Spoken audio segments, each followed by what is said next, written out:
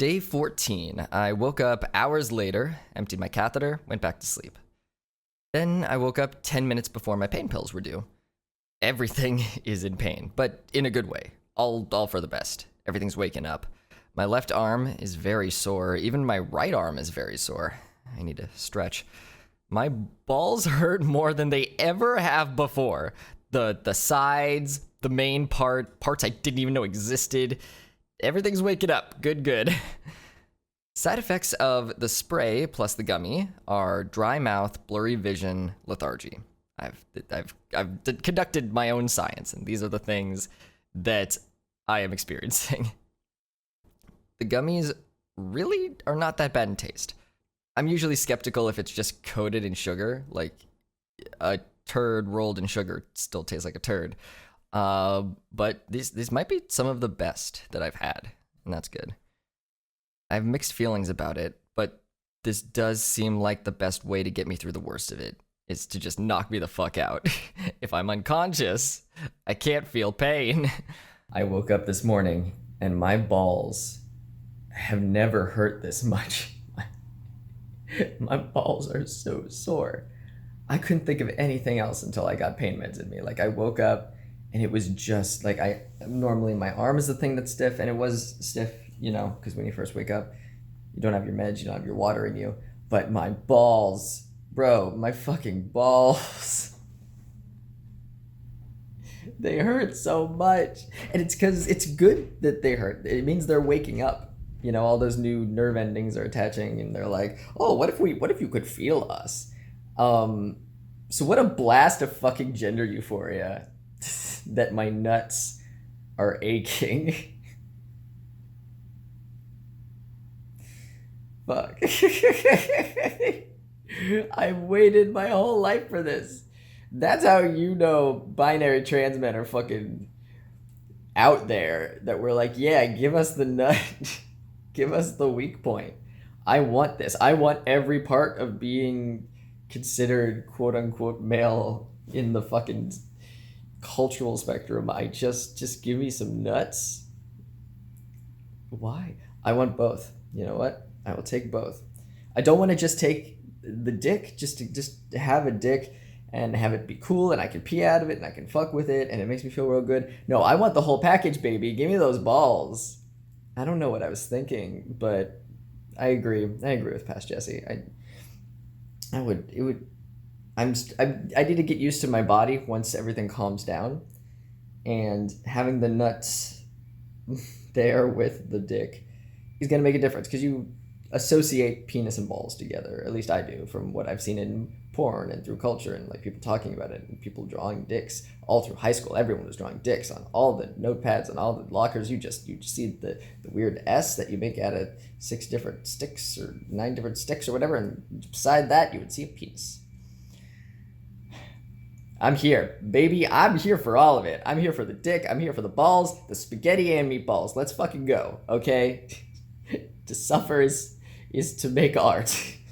I am tired and would like to lay down now. I sound like a Duolingo prompt. No one talks like that. Who talks like that? I am tired and would like to lay down in my bed. I would like an apple and an oranja. Wait, is it... Okay, did I mix up the color and the fruit? Both are orange. The color fruit, orange fruit. Hold on. Okay, I've made an error. I've looked it up. And the word for the fruit's orange is naranja. I said oranja, combining orange and naranja. You know what? I'm my Mexican ancestors are fucking rolling their eyes, crying their eyes out. I don't know. Things are happening to their eyes. I'm getting a text message. Everything fucking good is happening. If this is Duolingo, it's not. It's Tinder. Okay. I was gonna say that would be the creepiest fucking shit if I got a text from Duolingo, like he could hear me fucking up my Spanish and he's like, I know you want me, baby. Okay. God, where the fuck was I? Where? After a while, I know I can't sleep anymore and I gotta get up. My feet are less swollen today. Liquid came through the top suture of my dick before I had to pee, which is, normal. They said that might happen. My balls ache so bad, and wow, what a beautiful moment of gender affirmation. I love it. Love that my balls hurt. This rules. I gotta shift in my chair to give my balls some relief. Mom wraps my feet before she goes out on her daily venture. She's going to bring me back voodoo donuts, and I'm fucking stoked. I fucking love voodoo donuts. My left arm still hurts, but I've started using it for basic small things. I'm moving my fingers. I feel confident that I'll be able to video edit and type with both hands, which is absolutely incredible. I thought the timeline would be way slower, but I might be able to get back to work at a pretty decent rate. I'm realizing now the blood from my balls and penis has come down to the point where I could just vibe and exist in the hotel room, and it's not a huge deal. Going outside still makes me anxious, though.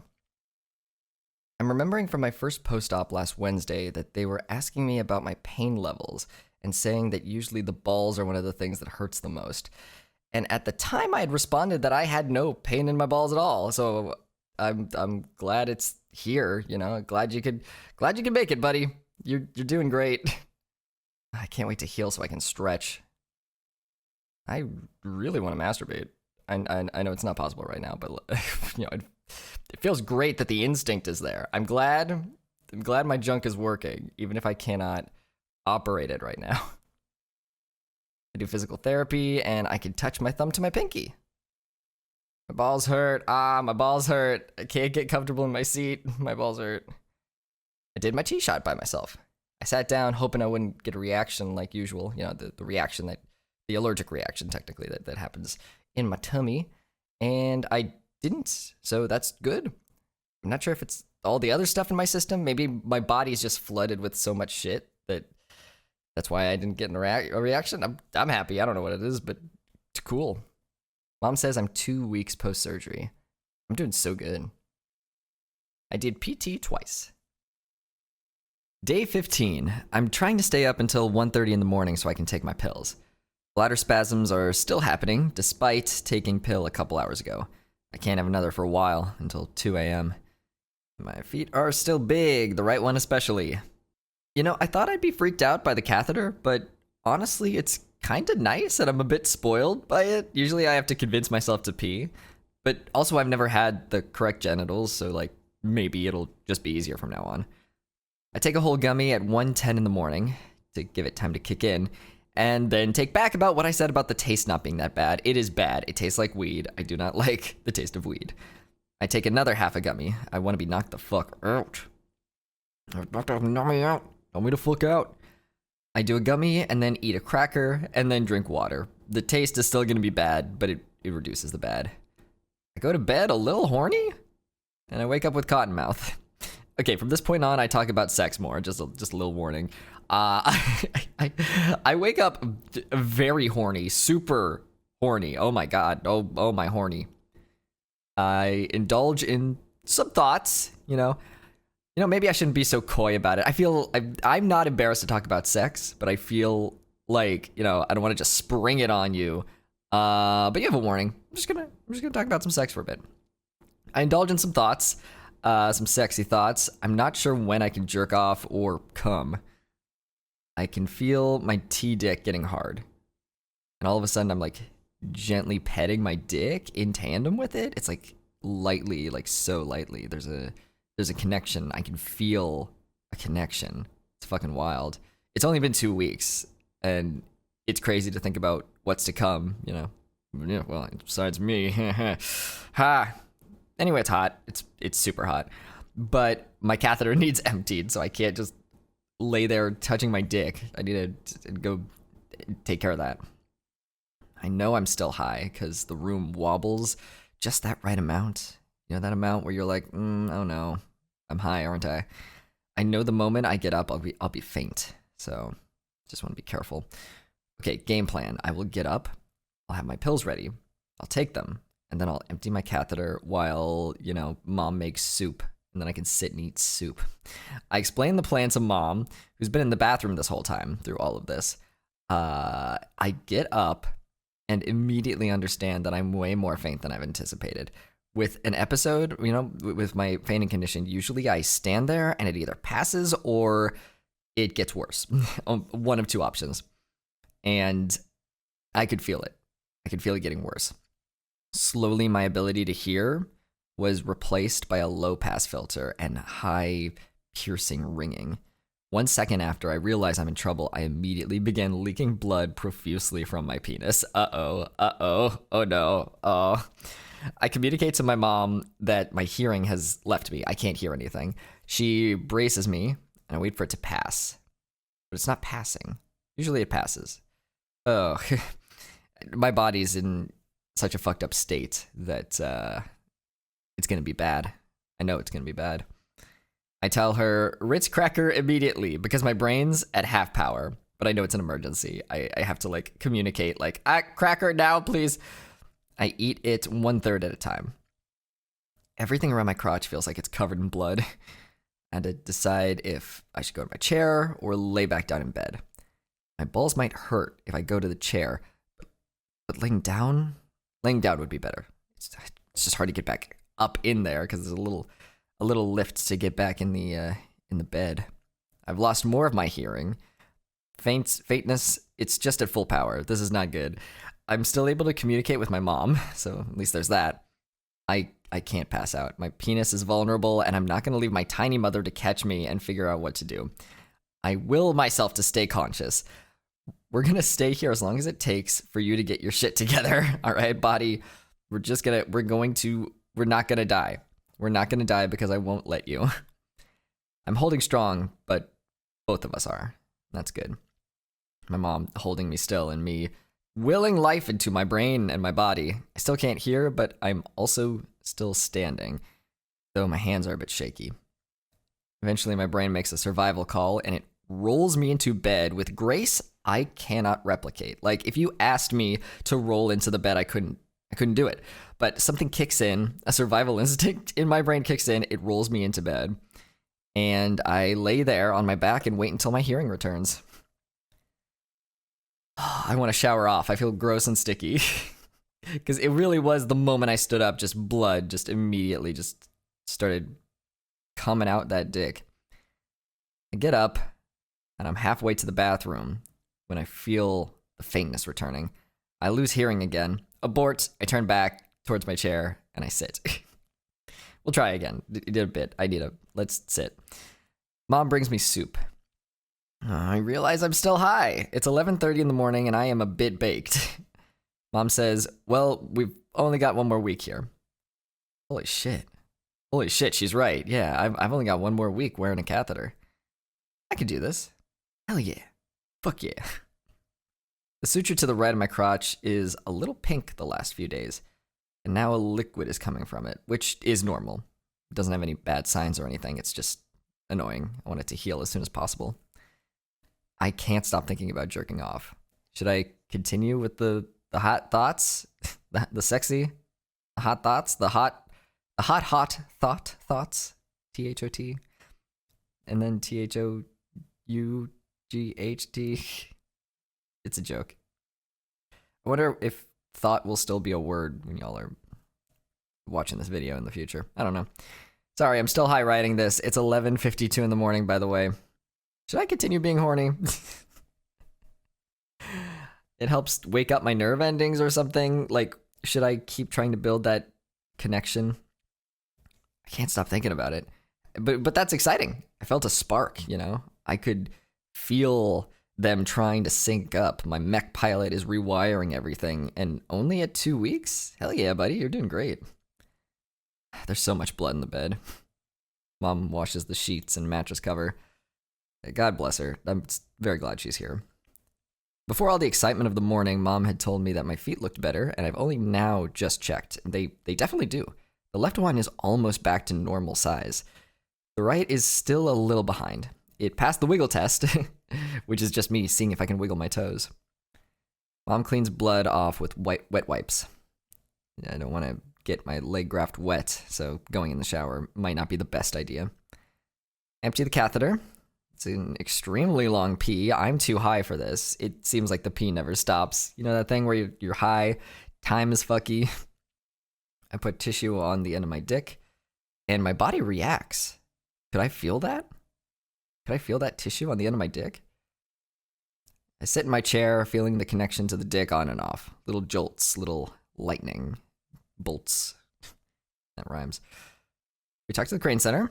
Bleeding is normal and should be expected months after surgery. I'm getting 20 more anxiety pills. Hooray! I may not regain feeling in my hand, so we keep doing physical therapy and elevating it. They talk about voiding, quote unquote, but won't tell me what it is. They want a surgeon or a PA too. You know, they're just a I don't know the word for it. A standby person. They're not an actual doctor. They want a doctor to talk to me about it. Apparently, I will be voiding soon, or doing a void test or something. I'm very anxious, so it's good we're getting the pills. You can't just, you know. I understand why they don't want to tell me what it is, because they don't have the authority to or the knowledge to.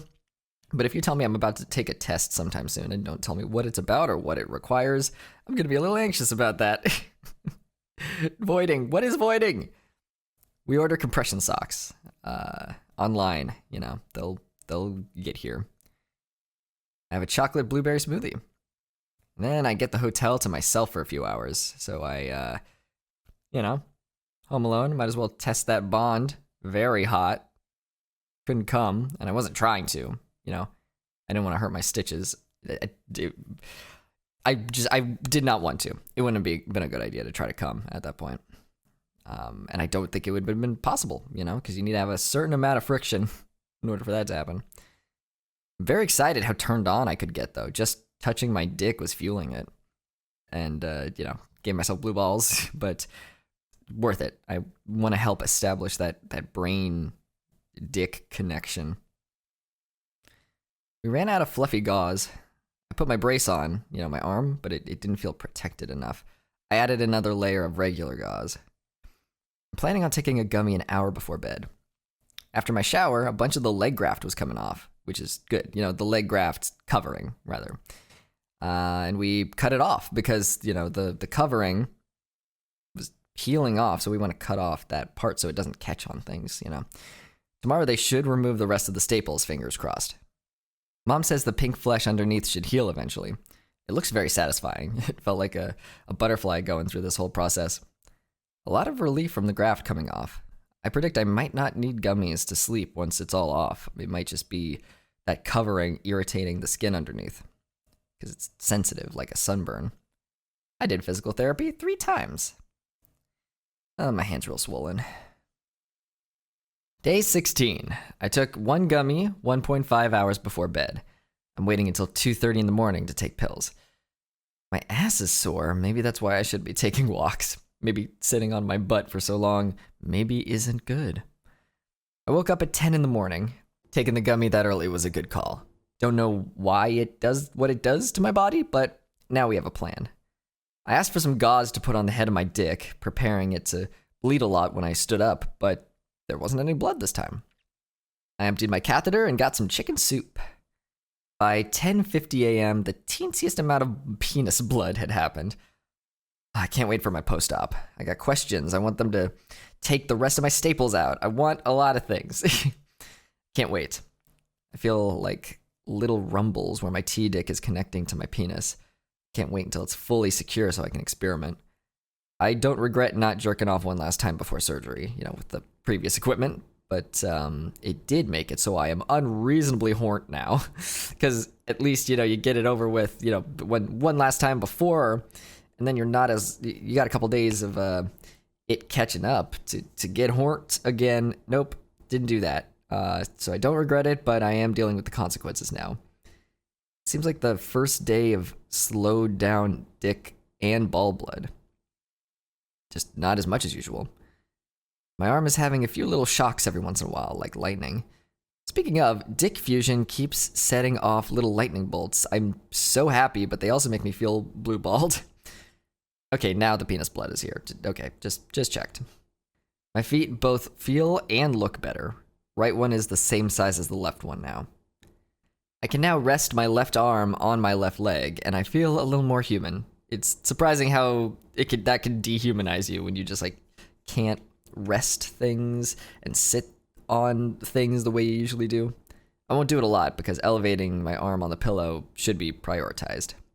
I've noticed that it's just easier to move around in general. Sitting in my chair, I'm able to shift and adjust, leaning to one side so my butt has some relief and doesn't fall asleep. Getting out of bed in the morning is still a bit of a turtle experience, but it's not extremely painful like before. I feel strong. That's good. I feel good and strong. I can tell my dicks are syncing up because I feel a slight ache in my penis when we need to prop it up more. Slow, but subtle. Just like when I dabbed the tip with a tissue the other day and I felt a few seconds later, like, uncomfortability. It had feeling in it, which was wild. I'm healing a lot faster than I thought. I'm pretty happy I'm moving my left hand pretty freely. Clenching and unclenching feels really good. I put on my penis sling to leave for post-op number 2, and it hurts to hold it at a straight angle. But, you know, the shock is good. I'm happy it hurts. Nerve endings are connecting. I'm gaining feeling in my penis. We're about to go to post-op number 2. I have an actual normal outfit because now my cast will fit normal clothes. But it hides the, what do we call it? The dick sling. The collar hides it but it's all, it does just look like I'm walking around fully erect. And I have, put, the shirt will hopefully mask it. Because before it was like, it looks bad if it's just that. So hopefully no one will notice. My sandals are still a little tight with my feet being a little swollen, you know, the right one especially. I'm so excited in the lift on the way. They're playing Mexican cantina music. I'm vibing. This is great. I do just look fully hard in the car, but the shirt really helps to hide it. Can only imagine the poor Lyft driver if they happen to see. Luckily, none of them see through all of our rides. But God. We get there, doctors come in, take a look at my situation.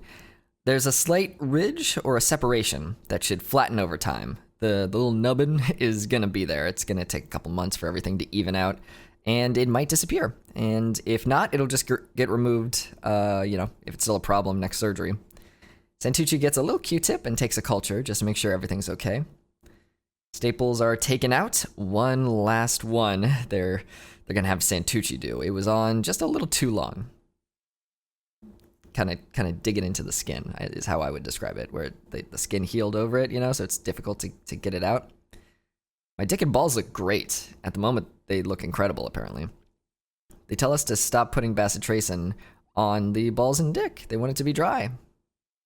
The PAs are amazed at my arm. They're like, that's without Integra? Which always makes me feel good, that everyone's just very amazed by my arm. The dressings are downgraded. No more bacitracin on my arm. If it's sticky, put some Neosporin on the spot, they said. Good for dressings at home. Besides my feet swelling up, there are no complications. They think it's from medication in the hospital, the stuff they use to replace my midodrine to raise my blood pressure. One of the PAs called me a super healer. I feel like a superhero. Though I am in the lucky 15% that have something in this area of the hand that makes me lose feeling. So, yeah. It might not come back, and that's okay. I'm going to keep doing PT and massaging it. Maybe better as the swelling comes down. Because, but right now it's really swollen. And swollen up is what I was about to say. It's swollen, so it's difficult to see how much movement I have. Santucci took out the stitching around my catheter hole and got the staple out of my arm. The catheter hurt more, honestly. The staple took like 5 minutes of fiddling, but I couldn't feel anything. So he said, I'm going to go until you tell me to stop. I'm just going to be mean until you say it's too much. And I was like, hell yeah, let's go. And I couldn't feel anything. It was great. And it's funny that snipping the catheter string, I was like swearing under my breath with the catheter string. But the arm, fine.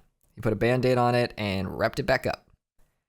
Getting the catheter out will be so quick and easy, apparently. They're moving my dick around, they're flopping it, asking if it's okay. I say I've been nervous about making sure it's staying on. The PA says it's not going to come off.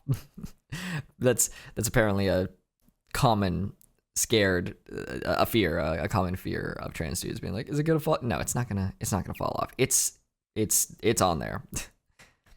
Santucci says 2 main things you shouldn't do with it, which is no sitting on it, which he says it's silly, but I've seen it.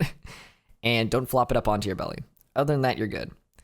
So I'm great. I'm trying not to move that buddy at all. Let's vibe. Let's let you heal first before I go helicoptering. For my leg graft, Eucerin is a lotion that Santucci recommends.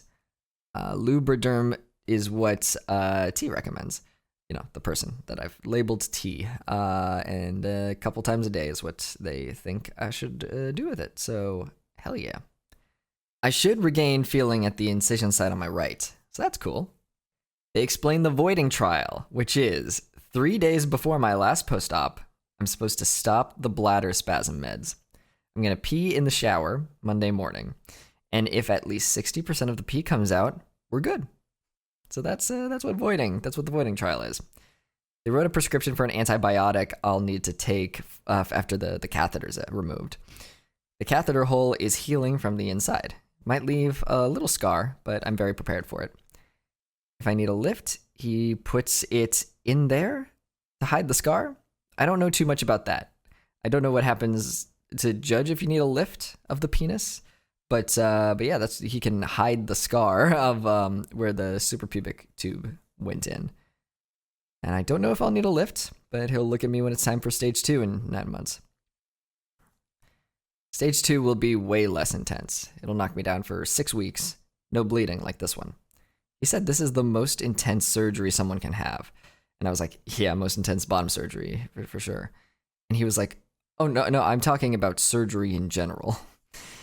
He explains that there are multiple surgeons working simultaneously, 60 plus hours worth of doctors, all different specialists in different categories. There was a hand guy there, and there's plastic surgeons, and there are, people who just do phalloplasty stuff, and there are multiple microsurgeons all doing things simultaneously. Someone was working on my dick while another was working on the thing, and then the other was working on whatever. All these different doctors. And I was like, oh, fuck, that makes sense. And I'm glad that, I was about to say I'm glad that I didn't know ahead of time. For me, at least. I'm glad that no one told me ahead of time this is the most intense surgery a human can have. Because I think it might have intimidated me a little. But now that it's over with, I feel fucking incredible. I just accidentally had, the most intense surgery a person can have. Side note, something I like about him is that he asks, what else can I help you with? It's great because, I have anxiety, and I'm like, I have to prepare all of my questions beforehand because I don't want to mess something up. And he feels so, warm and, he genuinely wants to help me. I've talked before about, how just being trans and talking to doctors and stuff, you always feel like a bother and stuff. And so it's very nice for someone to, keep a good balance of, hey, I'm here if you genuinely, I want to know if you have any questions. I want to make sure you feel safe and good, but also not taking too much time as to be like, well, I have to get to my next patient now. He keeps, a perfect balance. He's got other patients to get to, other things to do, but wants to make sure all your questions are answered. Yeah, my brain stops working if there's a time limit of any kind. So if you are like me, prepare your questions ahead of time. Write them down on a little list. I go to the bathroom while I'm there. The stall is in use, so I use a urinal for the first time, but I use the catheter, obviously. We go to Kirby Lane Cafe again. There's one right across the street, apparently. We get the same Lyft driver who picked us up last Wednesday, so he probably just really thinks we like Kirby Lane Cafe, and honestly, we do. So I get to pee on Monday. It's really sinking in. Oh, fuck. Oh, cool. While we're there, I tried to poop. Couldn't, so I went back to my seat.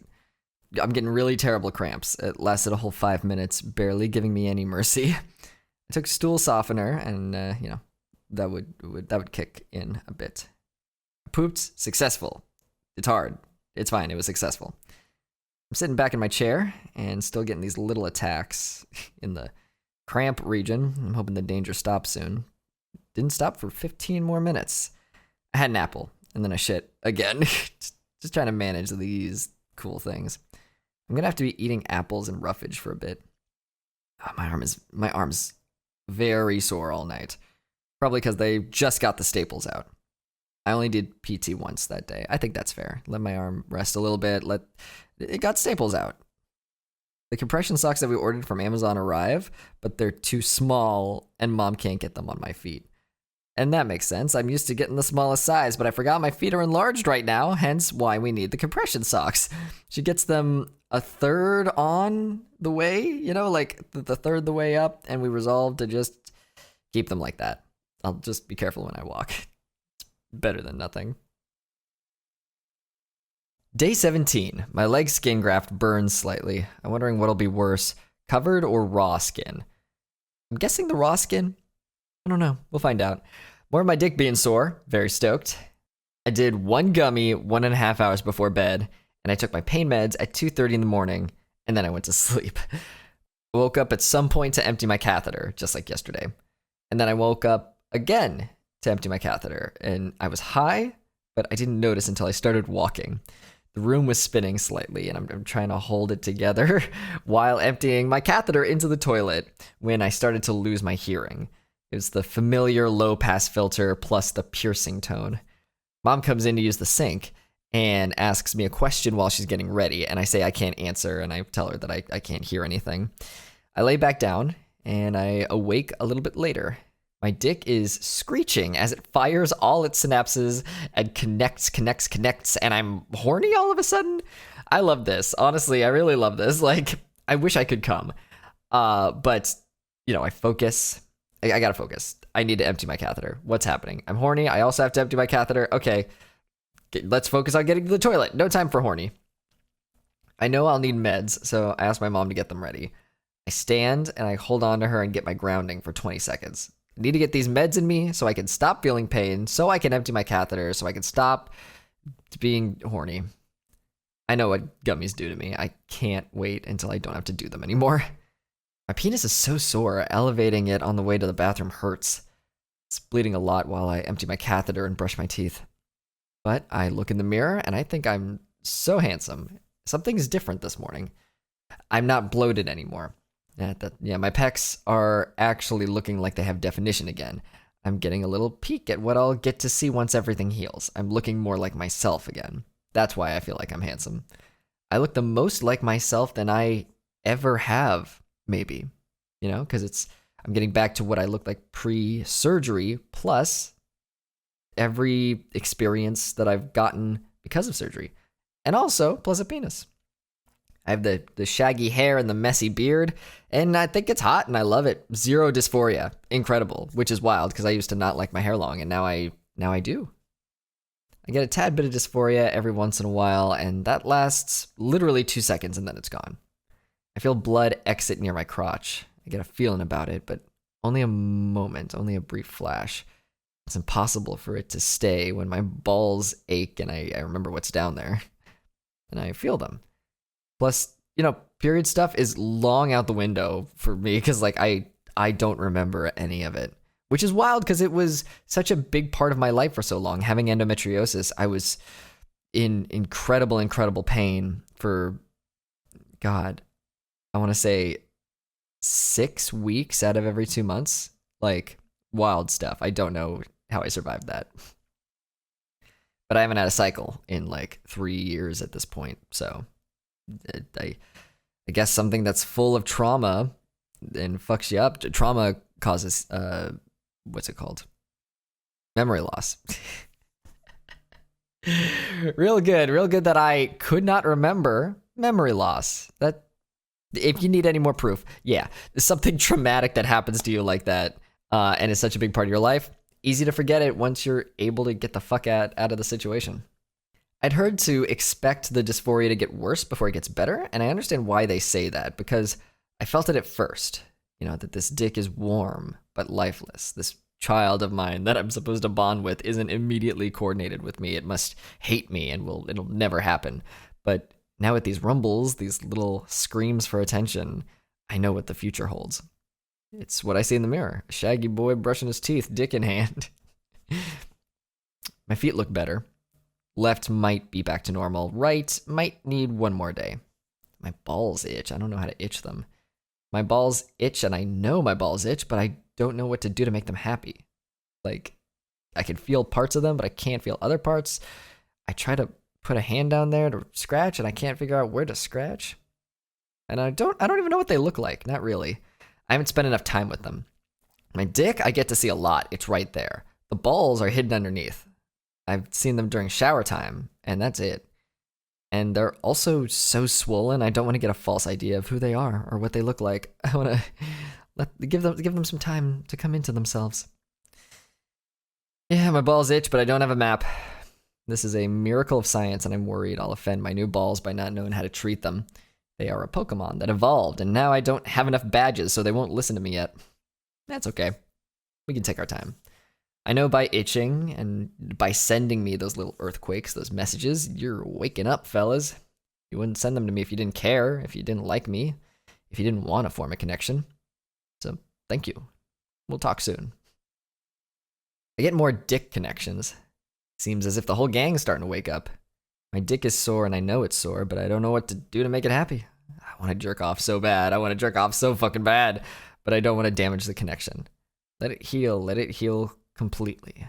Though it would absolutely be a Jesse thing to damage my penis because I want to come so bad. I've just remembered that this is the longest I've been without my cat. I miss my cat. Mom washes my bed sheets. There's too much blood. We need to get them clean. I feel shitty and lethargic because of the gummy. I want to close my eyes. I have a headache. My balls and dick hurt. I am so happy and grateful for all of it. I chug an 8-ball of water. I'm probably just dehydrated, and that's why I feel like shit. It's always dehydration. What do we say? It's always dehydration. My leg graft's been itching, the exposed part of it. I have my little towel that's draped across my crotch, and I take it off of just that one part. Might be agitating it, having the towel draped over it, touching it. I remember what my leg graft looked like when they first showed it to me, and I'm grateful they had me on all the drugs. I think about how life is going to be back in Dallas, how I'll need to leave a little trail of towels around my apartment for when I inevitably leak ball or dick blood. I wonder how people with go into the office jobs deal with it. What do they wear? How do they do it? I'm so fortunate I work from home mainly. What do I do if I need to go in for a Talkcast pod show or D&D or something? They said this leakage could happen for months. Or was it months? I'll have to check on that. That sometimes you'll think it's done and then it starts up again. How do you do it? How do you sit at a computer or be a waiter or go to class or whatever with your dick and balls bleeding inside your pants? How do they stop it? Among many reasons, people aren't able to get phalloplasty. Future Jesse here to do a spoiler alert. It'll bleed for weeks, not months. It's still a lot. It's still a reason it's tough for people to take off time to get surgery and stuff, but it's not as bad as months. Okay, back to the past. My mom cuts me up a Honeycrisp apple with no skin, and I swear to give her everything she wants once I've made it. Once I've got money, I will repay the kindness this woman has done to me to make sure I have the best life possible. You really do need someone there 24/7. I don't know what I would do without her. Probably pay a friend? Because I can't expect them to do this for free. It's a lot. I asked her for a Tylenol since I can take those in between ibuprofens. Mom had asked if I needed another prescription for the big powerful ibuprofen yesterday at the post-op, post-op number 2. And apparently once I run out, it'll be time to wean me off such a high dosage, and we should do that by getting regular Advil. I want to put the compression socks back on, but my pinky toes on both my feet feel a little fucked up in a way that I think the socks folded them in and made them fucky, you know what I mean? Because they were the wrong size and we were just doing our best. At least my feet are smaller now. Maybe they'll just fix themselves and stay that way. Either way, I can't put those compression socks back on. Oh wait, my feet are smaller now. Maybe they'll fit. We'll see when Mom gets back from the gym. The water is working. God damn it, it's always high dehydration. I drain my catheter and start getting nervous for Monday. What if I can't pee out of my dick? What if it just doesn't come out? I think back to stage 0 and how I couldn't pee and they needed to give me a catheter, but I already have a catheter, so what are they going to do? Double catheterize me? I am leaving the toilet seat up a lot. I've adjusted to penis owning alarmingly quick. And in fact, I have. I really have when I think about it. The past few days, I thought about how I was so excited to get my penis and even my balls that I didn't really think about how that means I'm not just gaining genitals, I'm losing them also. I don't have any junk anymore. How does that make me feel? I thought about it, and it feels quite good, actually. I wasn't doing anything with them anyway. The only thing I fucked with was my T-dick, and that's currently buried inside the base of my penis, firing up fresh nerves and trying to fuse and being very happy and supportive of me. I remember how much uncomfortability my previous situation gave me.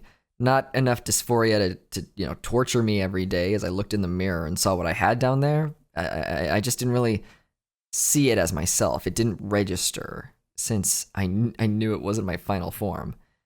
It was just enough uncomfortability that I knew what the best course of action was. It's really interesting, because I'm sure there's a lot of stories of, trans dudes looking in the mirror, seeing themselves without a penis and feeling dysphoria from it and feeling really bad about it. But for me, that's never really happened.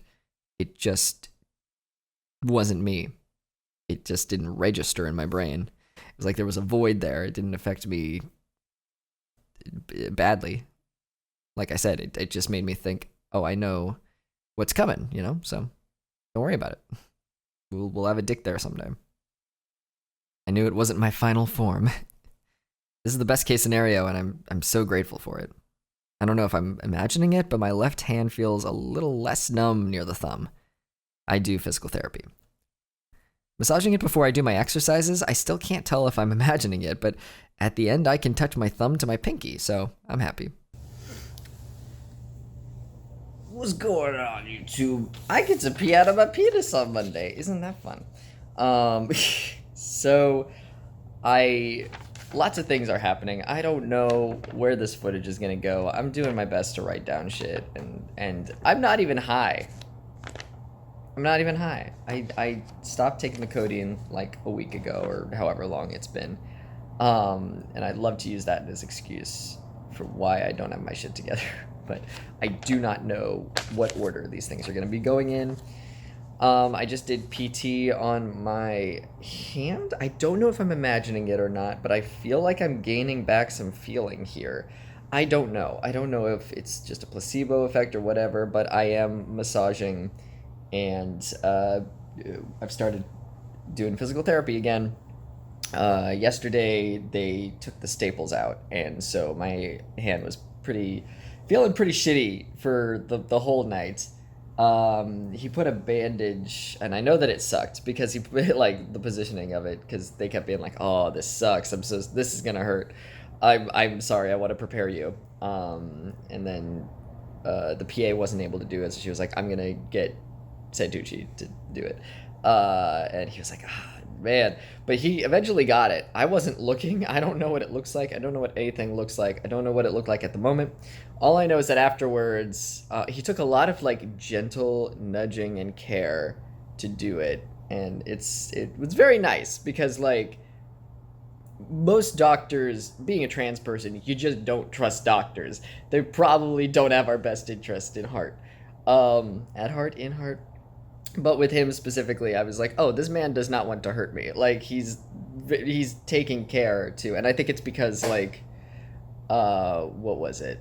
There was something before that he was doing. Oh, it was I might have talked about it in yesterday's update. The suprapubic tube, there was, I just think of it as a string. There was a string that was tied around the spot where it connects to my, stomach area. Bladder, wherever that is, and he was like, I'm gonna cut that because it's not doing what it's like, it's all unraveling at this point, and he's like, it's not doing what it's supposed to do, so I'm just gonna cut that real quick. And while he was doing it, I felt bad because like I couldn't stop myself from being like, oh fuck, like, because it was like, it hurt so bad, but it was just like tiny little cuts, and he was like, I'm sorry, I'm so sorry. And then after that is when we did the staple thing, so I think he was taking just such lovely care to make sure that he wasn't hurting me, because he had just hurt me, and I really appreciate it, because I felt bad. Like, it was like, usually I just feel bad that I'm like making a big deal, I can't stop myself from swearing if something hurts bad, but it felt like, what's the word, copacetic? Is that the correct word? I don't know. I can't Google things. I have one hand, but I'm trying to use it the best I can. It reciprocated. It seems like both of us were like, I want to make sure you're comfortable, and I'm sorry if I cause any discomfort. But anyway, he put on a bandage on it afterwards, so I know that it fucking sucks. Can the camera see that? I don't know if you can see that. There's a bandage. Yeah, now you can see it. There's a bandage right there, that's from that. So I was like, oh, probably don't want to see or think about what's under there. But they walked me through the voiding trial, so let's talk about it. The suprapubic tube will possibly be removed during your next post-op visit. Well, gosh, I hope it is. I'm reading that sentence for the first time. If it's not removed during this next visit, what do I do? Do I just find someone in Dallas to do it? That would suck. Now I'm more nervous for it. Oh no. 72 hours prior to your next post-op appointment, parentheses, the day before you start voiding your phallus, stop taking all medications for bladder spasms, which is the oxybutynin. That's how you pronounce it, I'm sure. My Merbitech, etc. Whatever they are, whatever they've prescribed. Keep the flip flow valve closed and allow the bladder to fill overnight, and do not attach to the drainage bag overnight. This will allow your bladder function to return to normal. Cool. Okay. 'Cause they want you to have your best shot at emptying your penis. Basically, they're like, we just need to get like most of the urine out, because you'll check it afterwards. Also, I don't know if this is a good position for the camera to be, but whatever it is, it's fine. You're fine. Everything's fine. But yeah, how I empty my bladder right now is that I go over to the toilet. I have a flip flow. I don't know how to describe it to you, but I can't show you on camera because it won't reach. But there's a flip flow, basically, and I turn it on. There's like two settings for it. Forward, which lets everything that is in there escape, or locked, which locks. And I also have a blue little plunger stopper thing at the end of it, in case anything leaks through. So what they're asking me to do is to make sure it's off. Make it so that like no urine can escape through my catheter, and we just want it to go through the penis. So that's 72 hours prior to my next post-op appointment, which is the day before I start peeing out my penis, which is Sunday.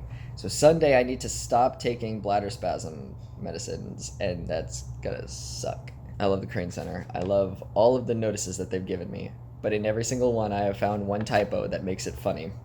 And the one for this paper is, stop taking all medications for bladder spams.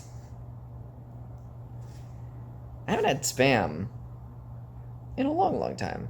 Is it good? I mean, good. Subjective. I don't know.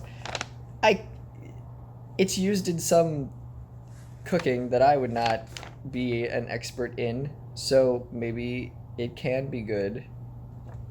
That's it. Let's continue. 48 hours prior to your next post-op appointment. So this is Monday.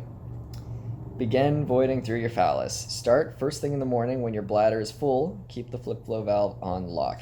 Yes, because y'all, I'm sure I've told this story. Oh, I did when I was showing y'all my toys and my things that I attached to my penis to do sex. I forget which video that was, but I talked about how I tried to use an STP, which is a stand to pee. It was first thing in the morning, so my bladder was full, and I overfilled it because it's a cup, and I overfilled it, and I pissed my pants. So that's good. They want you to just like be bursting for a piss, and maybe that'll increase my chances that I'll be able to pee through my penis. We recommend your first attempt to be in the shower, as urine can spray and warm water can help you relax. That's, yeah. I was talking on Twitter last night about how I'm excited to pee, and some of my friends were like, yeah, you'll be surprised what the spray happens. And I was like, yeah, they want me to do it in the shower for that reason.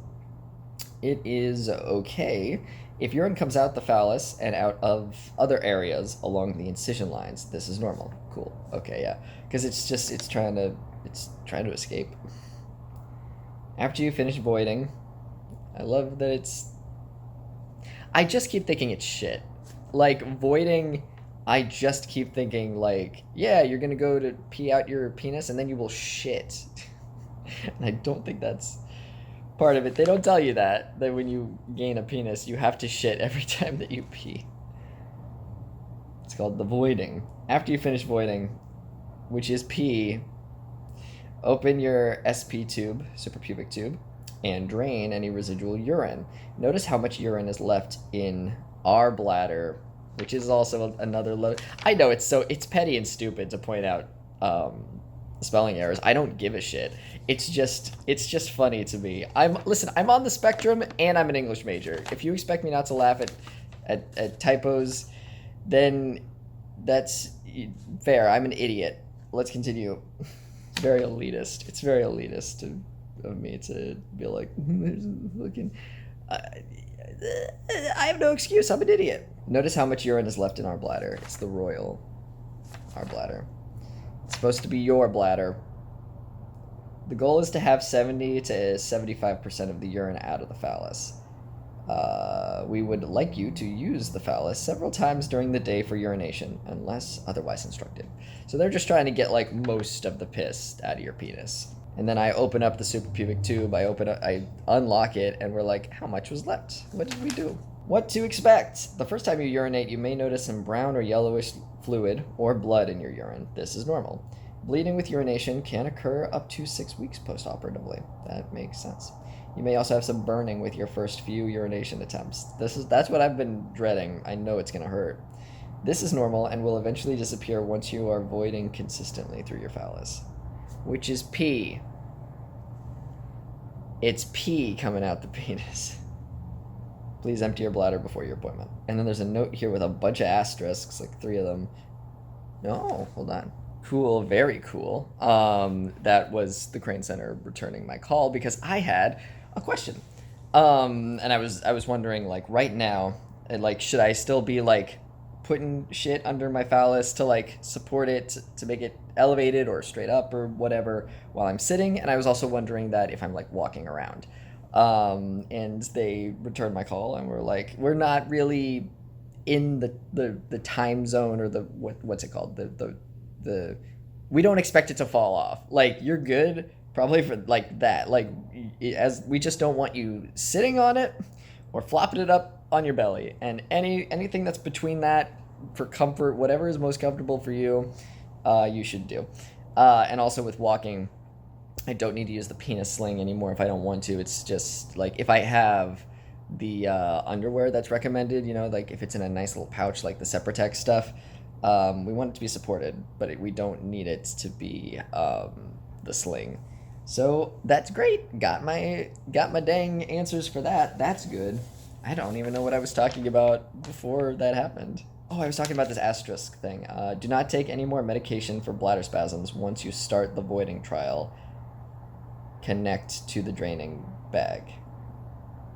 Okay, this is a typo that I actually don't know what they meant to say. Hold on.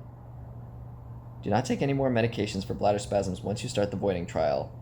Or connect to the drainage bag. Maybe they're saying that, because that would make sense, that they don't want you to like they want you to get used to peeing out of your dick, especially because I don't know, like, I'm leaving for Dallas. I'm leaving for Dallas next week, so hopefully everything is good. And I'm glad that my mom isn't going to be at the last post-op, because I do want to ask about when I can do sexy things. I want to know that, because I will feel... I know we're not in the danger of it falling off or anything, but, like, I want to know when it's most secure. I'm not going to start... You know, I want it to be safe. I want to protect my boy. I cannot...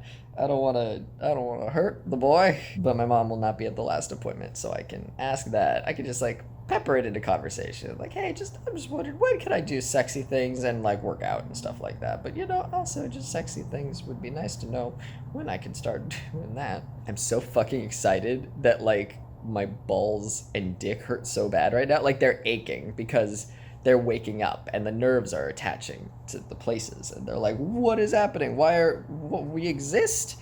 Now we have to perceive things. And it hurts, but oh my god, I could feel my T-dick like attaching. I could feel it. What a fucking miracle of science. I can feel my T-dick firing up the fucking mech. It's like, it's learning, it's doing the fusion dance, it's doing whatever happens in Pacific Rim. I don't know what it is, but I can feel them becoming one, and it's beautiful and insane. I understand now what they meant when they were like, the balls are what people complain about the most. Bial, I'm so fucking excited. I'm so fucking happy that this is a thing that is happening. I'm glad that I'm hurt because this means good things for me. My dick is pretty rad. I was talking about probably in this day update or whatever how I looked in the mirror and I talked about a moment like this with the stage 0 surgery where there was a day like weeks after surgery where I looked in the mirror and all of a sudden I was like, oh my god, I love how I look.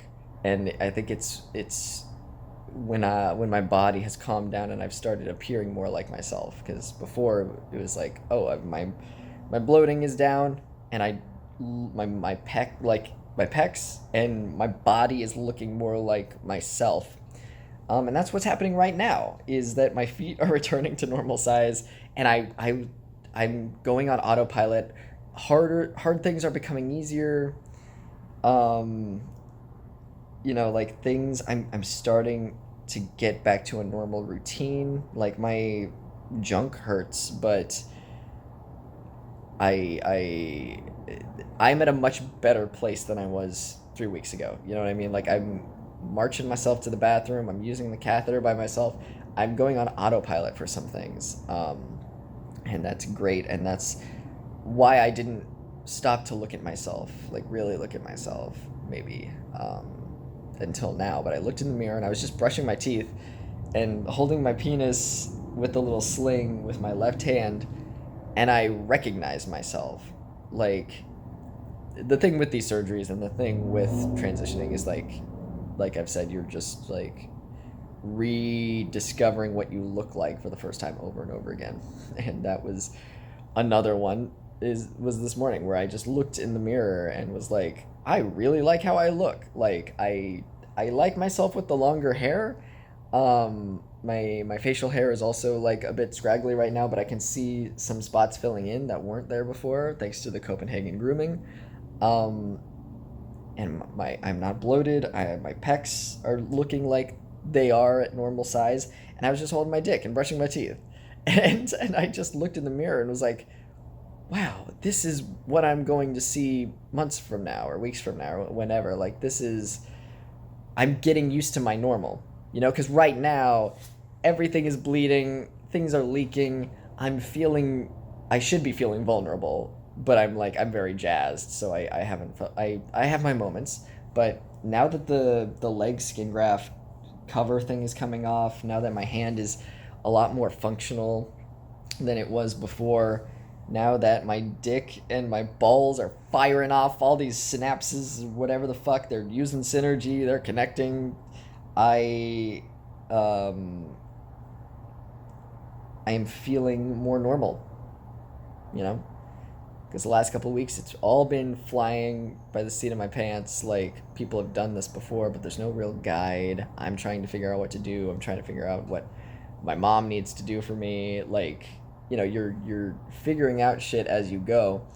And now I've gotten used to it, and now I feel strong and confident and happy, because like that's another thing, is I am so appreciative for if I can suck my own dick for a second, I'm very appreciative that I was like, wow, I am very cool and brave for going through all the shit that I did.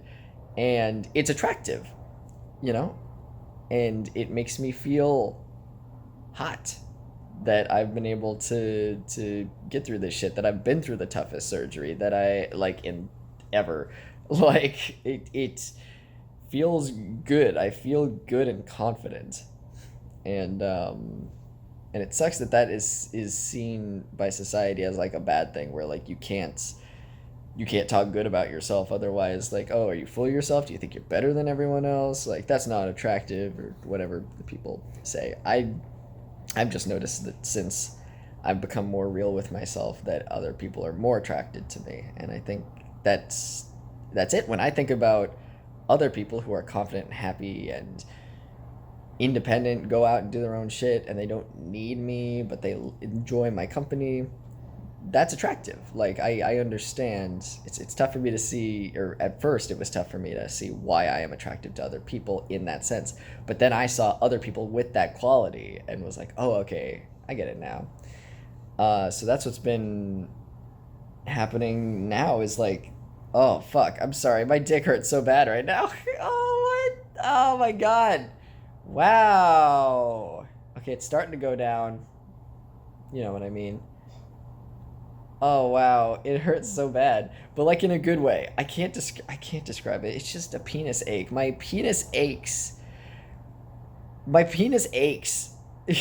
And I had to wait years and for my insurance to shell out $125,000 in order for me to feel this penis aching, and I'm so fucking grateful for it.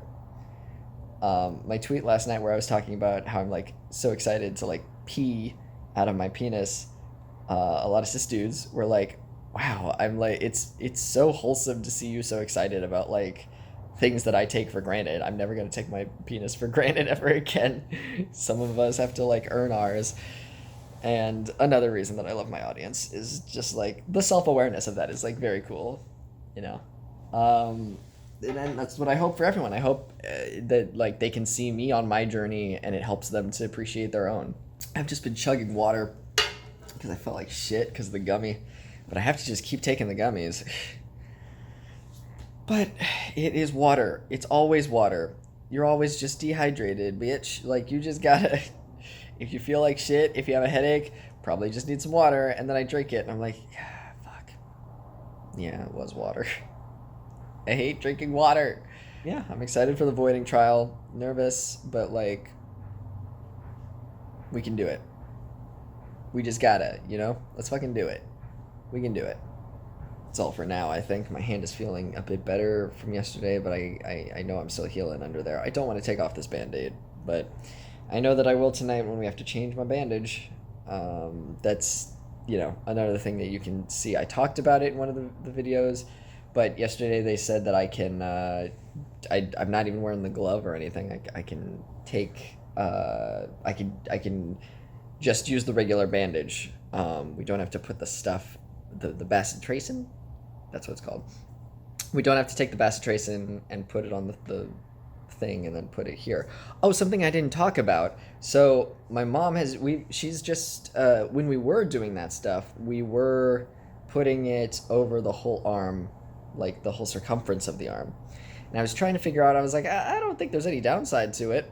But then yesterday in the appointment, I forgot, like, I have a piece of healthy skin that runs along here. So my instincts were correct when I was, you might remember I was talking about when I was doing electrolysis, that I did not want to do electrolysis on this side because some guys have a strip of healthy skin that isn't taken as donor skin. And it's there. That's the positioning of it. So I was correct in that I shouldn't have done electrolysis there, and I did not.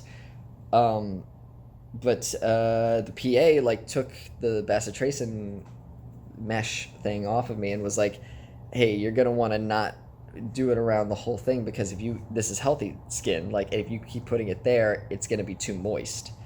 And I was like, "Oh, that's what it is. Yeah, that makes sense. You don't want to put it there because then like the skin is just gonna be super moist."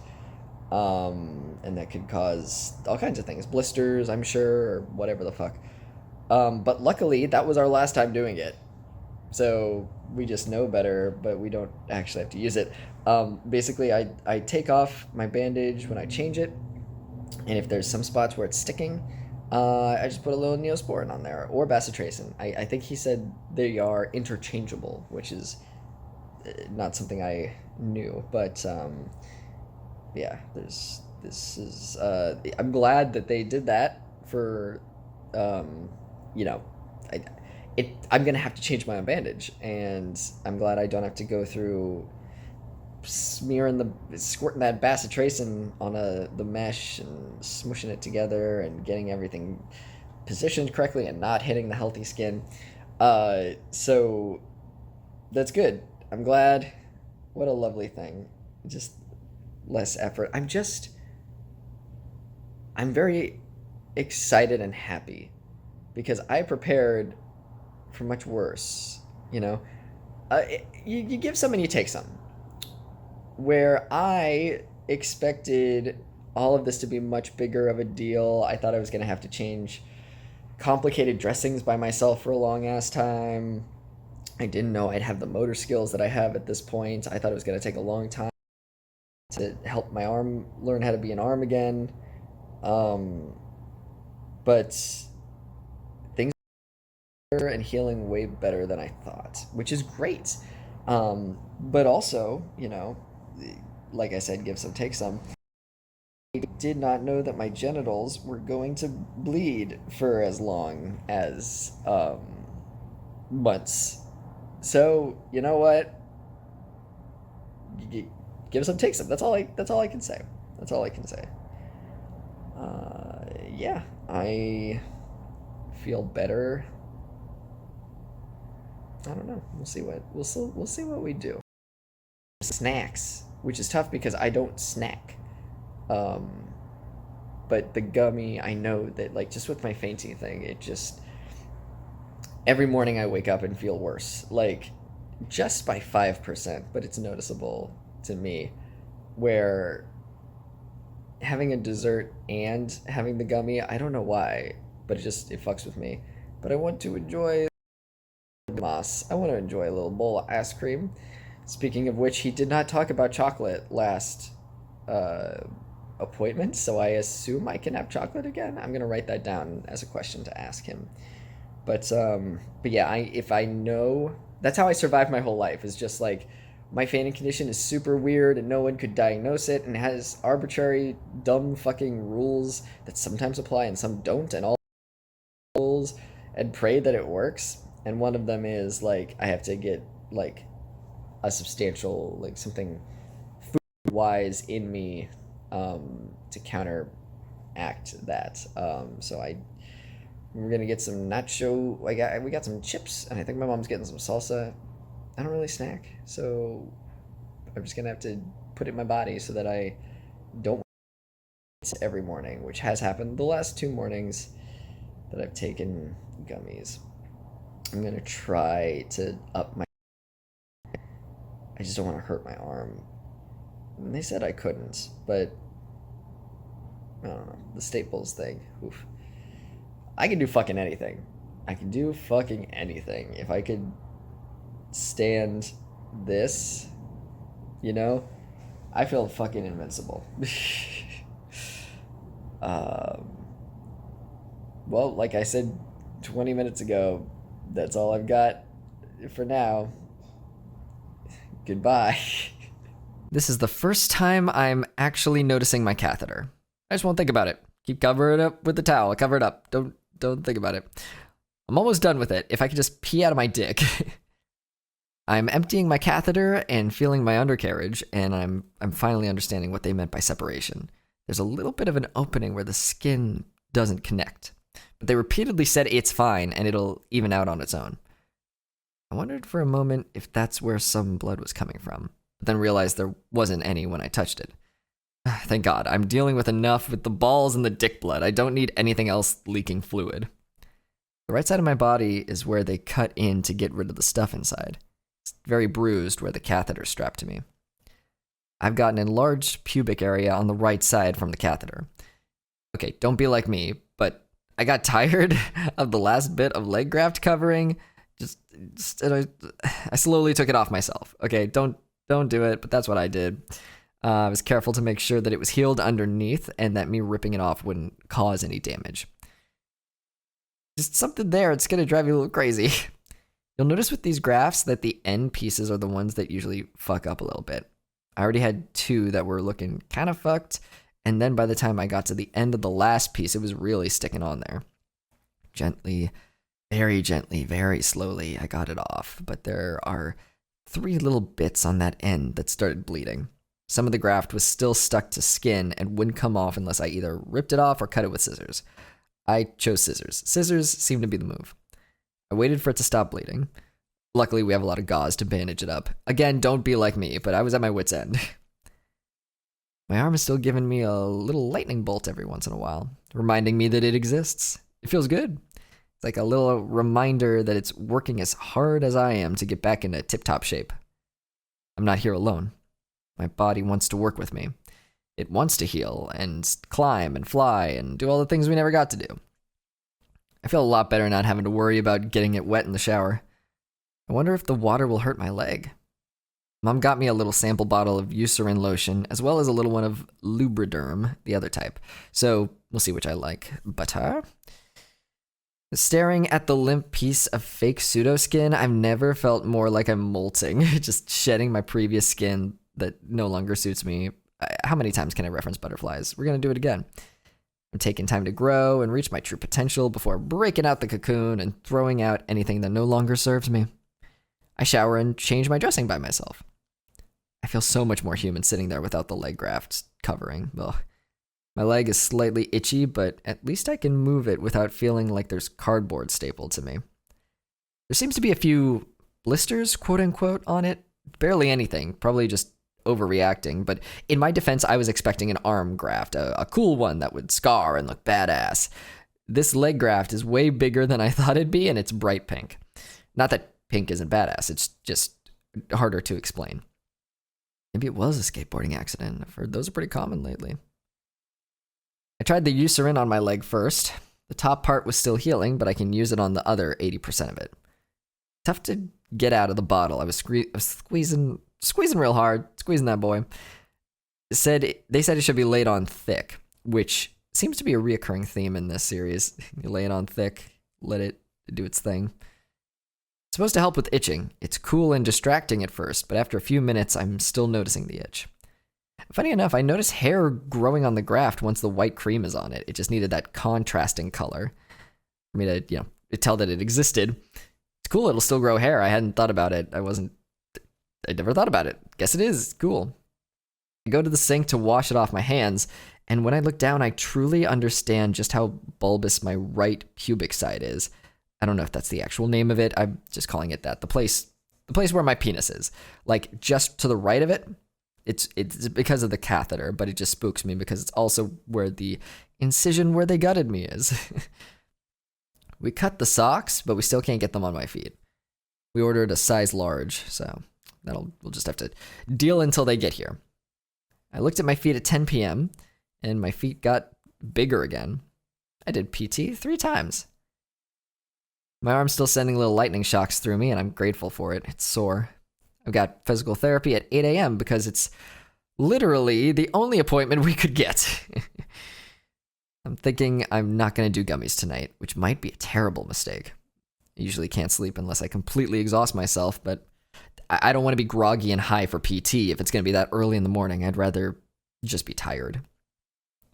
The underwear news is dope. Maybe I'll put my balls in a wrap of some kind so it doesn't touch the other skin. And thinking about it, I don't know what part of the video. Do we talk about that? Well, either way, the underwear news, they said that I could put my dick in underwear. The separate tech and walk around in it. So that's cool. But maybe I'm repeating myself. I don't know. Sorry if I did. I just want to make sure I cover everything. I was high while I was writing this shit, Maybe I'll put my balls in a wrap of some kind so it doesn't touch the other skin. That's what I meant by that. Just let everything bleed in there. I'll be wearing dark sweatpants so it'll hide it. The lotion on my leg skin graft keeps getting stuck to the puppy pad. It looks like I tried to shave my legs and forgot halfway through. The good news is once my leg stops itching, I won't have to take gummies anymore. Logically, I should stop once it heals enough. I don't know anything about it, but if it's itching because the new nerves are forming, that makes sense. It can't itch forever, right? My leg's got to stop itching eventually. This is the first time I've become hyper aware of the catheter sticking out of my stomach. Gotta turn that himbo brain back on. Don't even pay attention, buddy. Don't worry about it. Nothing to worry about. Let's dissociate. No, I don't want to dissociate. I love my body now. Well, we'll just do our best. Day 18. I've been trying to use my left hand as much as possible. It's getting stronger every day. I'm staying up until 3:30 in the morning to take my pain pills. Hopefully I can just cover my leg graft in Eucerin lotion and keep it above the covers and it won't bug me. Stopping my bladder spasm pills is gonna suck, but also they're the worst tasting ones, so at least there's that. Oh no. Depression is here. I'm bored and sad. Am I sad because I'm bored? It's a combination. You want to be bonded to your new body already, but your dick isn't fully hooked up yet. Post-surgery depression combined with your feet being super swelled, combined with your leg graft being itchy, plus being forced to stay up late to take pain meds, of course you feel sad. Mom got up to pee, and I mentioned how my right leg and foot hurt more than the left. She wants me to elevate my feet. She sets me up on the couch with a towel and pillows. Don't want a blood clot to form, which, hearing that from her makes me panic more. But, let's elevate my feet, I guess. She says she'll wake me up when it's time for pills. I'm getting restless. I want to turn and sleep on my side. Mom can hear me suffering and gives me an anxiety pill. I keep having waves of pain from itchiness. Finally, at 3:20 in the morning, 10 minutes early, before I'm supposed to take my pain pills, she gives me my pain pills.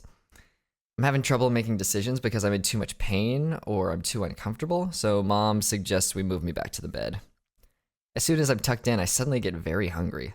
She heats up the fettuccine alfredo from dinner. We put towels around me and I eat on my back for the first time in a while.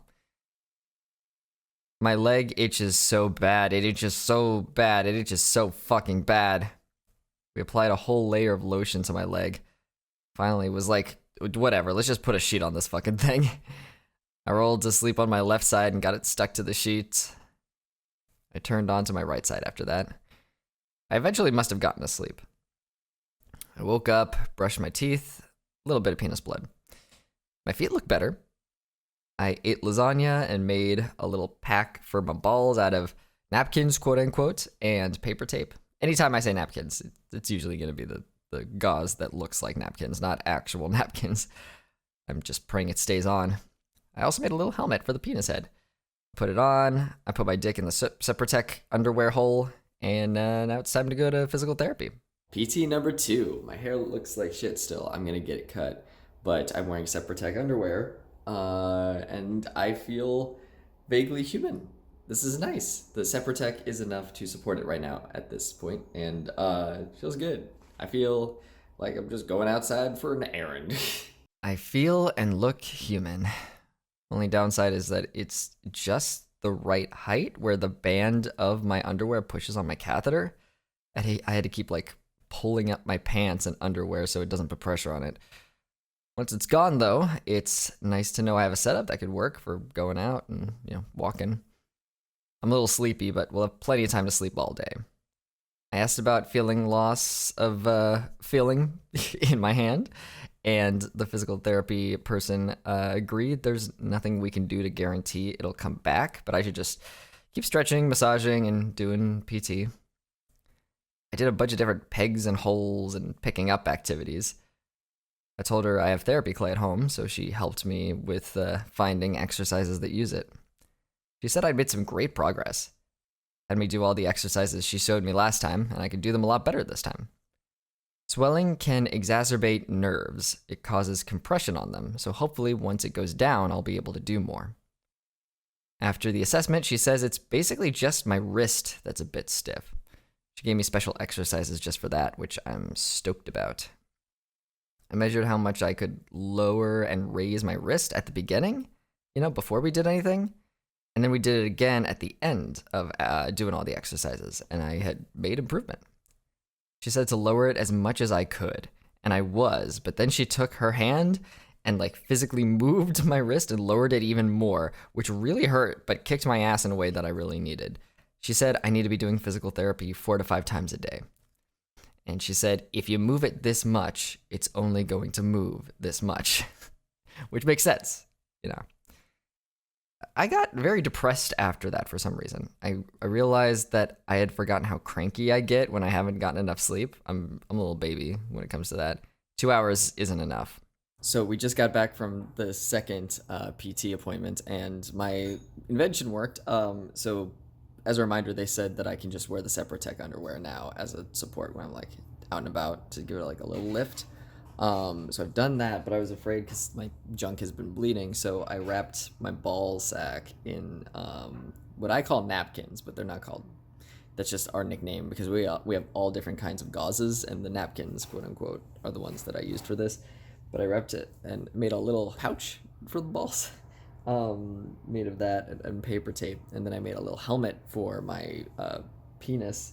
It's a tip there, and going in and out of 2 lifts and going to an appointment, doing all that stuff, everything stayed intact, which fucking rules. Wasn't expecting that, but that's a cool little update. I went home, took a nap, and I woke up motivated. I thought about what she said and was like, yeah, you know what? That's fair. Let's get to fucking work. I'm amazed at how well the underwear worked. The helmet stayed on my dick, and it held on with just a teensy bit of paper tape. I'd love to hang around the house like that, but I need to let everything breathe. I can't be wearing clothes. At least it's nice to know I might be able to go outside. I had some soup and did PT. I've been doing PT 2 to 3 times a day and was doing 12 reps instead of 10 to make up for it.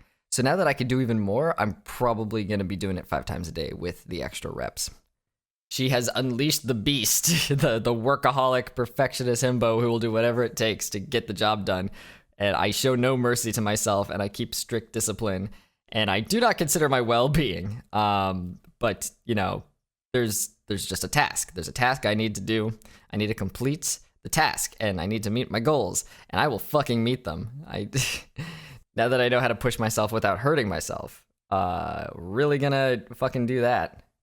I was going easy on myself because I was like, oh, I don't know if I'm doing too much or I'm going too far. And now it really doesn't sound like I will. So let's fucking go. My leg graft is lightly itchy. The lotion helped heal the little concern part, at least. The edge was looking a bit hurt. It made a scab that fell off extremely easily. I don't want to wear lotion because I'll stick to the puppy pad. Then I realized why part of it is always irritated. I'm sitting on part of it. The leg skin graft, you know, it wraps to the back of my leg a little, so I'm naturally going to be sitting on it a little. One of the hardest things Mom has to do for me is put my compression socks on for me. We got the new pair, a large this time, and they were still tough for her to get them on me. I was able to help a bit with the right one. She says she can't grab. She just, quote, doesn't have good grabbers anymore, which is her mom way of saying her hands don't work that way now that she's older. She jokes that once the socks are on, I can never take them off. Hopefully they do something. I feel the tightness less in the foot and more in the leg. So we're still at the hotel right now, and I am in a state of perpetual nakedness just because we need to let everything breathe down there.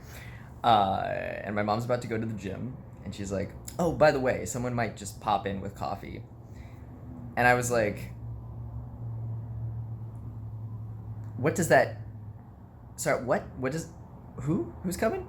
And she was like, oh, well, I went downstairs and I had requested, so we ran out of coffee, and so someone might come in and while you're here alone and put coffee here. And I had to teach my mom something about sexism and fear, validity of it, where I'm like, Mom, you know that I am harmless. But if I was a female employee at a hotel and someone had requested coffee be brought up to a room, and I enter the room and there is a man sitting in a chair completely naked with just a towel covering his crotch, I would think something is up. I would think someone has lured me here, and I would be very scared. So I was like, can you understand that? Can you maybe go downstairs and tell them not to bring up coffee while you're at the gym and I'm here naked in this room? Because I won't be afraid, but whoever comes in that door will be afraid, and they rightfully so. Men are awful, and we should not trust me, even though Mom, you know that I am harmless. They don't. There's a whole history you need to understand. And she was like, yeah, I guess I didn't consider that. And I'm like, oh, really? Really? You didn't consider that? Also, slight correction to that video. I am naked except a towel and these compression socks, which do add to my pervert factor. My ass has been hurting since I've been sitting here in my chair. I check it and it's where the new tissue is or whatever, so that makes sense. The new, skin tissue. My catheter port hurts. I'm noticing how bulbous the part of my stomach is where I assume the balloon is in me. The balloon being part of the suprapubic catheter look it up if you don't know what it looks like. It's a balloon. There's a balloon in me. I love clowns. I told Mom about how it hurts to sit, and she agreed it makes sense. She says she used to shift sitting on either side when she was pregnant with me. A lot more parts of me are hurting or sore, and I'm stoked about it. Even more stuff is waking up. Like, every day, something more is waking up. That fucking rules. Mom makes me a smoothie with chocolate protein powder and blueberries. She says frozen mango chunks are the key to getting it smooth and creamy like a milkshake. So there's a little tip from me to you. But don't put too much mango chunks in there. Don't put too many in there, otherwise it'll just taste like mango. But if you want to, you do what you want. Live Moss. I'm not going to tell you not to make your smoothie taste like mango. I look in the mirror and realize my beard is starting to fill in, and there's more hair on my stomach than there was a couple weeks ago. Though maybe I'm only noticing it because I stopped looking at it for a while. Either way, feeling good. Feeling very manly. I said before that I had tactile feeling in my penis, but I think I misjudged because I could feel with the hand I touched it with. It's difficult to, when you're touching something, to understand if you're touching it with your hand or if you're feeling it because it's physically being touched. I tried touching my dick with a towel and I couldn't feel as much as I thought. Still something there though. It's fighting to give me a reaction. Weird how brains work. In case I hadn't mentioned, I wish I'd sprung for the 10-foot phone charger cord. That would come in more handy. I feel bad asking my mom to help me with things, and that's one of the things I have to keep asking her about because I keep dropping it. We've been giving me a shower and changing my bandage before dinner, so Mom hadn't had a glass of wine before. It's 6:30 p.m. and she just asked if we should shower me, and we realized it's much easier now since she barely has to do anything, just blow dry my bits since we can't dry them with a towel yet. Now that I can change my bandage myself, I've realized just how much progress I've made. I get a call at 6:45 p.m., which is a surprise since we're usually the ones calling anyone else, and it turns out to be the Crane Center, which, yeah, big surprise, usually we're the ones to call them. And the person says, "Hey, so remember how Dr. Santucci did a culture on you Wednesday? It came back, and we're going to put you on an antibiotic. We want to make sure we have the right pharmacy for you." I had completely forgotten about this. I had to go back and include it in the previous notes from the previous day that happened, because I didn't write it down. Like, it didn't even register in my head. I asked my mom, I was like, "Did that happen?" She was like, yeah, it happened. I was there. She was like, "Don't you remember? He took a culture from you." And I was like, fuck, I guess, yeah, he did. And I'm remembering it now that she mentions it. But it was so in the back of my head. I'll take the antibiotic twice a day for 14 days. And I was like, great, sounds good. Very calm, just confirmed everything, answered the questions and made sure we had the right pharmacy. And then I was like, so, what do I have? What's wrong? Why do I have to go on this antibiotic? And they said, let's see. It's how is it pronounced? Pseudomonas. Pseudomonas? And I said, so it's something treatable? And he said, yes, absolutely. He says, if I could start the antibiotic tonight, that'd be great. Mom's going to go get it. Our hotel's right next to a grocery store, luckily. So, yeah, we Googled it, and it just says it's a bacteria, and that's all the information we have. And Mom says that's probably why it hurts to sit on my ass, that I'll feel a lot better with that in me. She says that's where the culture was taken, the fistula near my butt. I wasn't even paying attention to where they took it from, and I'm remembering it now. Mom brings back the pills, I take one, and then I take a shower. She dries me with a blow dryer, and I feel like a Nintendog. Mom says, I can't believe you got a bacteria infection. We were so careful. And I think about it, I'm like, oh, I guess I did. I guess that is what it is. I mean, sometimes it just happens, you can't prevent things. And especially with a surgery like this, there are bound to be, complications and things like that. And I fully prepared for this, prepare for complications, and then you'll be pleasantly surprised when they don't happen. And all things considered, I'm grateful for this. I'll deal with this, could have been worse. I'm glad it's something so easily treatable. I lotion up my leg graft and sit as carefully as I can so it doesn't get absorbed by the puppy pad, but eventually leaning on my right side hurts too much. Thinking about scars, I realized something very cool that I'd never actually thought about before. I don't care what scars are on my body. In fact, I actually think scars are really cool. The only concern I've had for any of the scars on my body is just for acting purposes.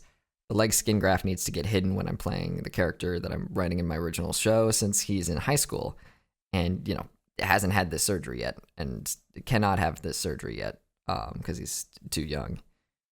But yeah, something that helped me figure out that I like scars is seeing scars on other people. I think scars are super hot on everyone else. And then I thought about it for myself and I was like, I don't dislike my scars. Is there something wrong with that? And thinking more about it, nah, it fucking rules. Like, scars are a sign. It's a badge, It's a trophy that you get to remind you of how strong you are, that you went through this difficult thing. Everything in my life that has tried to kill me has failed. And that's a cool little reminder. It makes me feel cool and badass. So, yeah, that's a fun thing to discover. I'd never really thought about it before.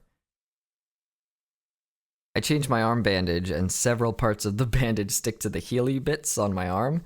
I cut them free with scissors. I realized I can't put my feet up because the infection on my taint hurts when I do, because I'm putting pressure on it. Mom says there's a big storm planned for tomorrow. I empty my catheter and look down at my big feet and think, well, you know what they say about big feet. Maybe that's why they grew so much. My dang hog caused this. I can't have a big dick without big feet, so gotta even that out. I also think about how this really was the perfect time to get this done. I don't have to be tempted to drink because A, I'm not really going out to any cons right now, and that's where that'd be an option because I only drink socially. And B, I haven't really drank in 2 years because of the pandemic, so whenever I do, I get sick anyway. I wasn't sure at first, but now I definitely feel like my catheter tube is hanging a little bit lower now that the string issue was fixed, which makes sense. It must have been holding it so that wouldn't happen. It wouldn't droop down. I'm glad I only have another week with it. Less than a week. Oh, wow. If I can pee out of my dick, that is. Normally I do visualization exercises to help me prepare since we've got time, but I don't want to fuck up and do it too well and then just start peeing out of my dick early. The patio door is open and I can hear the hustle and bustle of Austin on a Friday night, friends laughing and drunkenly yelling. I can do that one day. That's what I think of my underwear situation too. I was so thrilled to be outside wearing underwear, not having to hold my penis just like any other guy. One day I'll get that, One day soon even. This is gonna fly by. I'm gonna work on my PT, stretch, hydrate, apply the lotion and the CBD salve, and wear the sick care sheet over my arm to bed, and all the things, and everything. I am invincible. I am unstoppable. Not only can I do this, I already am. I'm gonna get my dick tattooed one day. My leg itches. I understand why this would be easier on codeine. I do PT 4 times. Day 19. I put my feet up while I finish watching Inside Job to try to get the swelling down. My ass hurts, but I'm more nervous about my feet, so I gotta trade off. Would I rather my ass hurt and I get smaller feet, or the opposite? I think, yes, first thing. But eventually it's too much and I shift back to taking care of my butt. We can trade off. My arm hurts, but I did do PT the most I ever have. I imagine having to live with being aware that there's a catheter in your stomach. It feels like it would be akin to being trapped in a room with a dead body. There's panic and fear, but you realize that you're trapped and kind of accept it eventually, which is kind of what I'm going through, I guess. Because mine hurts every once in a while since it's super pubic and you're not supposed to have them in for this long. At least that's what the situation was 6 years ago when, a bunch of the research that I had done was from. All of a sudden, the gummy hits, and I gain feeling in my penis. I touch it for a bit, rub it gently. Oh my God, my penis hurts. Oh my God, I can feel my penis. Oh my God. Oh my God. I look in the mirror, and just like every time you're drunk or high and look in the mirror, you see yourself and you're like, yep, that looks about right.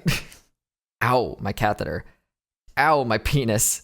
My arm. Ow, my penis. I hear a weird noise when I walk, and I realize it's the gap. You know when you're having sex with someone with breasts and okay, might only apply to certain people. Okay, people who have sex with people with breasts. You know when you're having sex with someone with breasts and your chest smooshes against them and you're sweaty and it makes a little fart? You know, like a little noise? The gap, the fistula, is making that noise. And it's very funny. And I felt zero dysphoria from it, which I'm amazed by. You know, I thought it had to be a mistake.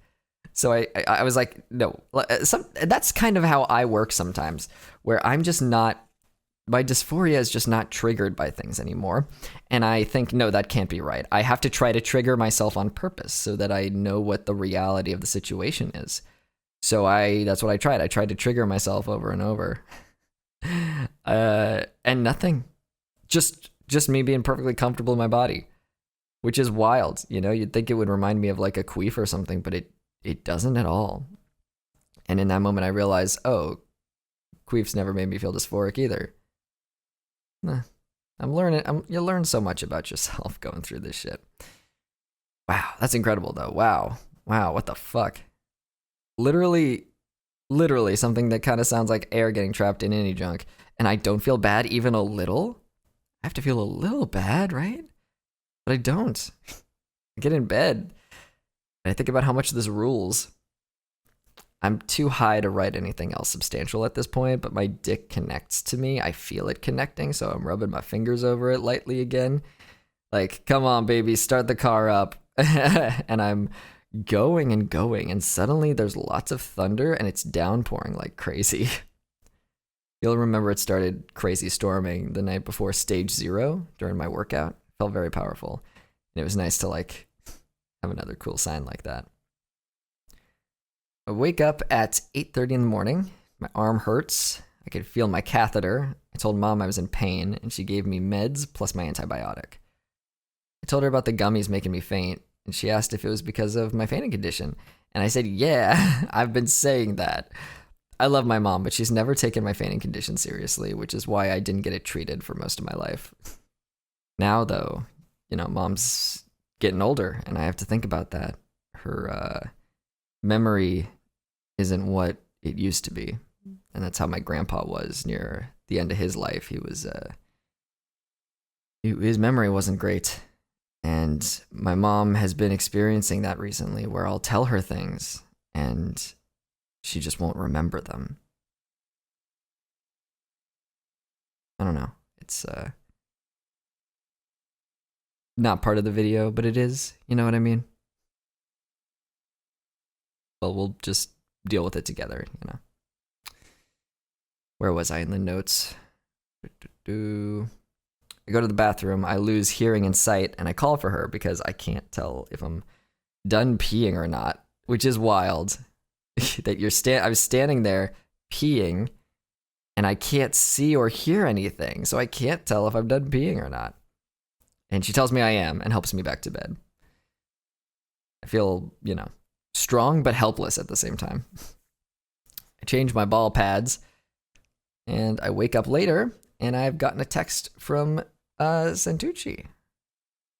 Good morning, Jesse. In clinical medicine, if a wound that was perfectly well closed suddenly opens up, it's quote-unquote always a Pseudomonas infection. At least that's my role. Lol.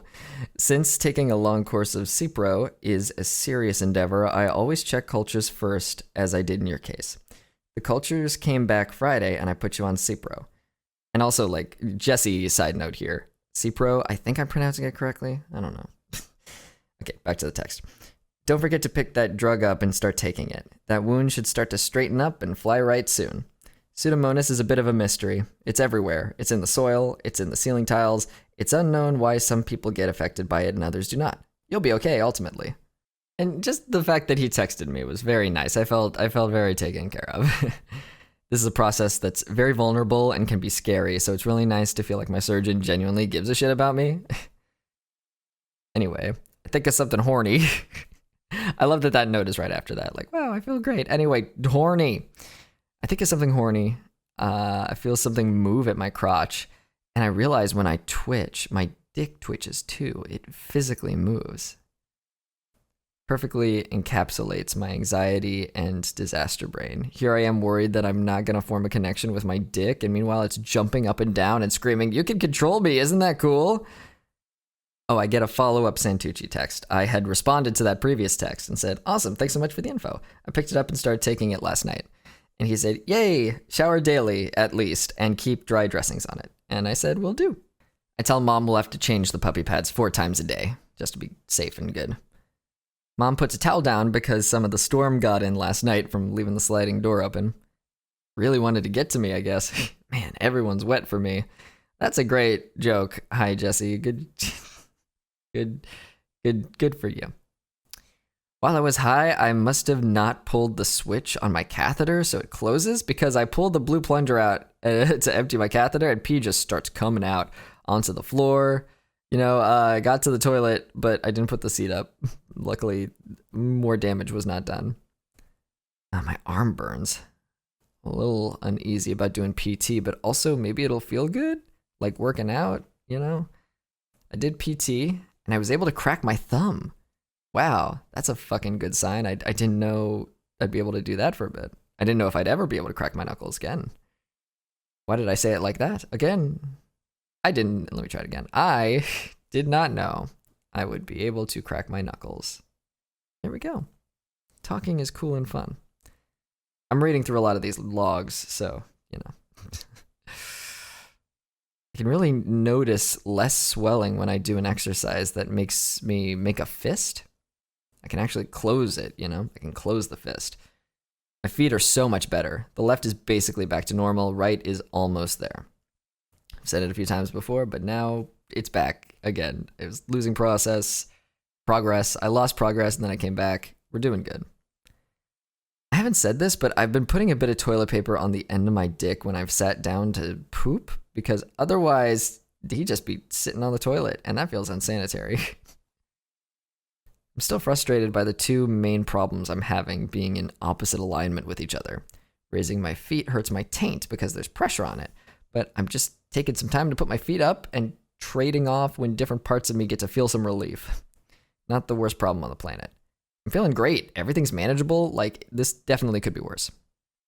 Mom says my leg is looking a lot better, and she asked if I want to go for a walk when she comes back from the grocery store. At first I agree because I'm excited to put my Seprotec underwear on and walk around and feel like a human being, but then I remember it'll tug on my catheter and I immediately don't want to anymore. I got intrusive thoughts about my catheter. I put my towel over myself and it cures it surprisingly quickly. I think it's just because you can't even tell I have a catheter once everything below my belly button is covered. So I won't think bad things about a thing I can't see. Big brain. I asked Mom for an anxiety pill anyway, since I haven't had one in a while. I don't really know what the purpose of this video is. I just, I don't know. I was emptying my catheter and I was like, I should record? And I don't have anything in particular to say. I think I just want to remember this.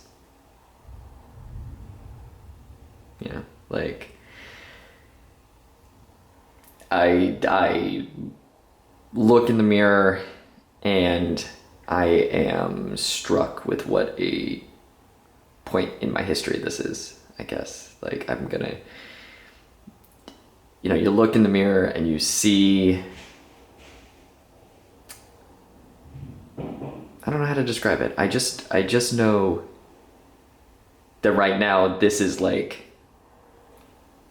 a step, a necessary thing on my way to my destination. And I know in a couple months my life is going to be very different, and I will be very grateful for past Jesse for suffering through all this for me. So thank you, appreciate it. I don't know. I just want to remember this, because I don't feel weak at all. I feel incredibly strong. As you've seen in the updates. Probably it's all the updates are probably just going to be me sucking my own dick and reaching further enlightenment and being like, I didn't have to worry about what anyone thought of me. Ho ho, being trans is fun and cool.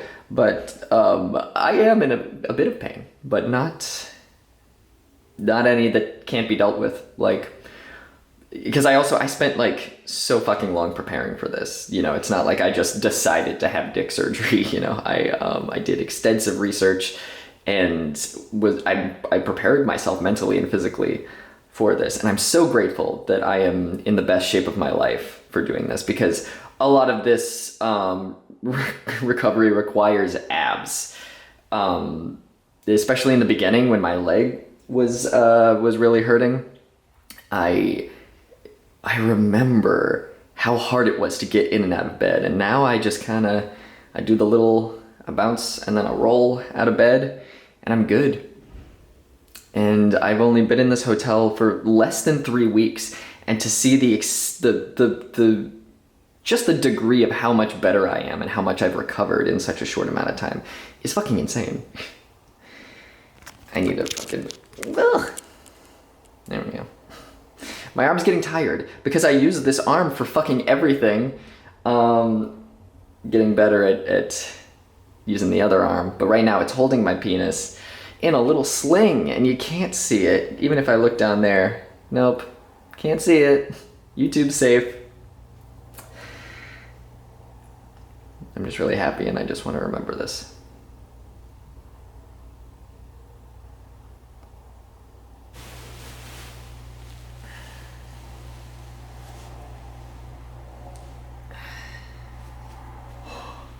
Let's not show the internet my penis. I thought that I would show you my PT, my physical therapy that I do 4 to 5 times a day.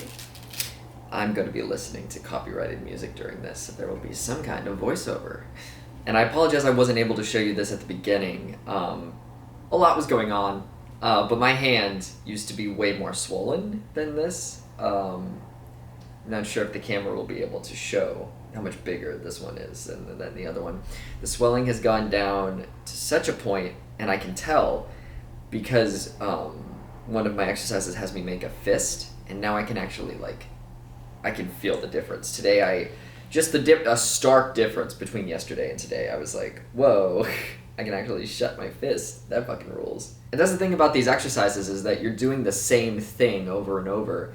So I did not think that I would show results this fast, but when you're doing the same thing over and over, you can tell how different it is from day to day, because you're doing the same thing, and if it feels slightly different, you're like, oh, I noticed that now. But anyway, I'm gonna listen to copyrighted music, so hello Jesse, do a voiceover thing. Thanks, Jesse. So this one is called Milking the Hand. I don't like it any better than you do, but that's what it's called. You're just gonna massage the parts of your hand, and you're just gonna get the lactic acid going through it or some shit. Yeah. For this one, I just have my hands pointed down and then I put them up. I think she said that technically the better way to do this is to put it up in the air and do it to the side like I'm doing now, but you just raise your hand like you're giving you're saying hi to the queen. You know what I'm talking about. The royal wave. For this one, I'm just bending my wrist towards the little finger side and then returning. Or, yeah, that's that one.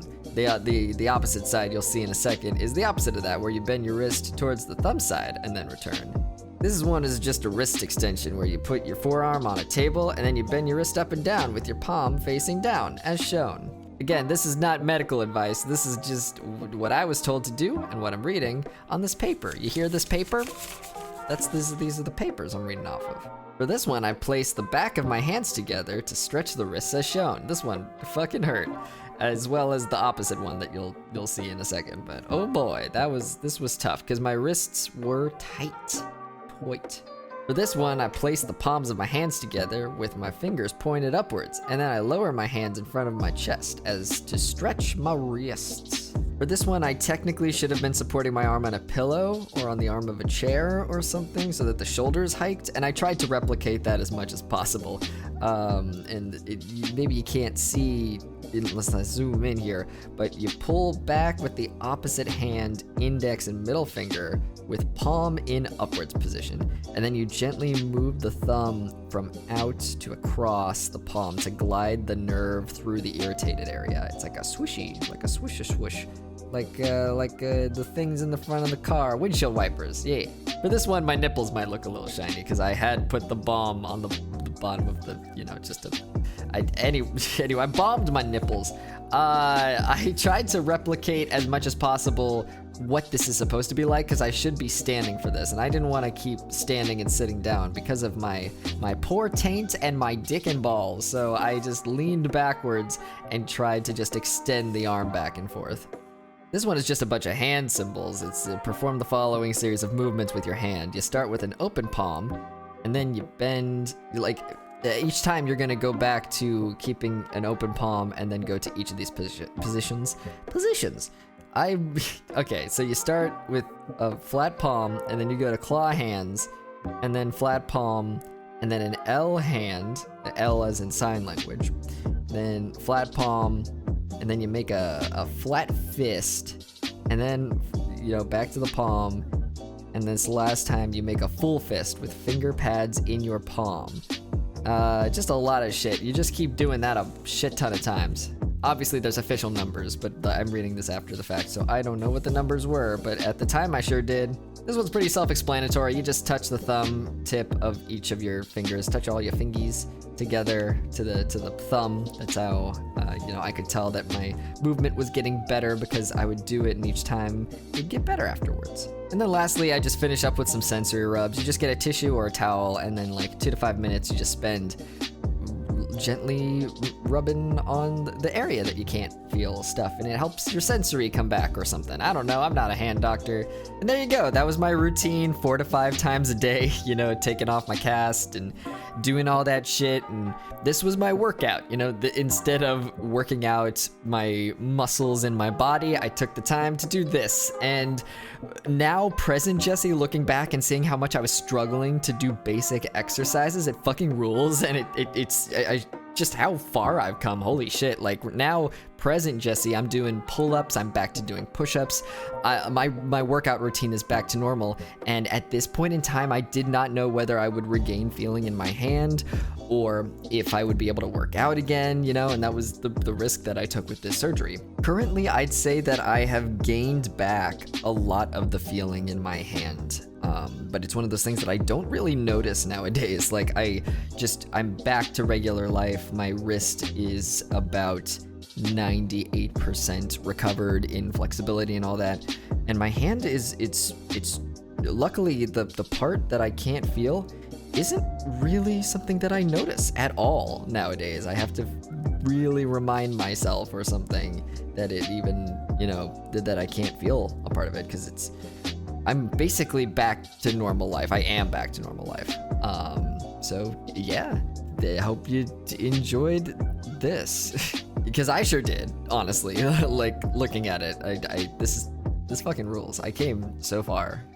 Anyway, back to you, Jesse. We've run out of the big ibuprofen, the chonky boys, so it's time to wean me onto regular Advil. Last night, my mom gave me 2 Advil with a muscle relaxer, and this morning she gave me 3 Advil with a muscle relaxer when I said I was in a lot of pain. She asked how many I wanted to try now, and I said, let's go with 2. If it gets worse, I can always add another. Luckily, I have plenty of experience with this specifically because of endometriosis. The standard pain relief they had me on was equivalent to 4 Advil every 8 hours. I was in so much pain, and usually that didn't even do the job. I am so grateful to be cured of endometriosis. I cannot tell you. Just remembering that, my spirits are lifted and I feel pretty damn good. Life used to be so bad, so painful. I'm willing to put up with a little pain to make it so beautiful. I really don't mind the smell, the one you'll encounter during this. I just hope I get my musk back once everything is settled and healed up. When I change my bandage, Mom says my arm looks so good. I think she's being nice until I look myself. It's starting to look like the color of the rest of my arm, the fruitcakeness beginning to fade and heal right before Christmas. I'm thinking again about Monday, the big day. My first void test, which really does sound like it deals with shit instead of piss. I like dealing with problems that I can solve by lifting a heavy thing or writing a cool thing. I'm very hands-on. Visualizing peeing out of an organ I never have before is a little intimidating, but I'm not scared. It's what was meant to happen all along, so I think I'll just fall right into it. But also, I can't get excited about it because I can't. I'm trying as hard as I can not to visualize peeing out of my dick so it doesn't happen early. My catheter tube is now hanging so low it touches my dick. I try not to think about it. There's nothing I can do about it. I keep feeling itches in my junk, and I don't know it well enough to know where to itch still. I can't wait to get to know it. Mom's real concerned about me taking the gummy. She asks if I have to take it. I say I do. I need to knock myself out. You know, the itchiness would be too much. I say I'll try half a gummy. She says to just be really careful. Can't wait until I can get my ass in some sweatpants and see my bulge in it. It's something I've always, envied. I tried the Lubriderm on my leg tonight. Ah, God, I can talk. The pro of the Lubriderm on my leg is that it's not as sticky. The con is that it got flaky eventually, and I had to, brush it off my leg. It's kind of a deal breaker, which sucks. It's so fucking itchy. Better than when the covering was on it, because at least now I can put lotion on it and touch it, even if it's briefly. Still getting lightning creeping through my left arm. Hell yeah, everything's good. I did PT 4 times. Day 20, I look at my much less swollen hand. I look at my feet, both nearing normal size. I look at my cock and balls wrapped up in a little burrito, a little hot dog bun to protect him as he heals. My leg graft, itchy but healing and beautiful. The catheter that's coming out soon. I look at the shirt I have on, one that didn't fit a few weeks ago when I had the bigger brace on my arm. The socks on my feet that keep me warm. The tin of honey roasted almonds to my side. I see all of these pieces and think, this is doable. I can deal with this. We can make this work. This isn't so bad. Besides the itchiness of my leg, there's nothing that's super bothering me. That's the only thing preventing me from sleep. Earlier, Mom was like, Monday's the big day. Won't have to deal with it for much longer. And I said, I hope I can pee. And she said, you will. Yeah, that's what I needed to hear. Not being sarcastic. That's what I needed to hear. Succeed because you have no choice. You'll do it because you have to. Sometimes I need to hear that. I'm officially in the range of no more bladder spasm pills. I am so horny and I want to jerk off and I can't. At 1 a.m., feeling tired, I'm tempted to go to sleep without a gummy. I flip over a couple times. My leg is itchy. This sucks. Eventually, I get up to empty my catheter. The ball and dick sheets aren't cooperating. I get into bed, adjust, hit my catheter tube hard, which is now so close to my dick, it's touching it, like I said, and it really hurts. I can't stop bladder spasms, and I can't take bladder spasm pills because it's Sunday. It's 5:30 a.m. now, so I can take my pain pills, which I ask Mom for.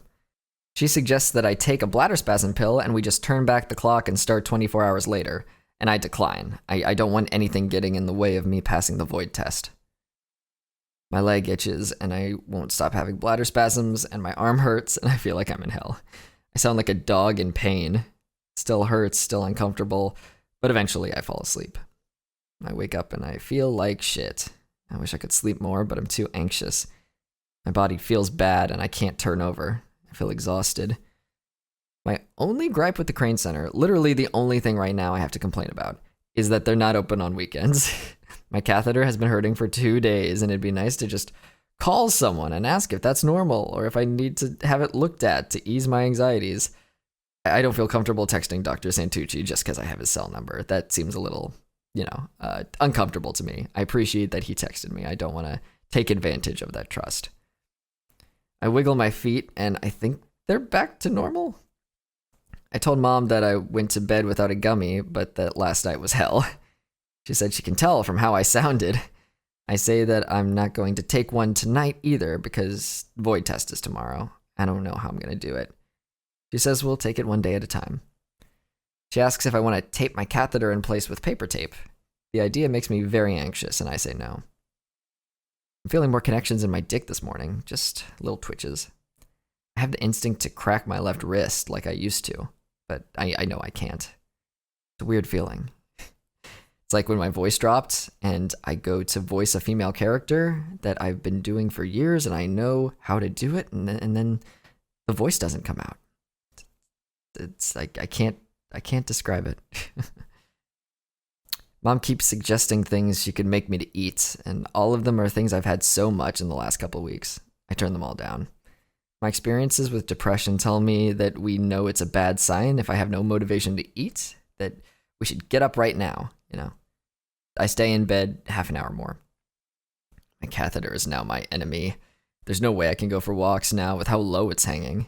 Just walking around the house is agony sometimes. It's purposely getting in my way.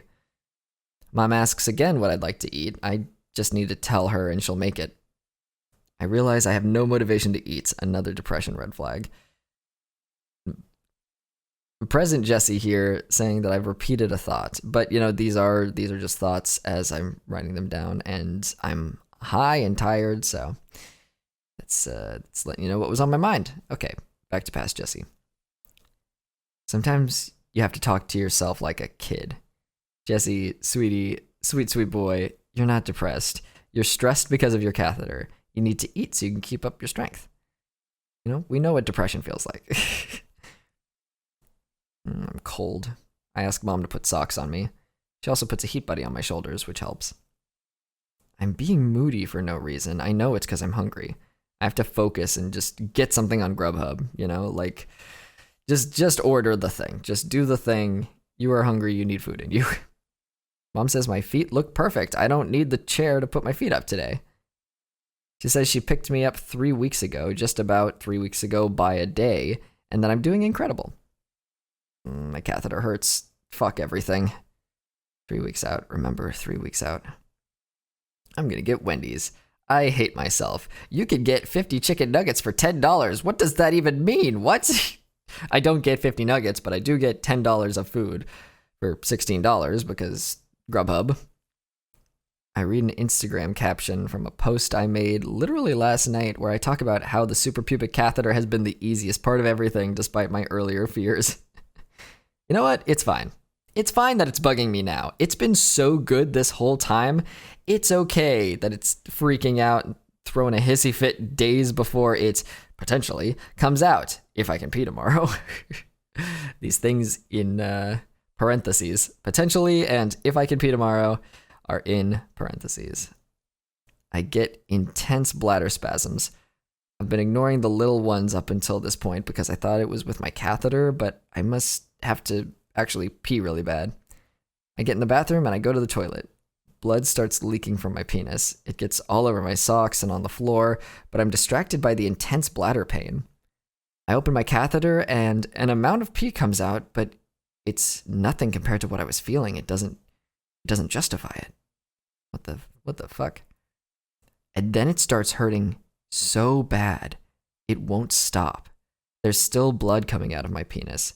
I'm making noises like a dying dog again. 20 minutes later, it's time for my pain pills. Hopefully this helps.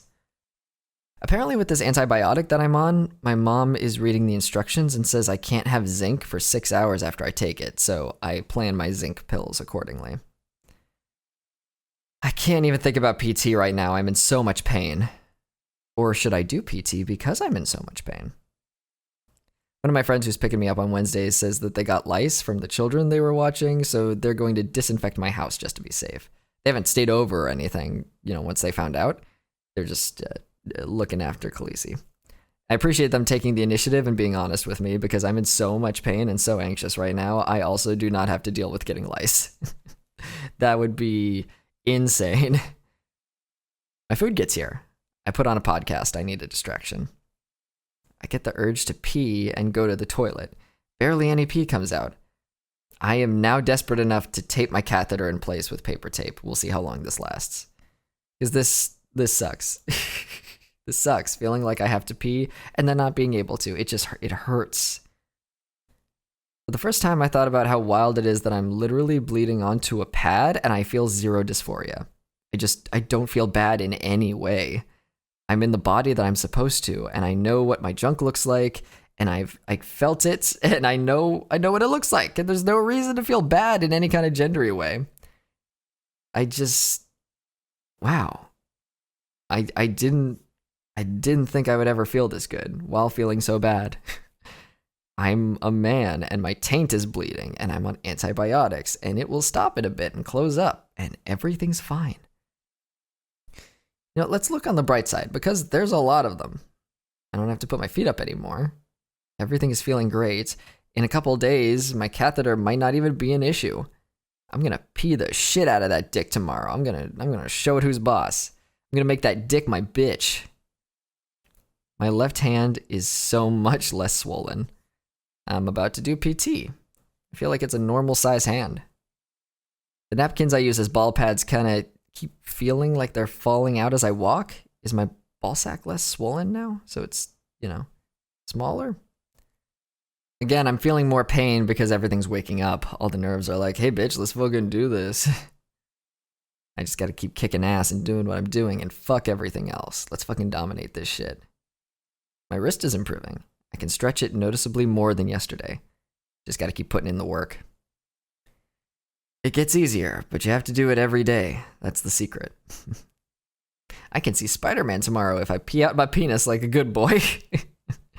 I blew my own mind by realizing this month and these next 3 or so months are going to be the hardest I will ever experience in my life. That's a huge relief, I can do fucking anything. I rewatch Bly Manor for the third time.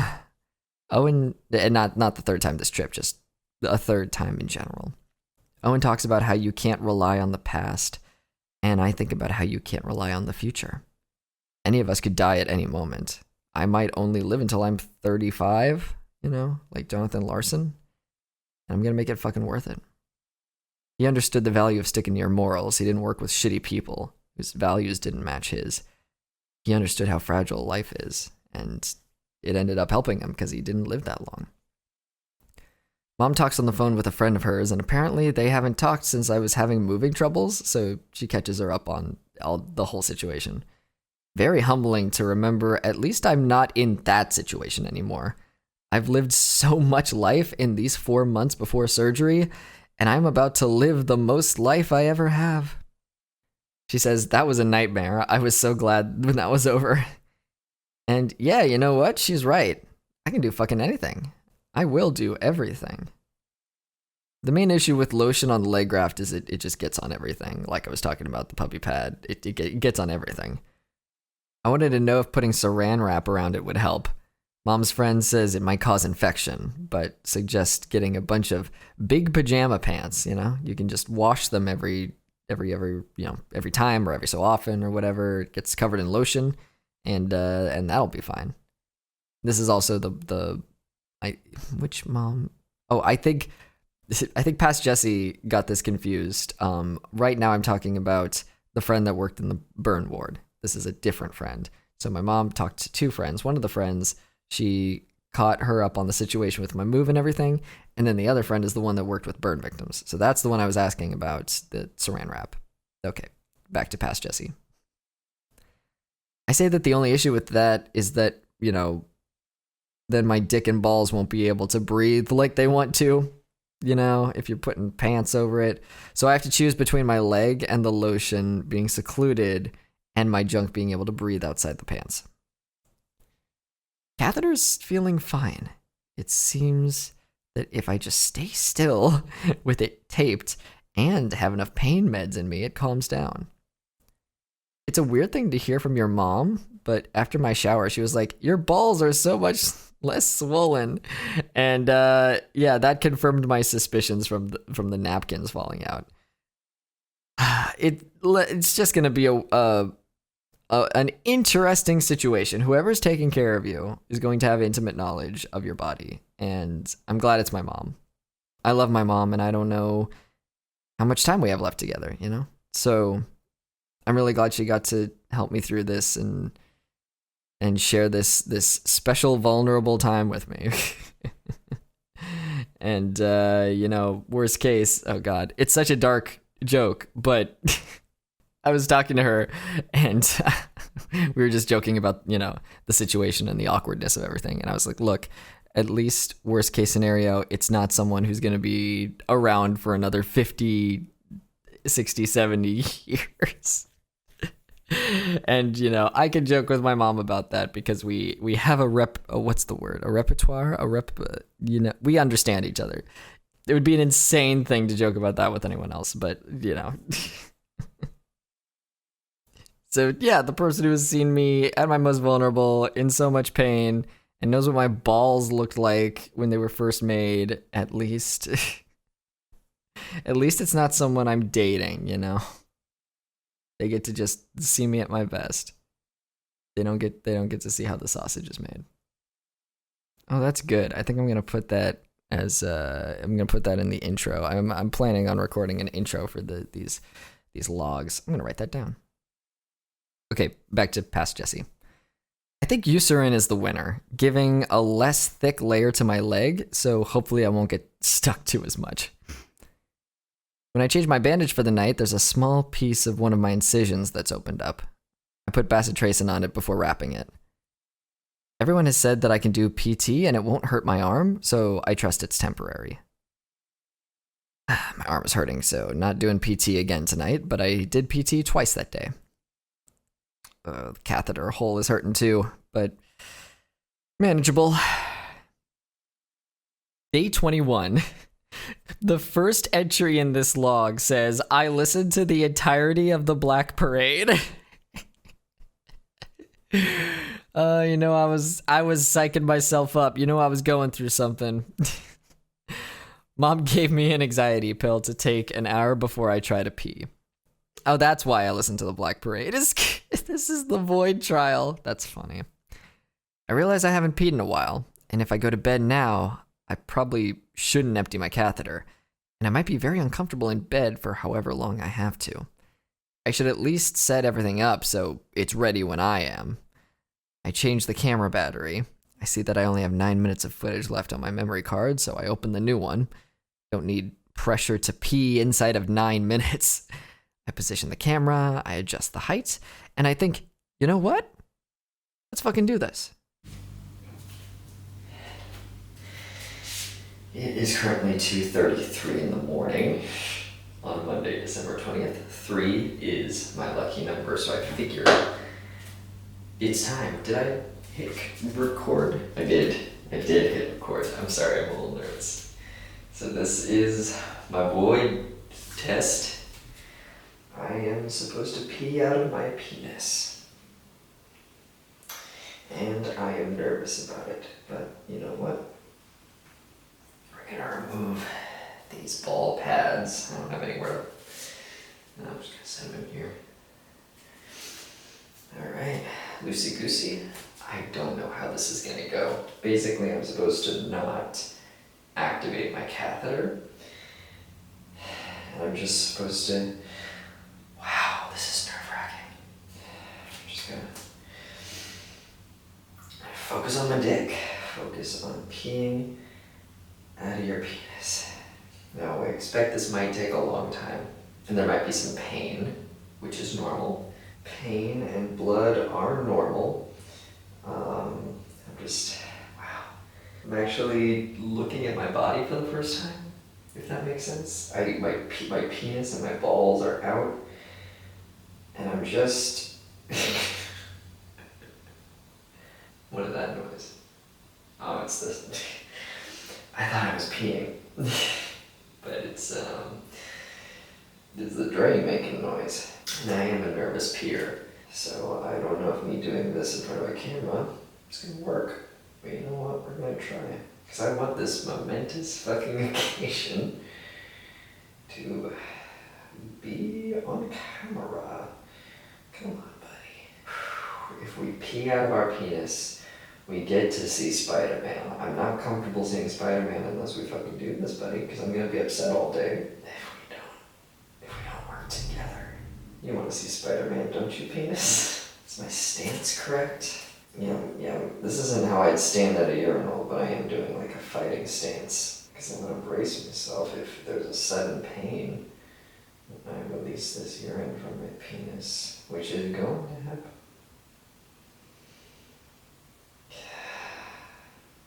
Any second now. Yeah, just relax, buddy. Holy shit. Okay. Oh, it looks like a little blood. It's coming out my penis. Holy shit. Yeah. Yeah, come on, buddy. Yeah. Yeah. Holy shit. Yes. Oh my god. Holy shit. Oh my god, I'm peeing out my dick. I'm peeing out my dick. I'm peeing out my dick. Oh, I'm peeing out my dick. Oh my god.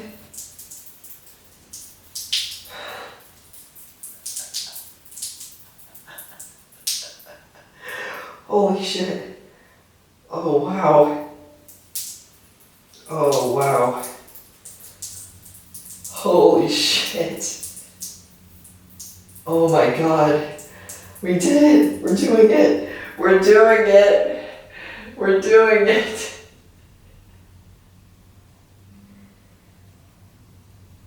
We did it. We did it, buddy. Wow. Oh, wow. Oh, jeez. Oh. Oh my god. It is so incredible to see this happen. Still going. Still peeing? Amazing. Wonderful.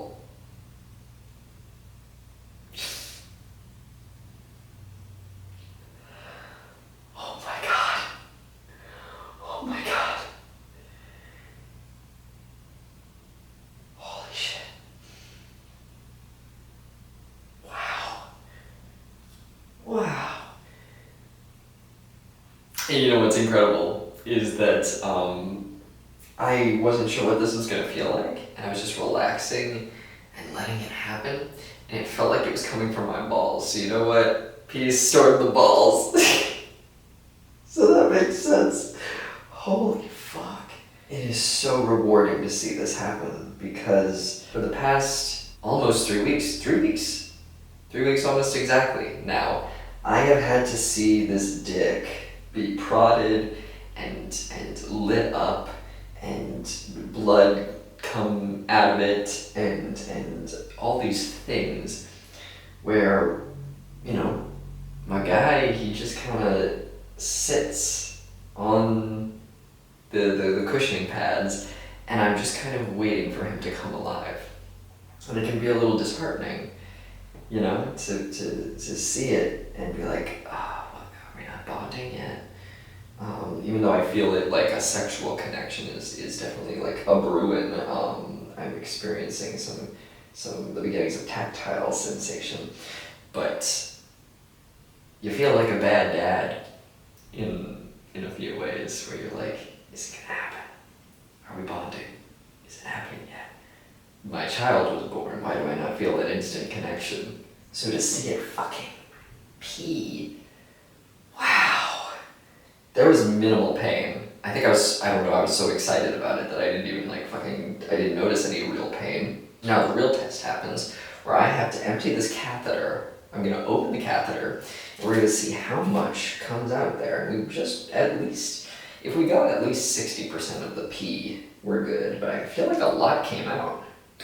But you didn't see that. Opening the catheter now.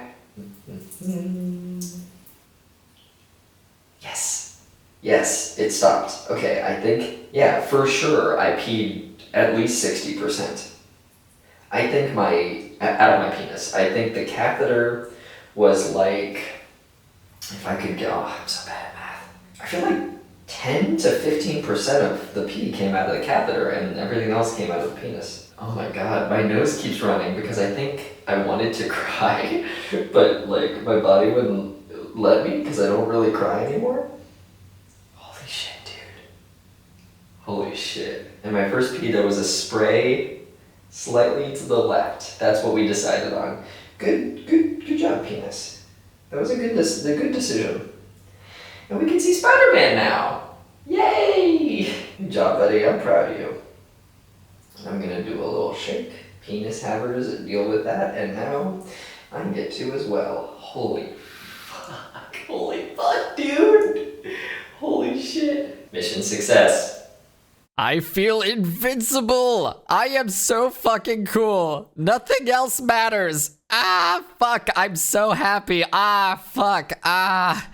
I peed so fast, dude. What the fuck? I was expecting a whole struggle, like 15 minutes of uncertainty and like getting embarrassed in front of the camera. I did it. We did it. Holy shit. I think about drinking water. If I drink water, I'll have to pee again at some point.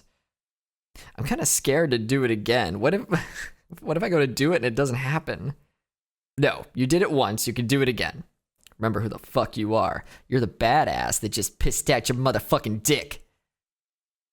I have to put a little napkin on the tip of it because, you know, that thing where no matter how hard you try as a dick haver, you just kind of have a little bit of pee ending up in your underwear. Once the endorphins and excitement wear off enough that I'm confident I can possibly sleep, I go lay down in bed, and I'm actually able to sleep. I wake a couple hours later and I have to pee again, so I go to the actual toilet instead of the shower and repeat the process. Unfortunately, my guy doesn't perform as well, and I only get a bit of pee out. Emptying my catheter, I see that I only got 15% out of my dick. It's okay, we'll work on it and do better next time. I, again, have to put a napkin on the end of my dick, because, you know, won't stop leaking. I make a bit of a mess of the toilet, but that's expected. I wake up in the morning, third time's the charm. I'm a little crestfallen because of my 50-50 success and not as much success rate, but my body says I have to pee and won't let me relax until I do, so off to the toilet. We do better this time. I'd say 50-50 dick and catheter emptying. I'll take it. I have this instinct that I'm going to piss all over the floor because I'm not used to my new organs yet. I have to just relax and realize where I am and who I am. We're going to see Spider-Man No Way Home, and I'm so excited. I happen to have my Spider-Man shirt with me, the one that I wore to the hospital on Operation Day. Oh, what a cool feeling. What a good feeling. We are on our way to see Spider-Man. I still have to wear the sweatpants, but I am wearing my Spider-Man shirt. So I am accidentally doing a cosplay of that one Spider-Man from the movie from the Spider-Verse where he wears the sweatpants and everyone cosplays him at conventions. Remember when conventions were a thing? Anyway, goodbye. The movie destroyed me in all the best ways. It was phenomenal, and I can say literally nothing about it without spoiling. It is way more than I expected, and delivered on things I never knew I wanted. Afterwards, I go to pee in one of the stalls at the theater, and I think, wow, this is perfect. I get to have my first public pee out of my dick after such a wonderful movie. I pulled my dick out and try to focus, but it's not happening. I have stage fright. I've talked about how I'm a nervous peer. I think, hey, look around you. No one else can see you. You're in a stall. There's no reason to be scared. Bravery is being scared and doing the scary thing anyway. And I try some more. Then I realize, you know what? The real message of Spider-Man is that it's okay if it's not time or if you can't do a thing. Don't try to force it. It's okay to rest. It's okay to show yourself mercy. Is that the lesson of Spider-Man? I don't know. Maybe I'm a little high. I do the... Or even if I'm not high, I'm like tired from being high, you know? Like you go a couple days doing that shit and then your brain needs some recovery time. And I normally don't think good anyway. I do the easy thing and piss out of the catheter instead. And oh wow, it's a lot of pee. It was the right choice. I also might have gotten blood all over a public toilet, and that wouldn't have felt nice, you know, if I tried to pee out my dick. So, made the right call. Our Lyft driver's chatty and asks if we're just visiting. Mom's saying that she's spending time with me while I came up here to have surgery on my arm. He's very sympathetic, saying that's great. Not that I have to have surgery, but that we get to spend time together. He remarks on just how fragile life is. And that's beautiful, that my Lyft driver can have such a personal life lesson to tell me. And I'm like, you know what? Yeah. At a red light, we see Santa Claus ride by on a horse, and we We are certainly in Texas, huh? We get back to the hotel. Mom gives me my pain meds, and we ordered some food before she goes to the grocery store. She says tomorrow's our last night here, and I realize that she's right. Holy shit. I do PT for the first time that day. I feel a stretch, a little pain in my arm when I do the exercise where I put it on a pillow and raise and lower my wrist. I think that's just how it's going to feel for a bit, while I get it back into shape. I don't feel terrible. This is the first day where I feel pretty good. My catheter isn't bothering me, my junk feels good, my taint isn't hurting. My friends send me videos of Khaleesi getting very comfortable with them. She's so attention starved. She's going to be very confused and maybe hurt that I don't pick her up when I see her on Wednesday, and my heart aches at that thought. But she'll know I love her. I'll make sure of that. Life is so precious and fragile, as my Lyft driver knows. I feel like I should be here longer. I thought 3 weeks would slog by, and maybe it did when it was happening, but now I feel like I blinked and I'm here, which is for the best. I probably blocked out a lot of pain, and being high a lot of the time definitely helped. I go to pee and I'm a little nervous. I think, hey, it's okay. This is the time where we get over the nervousness when we have the catheter, as a safety net.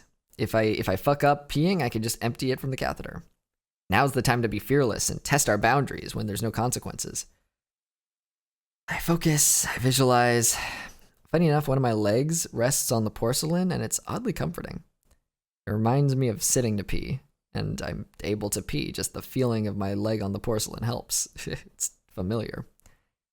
After dinner, my penis is radiating. That's all I can describe it as. Just lots of feeling. I'm feeling it so much. Wow. I go to pee out of my dick and it works great. But then my catheter starts hurting while I'm peeing, and the pain makes it so I can't pee anymore.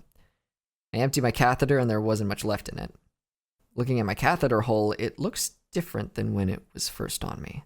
What used to resemble a belly button now seems like there's too much either in me or outside of me. I don't know how to describe it. All I know is that something is wrong. It hurts and I want it out.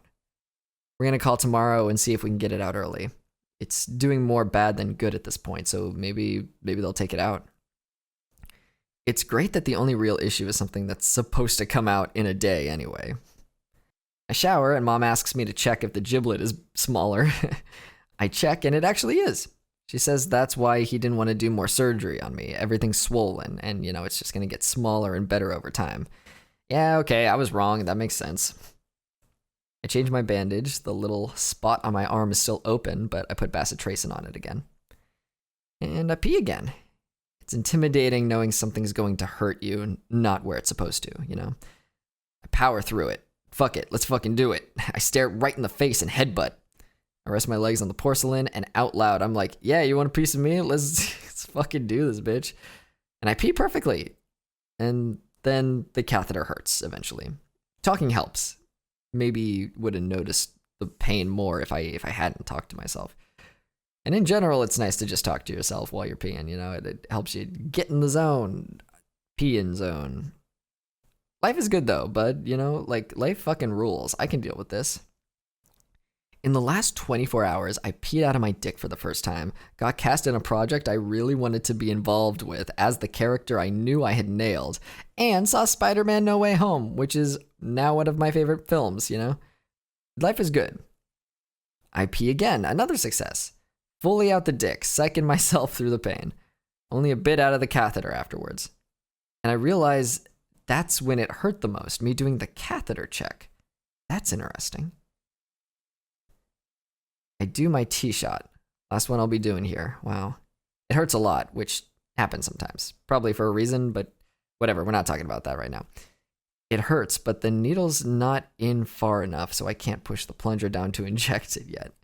I'm fresh off catheter shit, so I call it bluff. Fuck you. You can't hurt me. Let's fucking go, bud. I get it in and inject.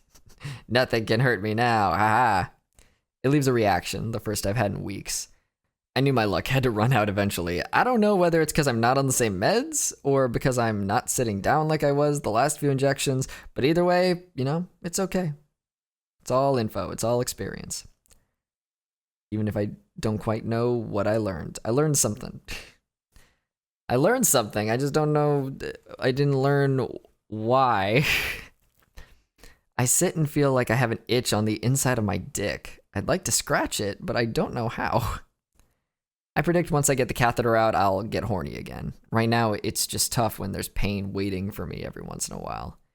It would not be hard for some people, but for me, yes. Day 22, I do PT for a second time around midnight. I pee successfully, empty my catheter, and just like that, I'm in the worst pain of my life. Something is gripping my bladder and squeezing, and it won't let go. Dying dog sounds are at maximum. I can't keep quiet, they're just escaping my mouth. But my spirits are high. I know this is temporary. I really hope they can take it out tomorrow, though. Even if they can't, this won't last for more than 48 hours. That's when my next appointment is. That's when it's supposed to get taken out. I will survive this. I will get through this. I will be stronger because of this. I don't want to drink fluid because then I'll have to pee again. I want to pee out my dick. I don't want to have to deal with catheter bullshit. It takes about 45 minutes to calm down after I empty it. It seems like, oh no, this is not good. I pee and it takes 45 minutes to calm down after I'm done. Mom desperately wants to help me. She heats up a heat buddy, gets me water. I'm just in so much pain. I'm in agony every time I have to use the bathroom. Now it doesn't go away for almost an hour afterwards, and by that time I have to pee again. I actually balance myself on the pillow next to me and nod off for a bit, waking up to violent pain. Now it's gotten to the point where the pain is nonstop. This is one of those situations I wish I could fall asleep in the car and wake up inside. We called the Crane Center just to check if there's options for emergency help. Mom didn't hear anything, and I'm not much help at this point. We call Westlake, where I got my surgery, and they say to call an after-hours service the Crane Center offers. We must have missed it, so we call back. Okay, cool. We got on there. They ask for details about the patient, and then they say someone will call us back. And a few minutes later, we get a call back. I'm so glad. Normally it's like, oh yeah, we'll call you in a few minutes. For talking about in general, if you need something, it's like, yeah, we'll call you back. Wink. Sure. But we actually do get a call back in a few minutes. And Mom tells him about my symptoms. He keeps suggesting I take the codeine pills, but I can't. I'll just be super sick and in terrible pain, We decide to participate in the very millennial activity of taking a lift to the emergency room. Everyone's very nice to me, which I'm very grateful for. They ask me to give a urine sample, but I fail because I stopped drinking hours ago. I come back with an empty cup, and they say, no worries, and tell me to go lay down in the bed they've set me up in. The guy puts an IV in my right arm, and I just break down. Like, I'm in the worst pain I've maybe ever been in, and he can't get the IV in, and God bless him, I'm not mad at him, but it just hurts so bad. I'm in the worst pain of my life, and he's stabbing me in the arm repeatedly. Oh, fuck, it hurts so bad. I start sobbing, and I apologize, and he says, to let it out. We need to let it out. And he needs to do 2 IVs because the first one isn't getting any blood, which was my issue with the first 2 surgeries. I will let it out. I am in so much pain. They give me morphine and fluids, and I'm able to pee. It is absolutely wild to be in the worst pain you've ever experienced, and then all of a sudden it's gone. Morphine is fucking cool. I understand why people get addicted to this. It makes me too dizzy, if I'm honest, which is my problem with most drugs. Maybe problem is the wrong word. I'm grateful for it. I can never really get addicted to any drugs because they make me too sick in excess. Alcohol, pills. Working out is my drug. Working out is my anti-drug. I read. I'm very cool.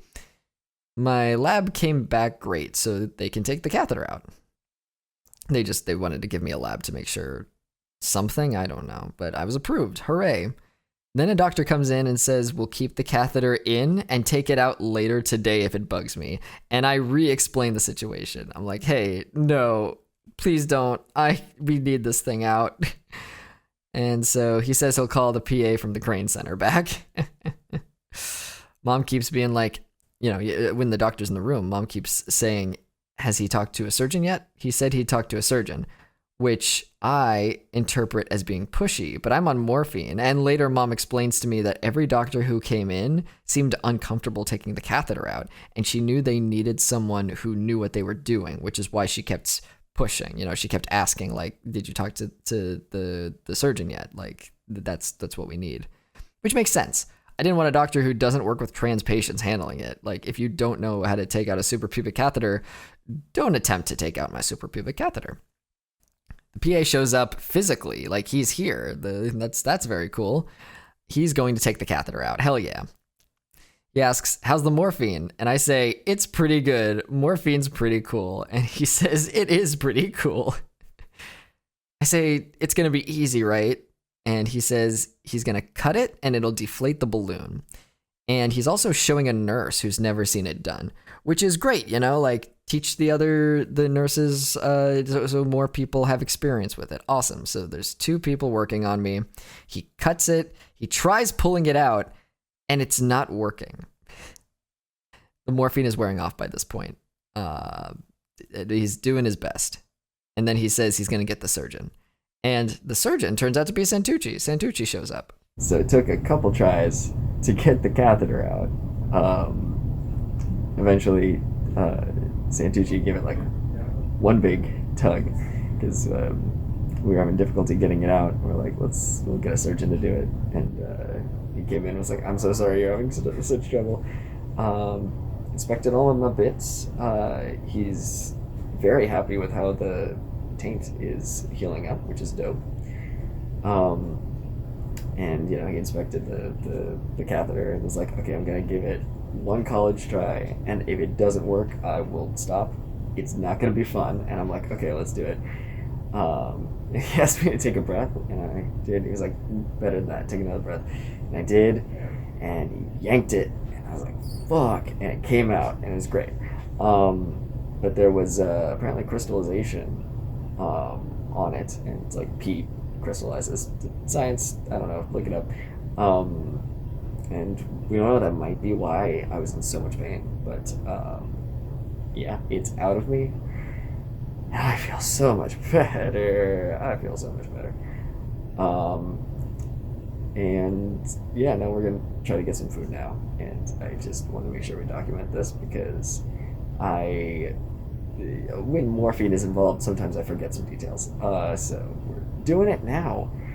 I get a haircut later today, and I'm glad we don't have to reschedule that or do anything weird with that. I'm gonna take a little nap. I think I've deserved it. They put a square of gauze with some tape over the hole my catheter leaves on my stomach. I want to know the damage, but I won't for a while. And you know what? That's fair. You know, just don't show it to me, I guess. Probably for the best.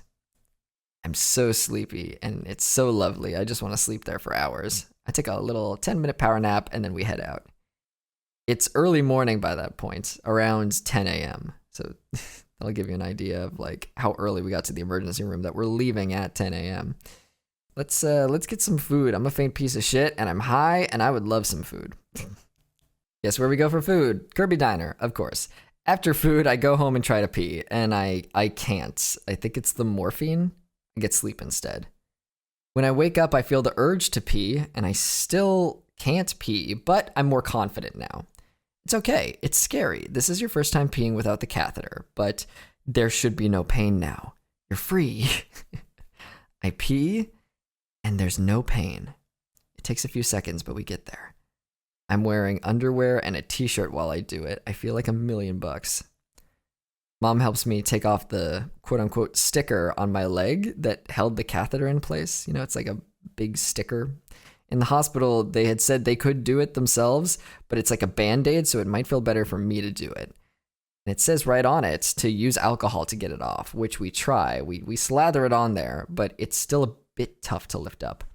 Then Mom remembers the spray she uses to remove her colostomy bag, and we use that.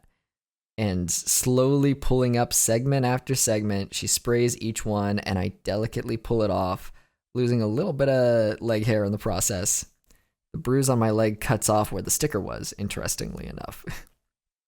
I go to check my to-do list for the day and delete flush catheter and feel fucking good doing it, you know? Oh, sorry, I can't flush my catheter. It's gone, bitch. Bye.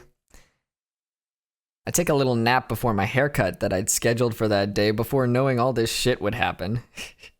And, when I wake up, I catch my reflection on the way to the bathroom and see myself for the first time. No catheter, just me in my boxers, walking to the bathroom after taking a nap. I'm not only myself again, I'm a brand new me. I'm the most me I've ever been. I get a haircut, the first one in a month. I feel like a new man. I get a protein juice smoothie from the place next door. I take another nap. I didn't sleep last night, so this is amazing, just getting so many little naps in. With the catheter gone, I feel like the world is finally quiet again. A chattering, a buzzing that I didn't know existed has come to an end, and I feel like I can think, like I can move. My ass has a little sore on it from sitting so much. At least I think it does. It's tough to tell. I take my last shower I'll have in this hotel before I go home. The walk-in shower was so appreciated for healing. Real good. I can't recommend it enough if you're, getting surgery. Walk-in shower. Very good. I'm peeing slowly but surely. I feel successful with this one. It goes faster, still in the little bursts stage. I'm moody for no reason, and Mom says the Cipro, the antibiotic that I'm on makes me like that, which I didn't know. She's been on it before. My arm hurts a lot. I haven't done PT today. I change my bandage. My arm seems to be closing in the one spot. That's good. I put more bacitracin on it. I feel like total shit, and I don't know why. It hasn't stopped for an hour, so I crawl into bed. I don't know what else to do. Mom says I had one of the hardest nights of my life last night. Of course I feel like shit. Everything is on high alert, Your body's in survival mode, what's happening? We have to help, we have to fix. And I also just got my catheter removed and my bladder's trying to wake up, My body's trying to heal. It's understandable I feel crappy. I get up after a while to pee. And afterwards, I pull up my underwear and it soaks it, so there's definitely liquid coming through another source, which is normal. I sit at my seat and Mom heats up leftovers for me. I go to put my towel over myself, reluctant for a reason that no longer exists. I don't have to worry about the towel hitting or leaning or putting pressure on my catheter. I place it over myself happily. I am reminded that I am an introvert and my mom is an extrovert. All of today, but especially when I'm just mad at her for no reason, just zero reason. I realize I haven't had real time to myself in 3 weeks. I need to be alone to recharge my social batteries. Mom goes to bed. I feel bad we couldn't hang out like she wanted to, but I'm just in too much of an antisocial mood. I do PT. I feel less stiff. Day 23. I go to pee, and I realize pee is also coming from my taint. And I still feel zero dysphoria, which is amazing. And it's to be expected, that pee would come out of there. It's something that could happen. But I make a note to tell Santucci just in case. And it's wild. I'm honestly mad a little bit. I'm a little confused as to why I am feeling zero dysphoria. This is not a good lesson for trans people. I don't want to be like, hey, physically transitioning will solve all your dysphoria and you won't feel any discomfort again. That's not a good lesson because it's not true for everyone. So I keep trying to feel some dysphoria of some kind. This is not what I want to put on the internet, but I can't help it if I'm not feeling any dysphoria. So okay, I guess I'm just not. Maybe it'll come later. Who knows? I actually go to bed at a decent hour, 1 a.m., decent for me, and I actually sleep. So, actually going to bed, decent hour, actually sleeping. I wake up with the urge to pee, but I know I shouldn't try to pee until I really need to pee. Mom's packing everything, which I feel bad about because I can't help at all. I'll just get in the way. What I can do is focus on pissing. I can do that. I get in the shower. That makes more sense. I stay in there for a long time trying to get the motor going. Me and my bladder are still waking up. I get a bit out, but it takes a while. Some of it is still coming through my taint also. I get out, towel off, and brush my teeth. Teeth? Not an F. Brush my teeth. Brush me teeth. I was doing a Cockney accent. I'm sorry. Let's go back to... I brush my teeth, thinking it'll give me some time to wake up. Afterwards, I feel the urge to pee more, so I go in the shower, and I pee a long stream. I towel off again. I tell Mom I'm nervous about peeing places on the way home. She gets me some disposable towels and says to just keep them with me when I use the restroom and clean up, and then just throw them away, because they're nothing towels. They're like dollar store towels, And it does seem like the best solution. Hopefully I'll only have to go once during the voyage back, but I know I'll probably go in the Crane Center bathroom before we leave. I feel totally exhausted. I'm so tired. My friends get here. I have my last pre-op, and then we'll go back to the hotel and pack up the car with all the bags and, hit the road. My mom's flight is before then, so we say goodbye before that. And she gets to meet my friends. That's nice. I really am so grateful for her. It's incredible that she helped me through all that. I go to the Crane Center, and I tell them that pee is coming from my taint. And they say the fistula should close with an antibiotic. If not, they'll operate on it around 6 months. I am approached with tweezers and scissors. And let me just tell you, it's a little scary. I am naked from the waist down, just being approached with tweezers and scissors. And he's just casually talking to me, and he can tell that I'm looking at him nervous. He takes my sutures out and promised it wouldn't hurt. I looked away and didn't hurt. It did not hurt. And he asked me to hold my dick while he snipped. I asked about the antibiotic for after the catheter was removed. Do I still need to go on it since I'm on an antibiotic right now for the fistula? And he says to just hold on to it, just in case. Side note from present Jesse, I didn't end up having to use it. Back to past Jesse. I ask if I can have chocolate. He says my arm looks great. I don't have to use my brace anymore. I can leave it unbandaged at home, and I could wash my arm gently in the shower. I am grateful I don't have to use the $80 brace or the shower cap for my arm, but also I don't have to use the $80 brace or shower cap for my arm. God damn it, that was expensive. I say that I didn't hear the answer to the chocolate question. Can I have chocolate? And he said, oh, it's because I hummed and hawed, trying to figure out. And he said, can you not do extreme amounts? And I was like, I could do that. I ask him how long I have to keep supporting my penis when I'm walking around the house. If I'm walking around after a shower without underwear or something. He says I'm good. My dick's not fragile.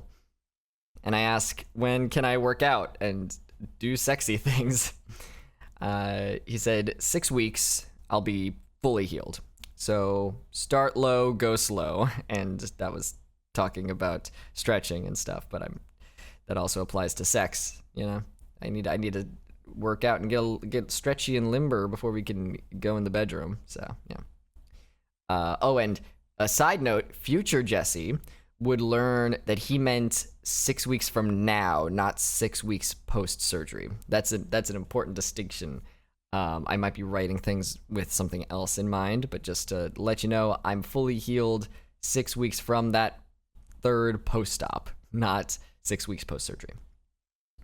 I asked if I could penetrate people wearing 2 condoms, because I'd heard that some guys with fallow could do that after stage 1. And he said that's usually guys who take it, the donor site from the leg. It's thicker, but not, I use that word. I was like, oh, because it's like thicker skin. And he said, kind of, but not. And then he explained it real well, and I didn't write down any of it. But he sure did explain it to me.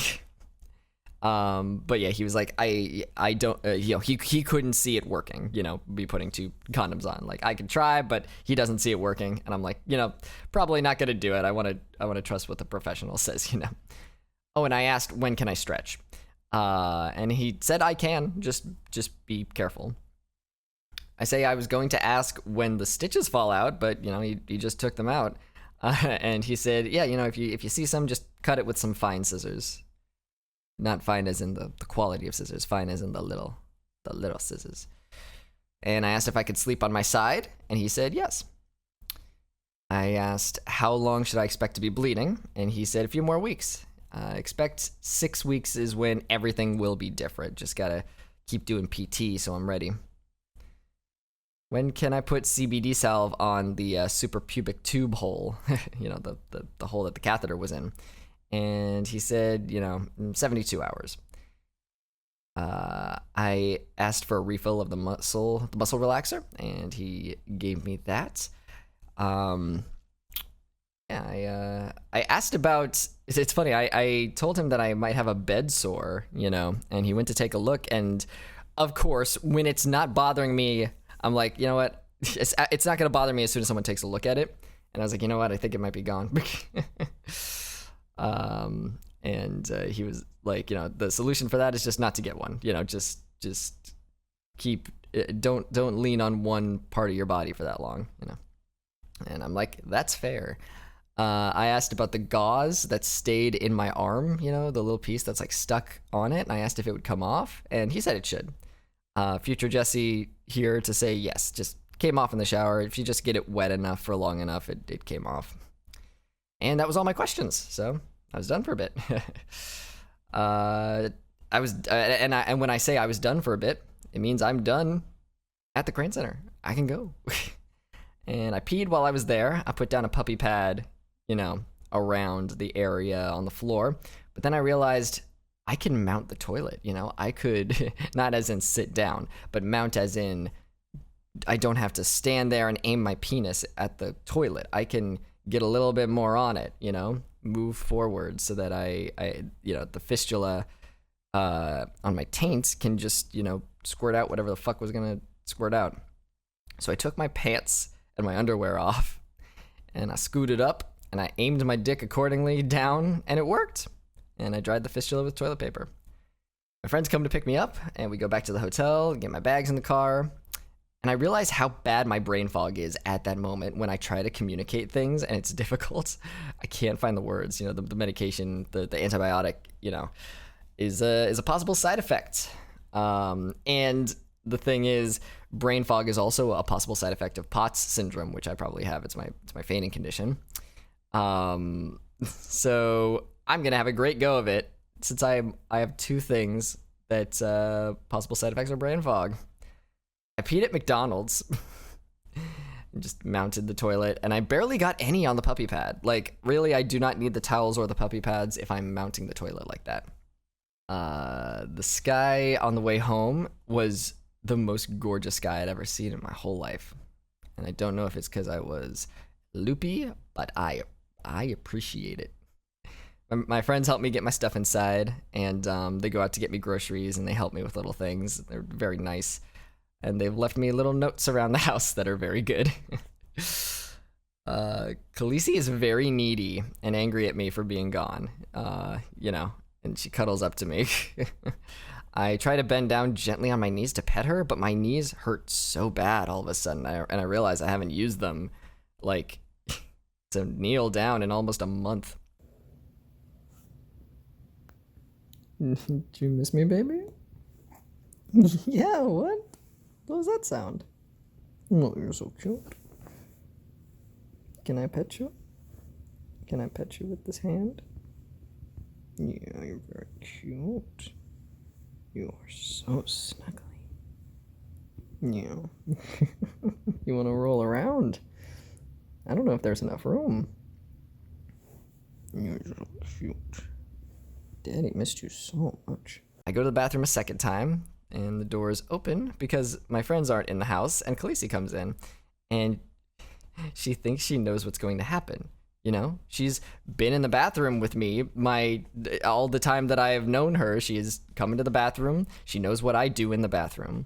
But then I lean over the toilet and I piss into the toilet with my penis, and the noise scares her and she runs out of the room. And I can only imagine that this poor cat is like, what the fuck? What the fuck is that? What is happening? You didn't have that before. I've only been alive for 5-6 years, and I thought I knew everything that you were gonna do. My brain fog keeps getting worse and worse. I keep going to touch my ball pad and then getting annoyed that I touch my penis. I'm like, God, I thought I knew what I was touching. And the antibiotic is making me cranky. I'm in the mood where if you ask me if I want to do something, I say no. Then you ask if I want to do the exact opposite of that thing, and I say no. I'm like a little baby. The brain fog gets so bad that I keep forgetting I have a penis and touching it and freaking out a little.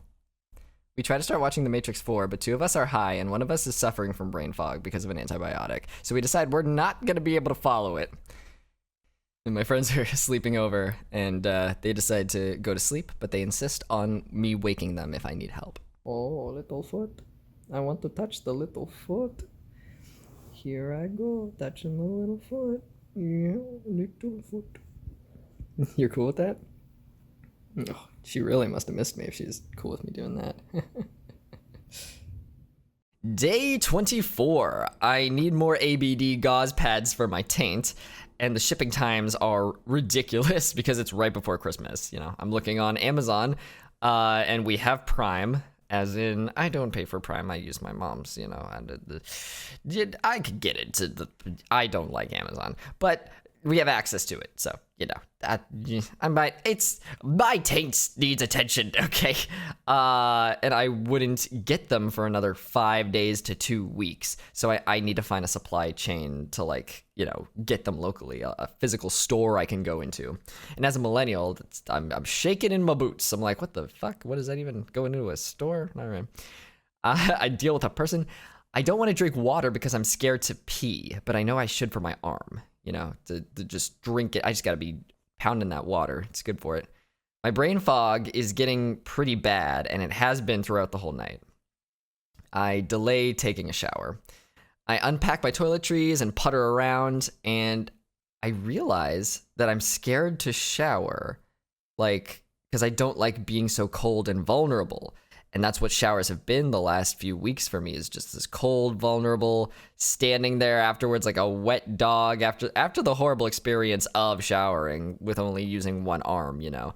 And then humiliating, just like getting out of the shower and then being like blown dry like a wet dog. Everything feels out of my control, you know. And then I realize, you know what? I should just do it. I should just do it. Showers make me feel better. And then as I'm about to, you know, start the water, I realize this is my first shower where I can wash my arm, you know?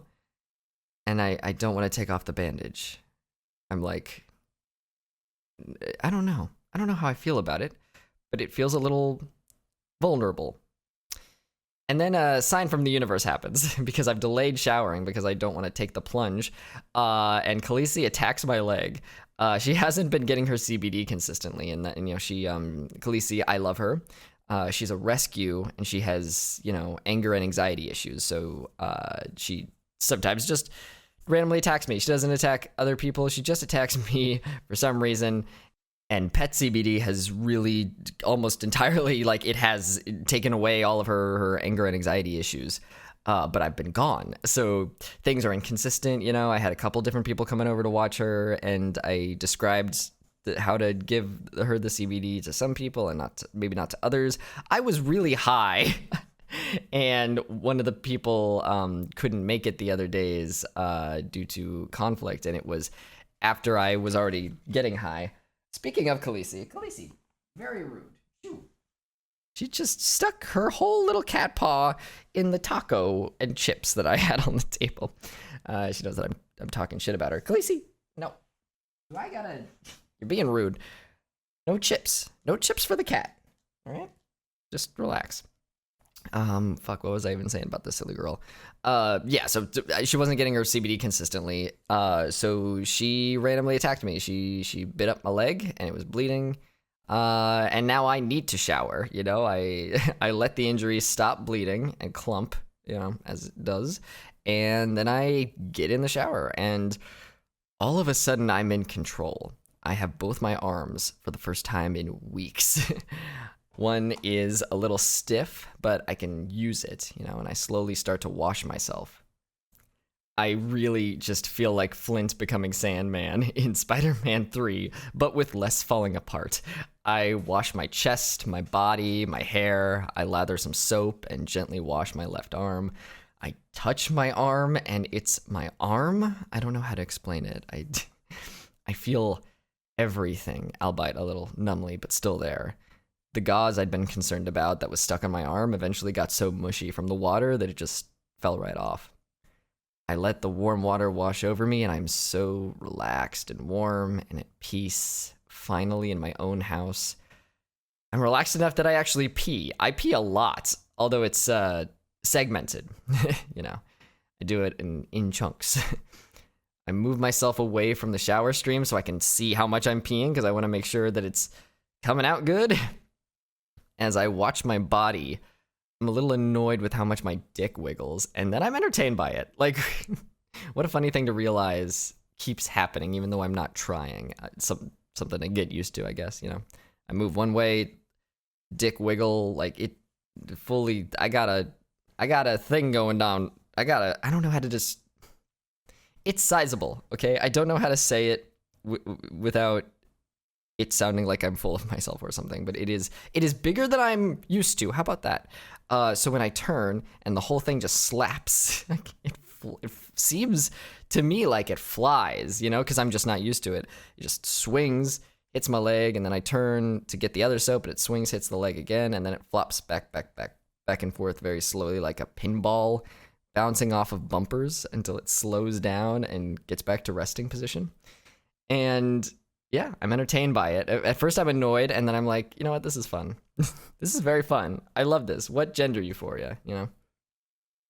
I make sure to wash my taint, but I'm a little nervous that I'm not getting enough on it or that I'm not touching it enough. Soap-wise, I don't want to mess with it too much. And I end up washing it a second time just to be sure. And then finally the part I hate, getting out. I stop the water, open the shower curtain, step out, and realize I get to dry myself with both hands. Slowly, I take care of it myself instead of someone else doing it, and I feel even more in control. I'm not cold, I'm not vulnerable, I'm in my own house drying myself after a shower in my real body, and I look at myself in the mirror and I see myself. Drying your own hair after weeks of not being able to is such a cathartic experience.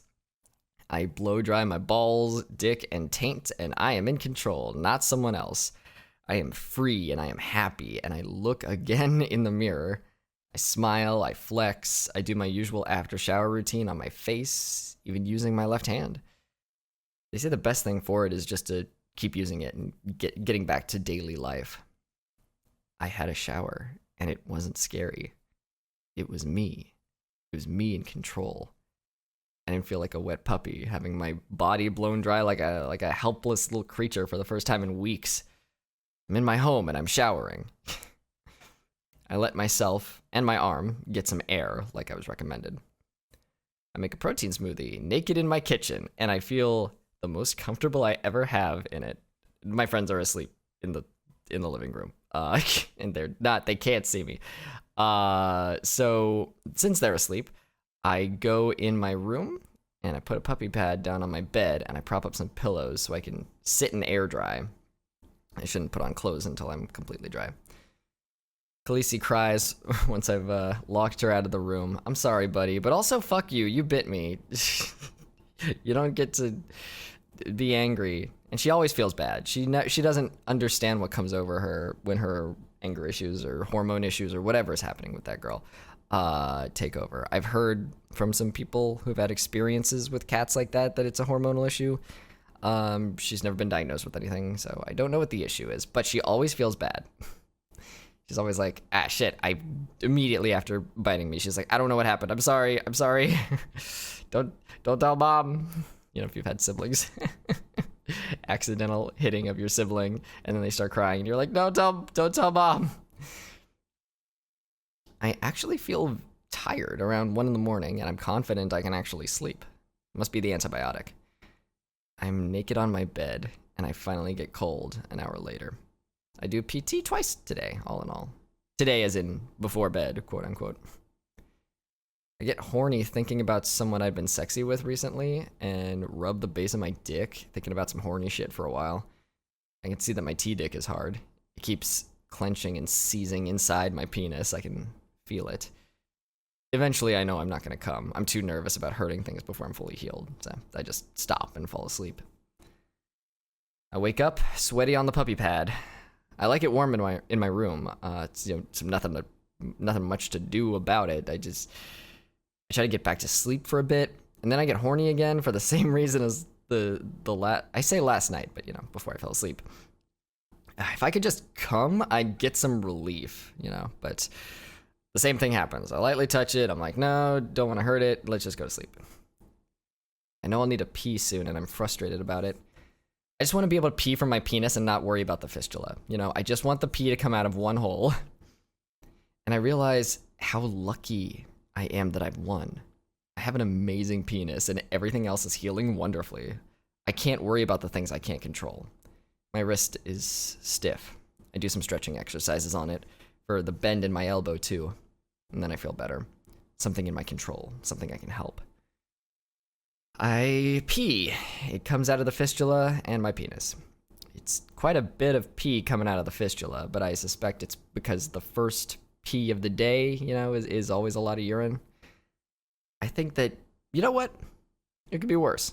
I could feel pain from this. This is very treatable. It's a treatable, fixable problem. If the antibiotic doesn't fix it, it'll get fixed in 6 months when I get surgery. I can mount toilets until then. It's not painful, it's just less convenient, and that's all that matters. A bit of blood drips into the toilet from the fistula. It looks like a solid mass, not a liquid. So I can't tell if that's healing tissue or not. I dry the fistula with toilet paper and also put some on the head of my dick, trying to milk out as much urine as possible. Yep, still hate that it's called that. No matter what I do, there are still at least a few drops that end up in my underwear after I pee, as I was told would happen. By cis men, by my doctor, so I was expecting it. It's just a thing that happens with penises, whether you're cis or trans. I forget if I talked about this already, but your urethra is longer, so it's just like a longer tube for urine to get trapped in, so it takes longer to get out, but I'm grateful for it because that also means, people with penises are less likely to develop UTIs, which was a lot of my experience with having any junk. And that's the same concept. The urethra is longer, so it's less. You know what I'm trying to say, right? Oh, hello, Khaleesi. It was a baby. You're so cute. You can't see this right now, but you're being very cute. Yes, you are. You want to put your. That's why she jumped up here. She wants to put her paw in the taco again, huh? The taco and the chips and the corn salsa. That's not for kitties. But you're very cute. You want to sit with me while I record? Let's see. Where was Daddy reading? She's so. You can't see. She keeps rubbing her face on my face. You're rubbing your face on my face. I'm sure this is very entertaining for them to listen to without seeing a cute cat. Huh? You're very cute. I'm gonna put you down so I can focus. Please don't put your paw in my lunch. Thank you. Don't jump up again. Please see, I'm busy. I don't have time to record all these and then cut shit out. I don't. Okay, let's get back to work. Please don't jump up. Yeah, that's why it's harder for people with penises to get UTIs. I believe. I might be wrong about that, but I believe it is because, it's a longer tube. So advantages, disadvantages. I try to get comfortable in bed, and I realize I can't sit on my knees. They hurt so bad, no matter what way I try. I need to get to work getting back on my flexibility. I'm cold, but I realize I'm not wearing my brace anymore, so I could put on a plaid long sleeve shirt. I follow up the Crane Center because I realize my friends are leaving today, and if someone needs to pick up my prescription for muscle relaxer, it needs to be done ASAP. They say that they can't file for the same prescription twice, so if the prescription was already sent to the previous pharmacy, the one in Austin, I need to— Khaleesi! No, get out of here, shoot. Scat, shoot. You little shithead. I don't think I can eat that taco. I think there's a limit on how many times a cat can stick their paw in their before you're not allowed to eat the taco anymore, right? Because she's been jumping around in her litter box. That can't be sanitary. Dang it, I really wanted to eat that taco. All right. Where the fuck? Where was I? Right. So if it was in, they can't file for the same prescription twice. If the prescription was already sent to the previous pharmacy, I need to call them and get it transferred. But they ask for the new pharmacy info just in case. I say that I don't think it was filled because I haven't been alerted about it at all through text message or anything like I was in the past, and I give them the new info.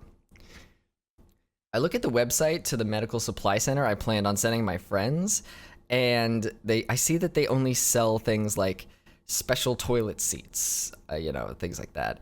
I don't think they sell gauze pads, and I realize I might be in trouble. I need to take stock of everything I have from the bag of supplies I got at the Crane Center. I think I'm almost out of the gauze napkins. Okay, let's do this. I do some leg stretches. It hurts to hold my leg with my left arm, but I brace myself with my right hand on my dresser and move to compensate for it. I let gravity do most of the work. I'm still cold and want to put on sweatpants, and it catches up to me just how annoyed I am at the bigger pair because they keep sliding down and I have to keep adjusting my penis gauze and everything else. So I tried putting on my regular sweatpants that fit correctly. They're great, and holy shit, bulgy wolgy, Captain. Anchors ahoy. Booty. I don't know how to, no, that's usually butts. You know what I'm trying to say. My dick is in the sweatpants.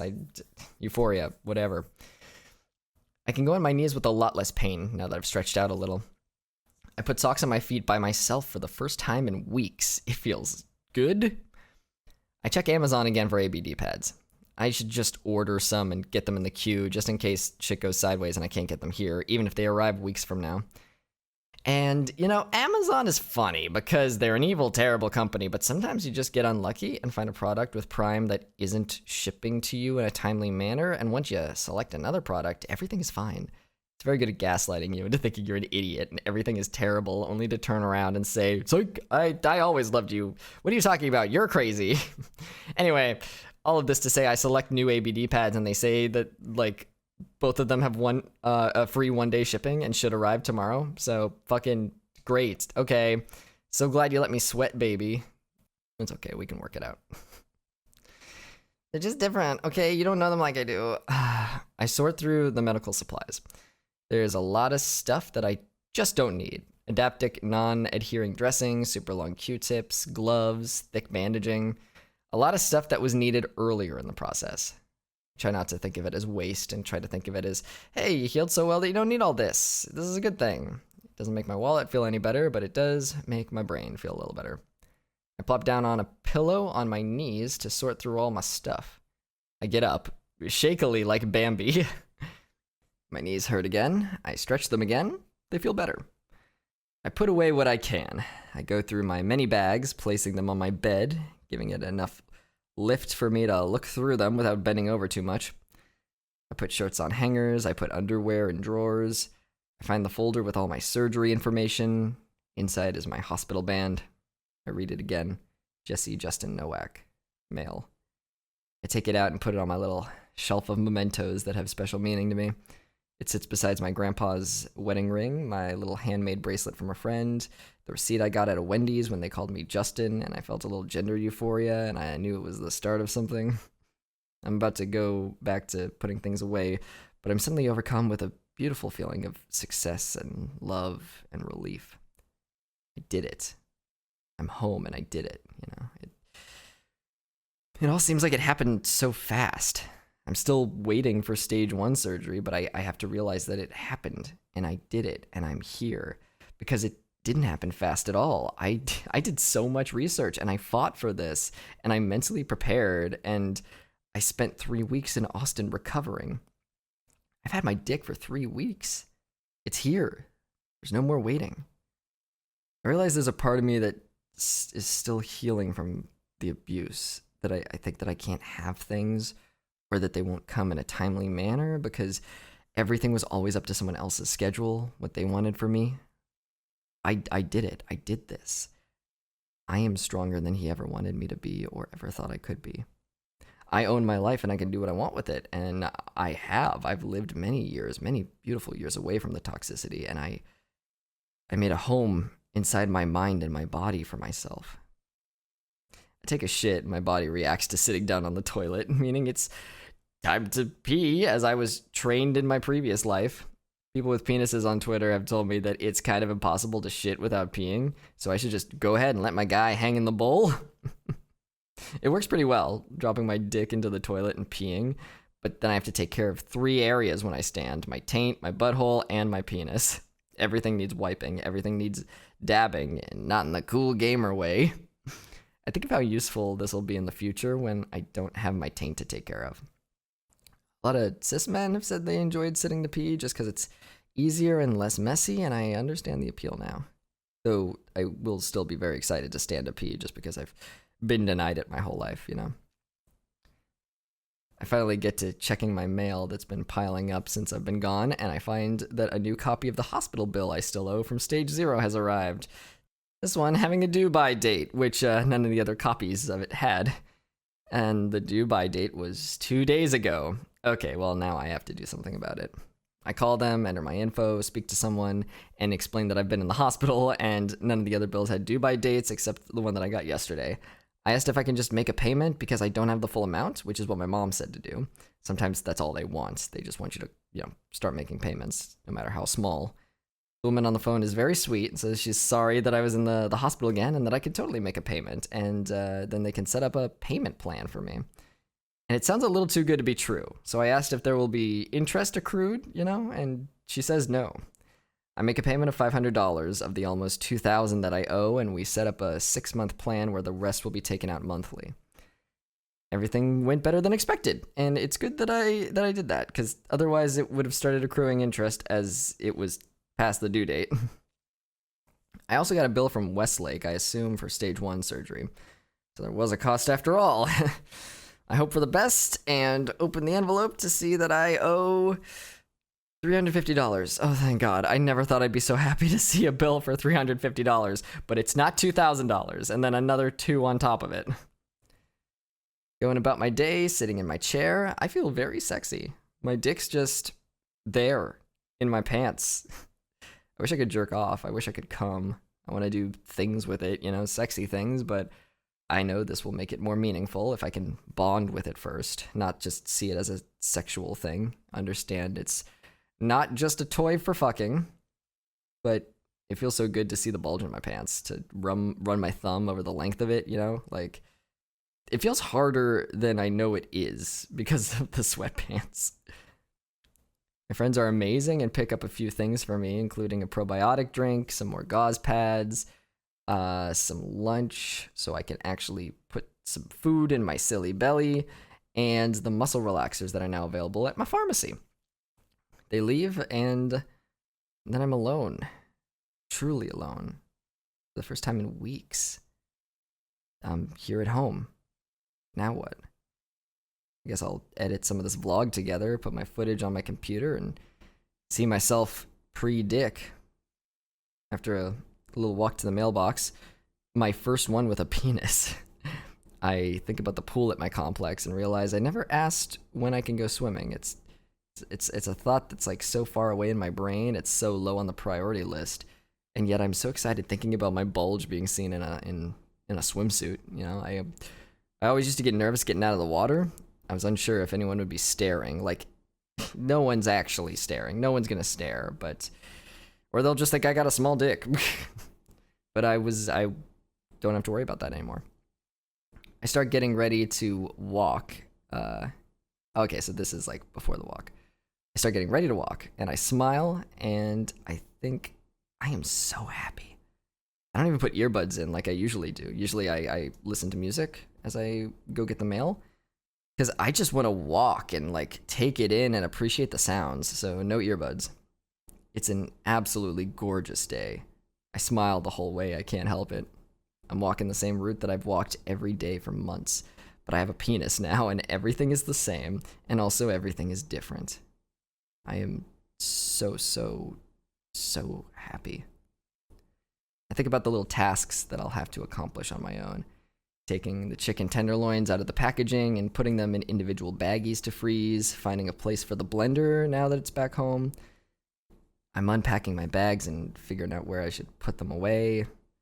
And I don't think of them as boring chores I have to do like I would before, you know. I think of it as PT now, little exercises that will help me on my journey getting back into tip-top shape.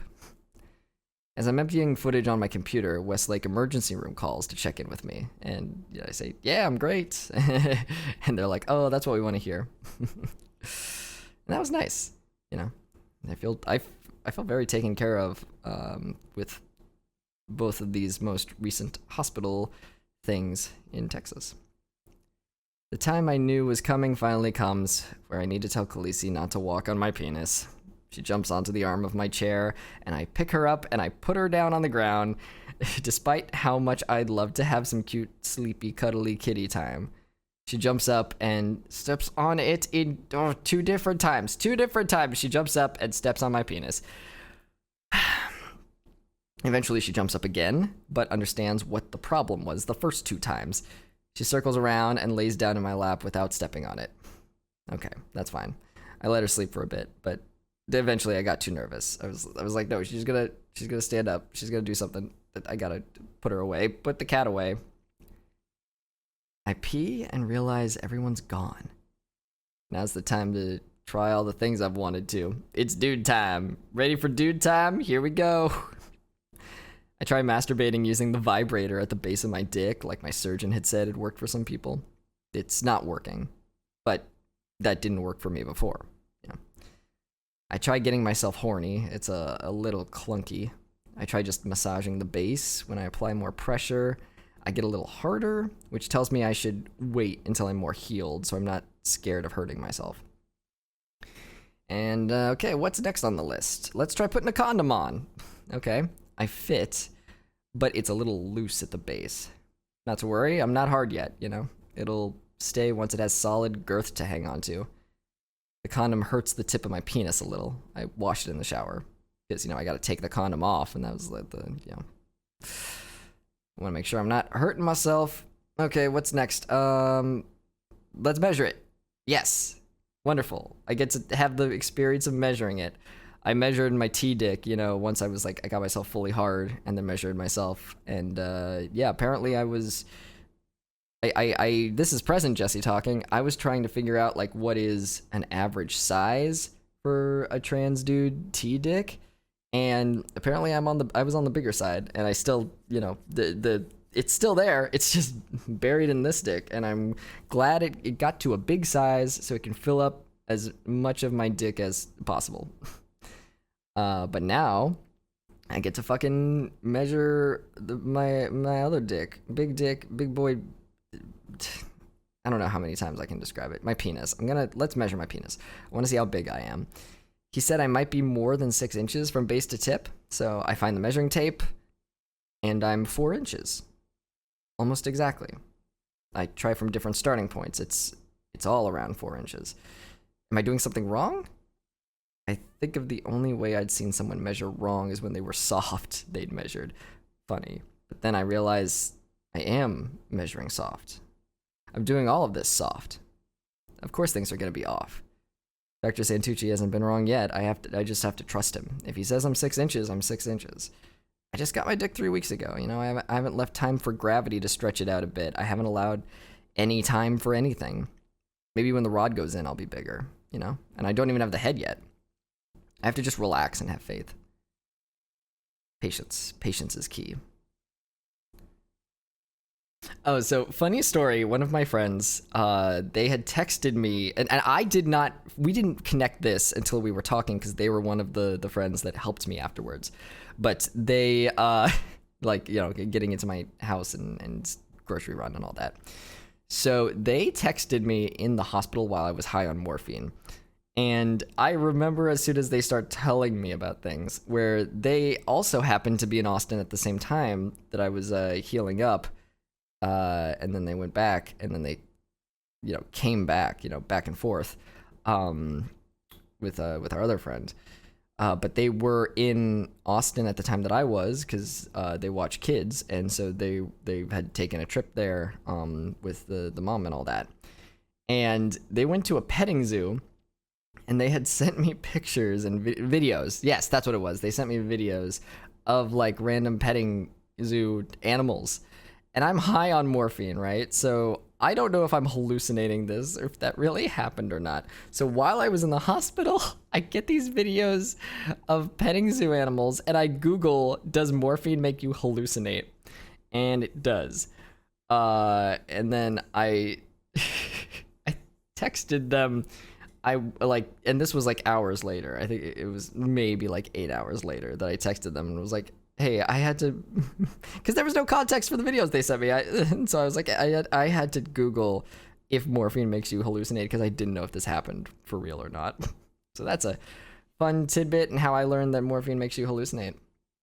I'm not sure if I told that story before or not, but I wanted to fit it in here anyway.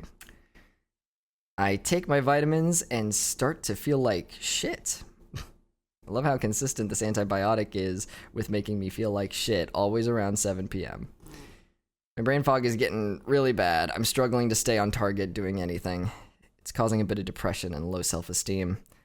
I'm making a chicken pot pie and some frozen vegetables. Maybe I'll feel better with some food in me if I can get it down. I've used the last of my large ABD pads, but the new shipment should come in tomorrow.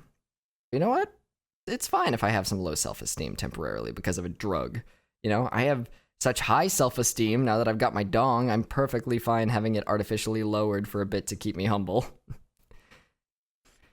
Something's up with the kitchen drawer that I keep my silverware in, and maintenance could come and fix it for me, but oh god, I do not want to deal with maintenance right now. They're great. It's just that I've had surgery and I don't want to deal with anyone, you know, especially if this medication is fucking with my attitude and ability to follow conversation.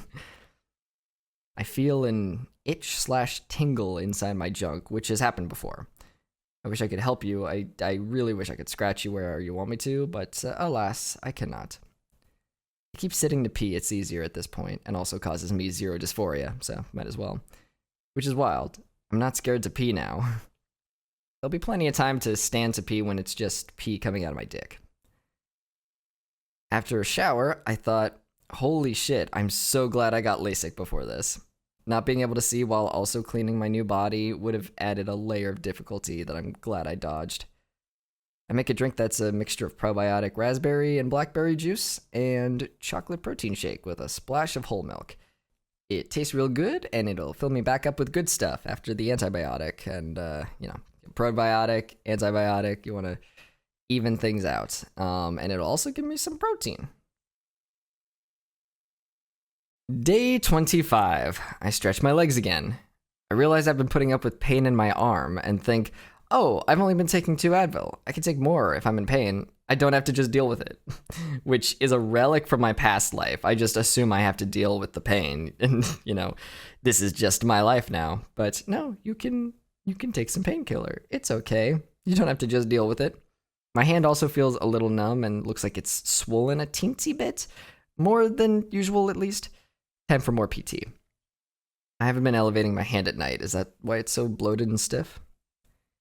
It's been a few hours and my hand has inflated and feels stiff and numb. I massage it, hoping it'll get better. I have to pee and decide to stand while doing it. I think it'll make me feel at ease to see how much progress we've had closing the fistula. However, peeing leads me to realize not only is the first fistula going strong, a second one has opened up, pee now coming from 3 different sources. I wake up sweaty on the puppy pad again. It's time to wash my Seprotec underwear, but I want to see if regular-sized Sax underwear will work. I want to stretch out how much I do laundry. And it does work.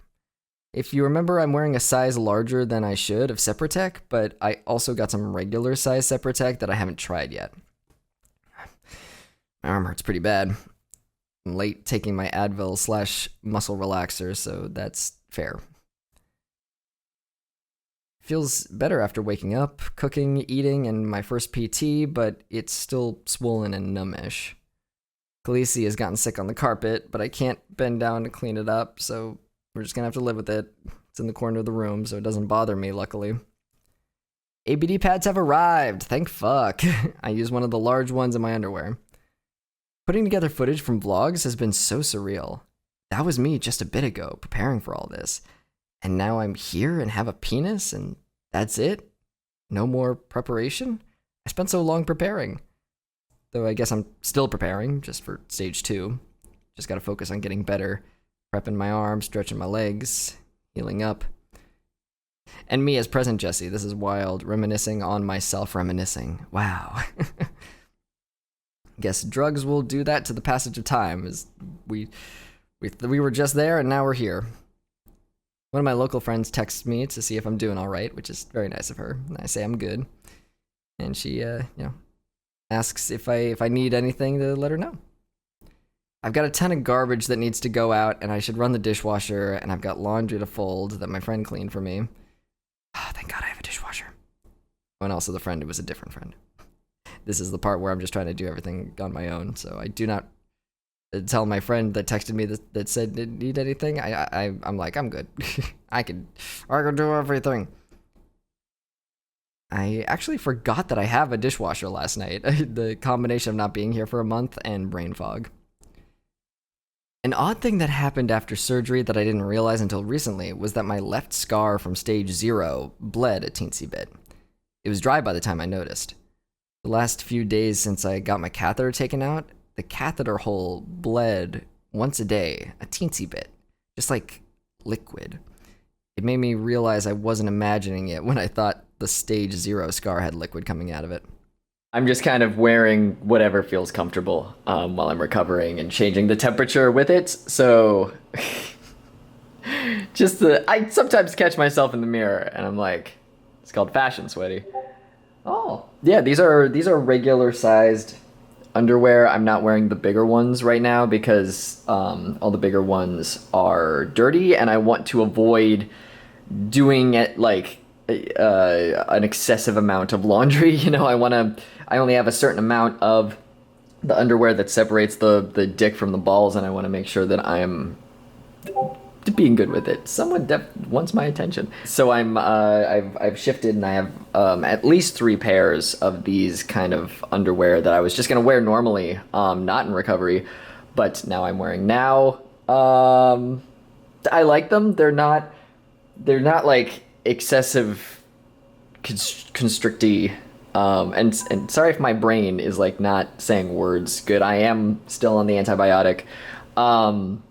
So I have a little bit of brain fog right now, but I sure am trying to communicate. I kind of alternate between putting a flannel long sleeve shirt on, or wearing socks, or wearing sweatpants, or turning my heat up, depending on how I'm feeling. Because I got the pad in there, and the padding can make it a little toasty. So, you know, I don't want to get too hot, but also I like it warm. I don't know. Khaleesi got sick in the corner this morning and keeps meowing at me to get my attention. I'm like, listen, I can't bend over. We're just gonna have to live with it now. Khaleesi, hello. She's very cute. She's very needy because I had to shut her out of my room last night because she came in like 3 hours into me sleeping and started licking my face. And I was like, listen, buddy, this is not gonna work. And I got a little nervous where I was like, oh shit, what if she fucks with my arm? Because I'm on the left side of the bed. I've got my arm propped up, and it was propped up on a pillow, and I don't remember her hurting it or landing on it at all. But like, what if I was sleeping? What if, So I unfortunately, she's very needy for me because I had to get up and shut her out of the room. I've got a lot of garbage I need to take out. I need to run the dishwasher. I had a fistula, a second one, open up last night. I've been sitting to pee because it's just easier with like the mess of things because it's you pee and then I have to like get toilet paper, put it on my taint, but then I stood to pee because I wanted to see how everything was closing up to motivate me. But then it turned out that there were 2 holes, so there were 2 fistulas. So there were 3 streams of urine coming out of me, 1 out of my penis and 2 out of like areas in my taint. Because I was standing to pee for the first time in like a day or so, and I was like, this is not the thing that I wanted to motivate me. But today I went and I wanted to check on it, and it seems like the second one has closed up or is closing up or something, because it was barely there. I at first thought that it had closed up completely because there's barely any. I only saw one stream coming out of the fistula area, the taint area, and then there were like some drips from a third area. But if it's closing, that's great. I'm on the antibiotic. It's making me.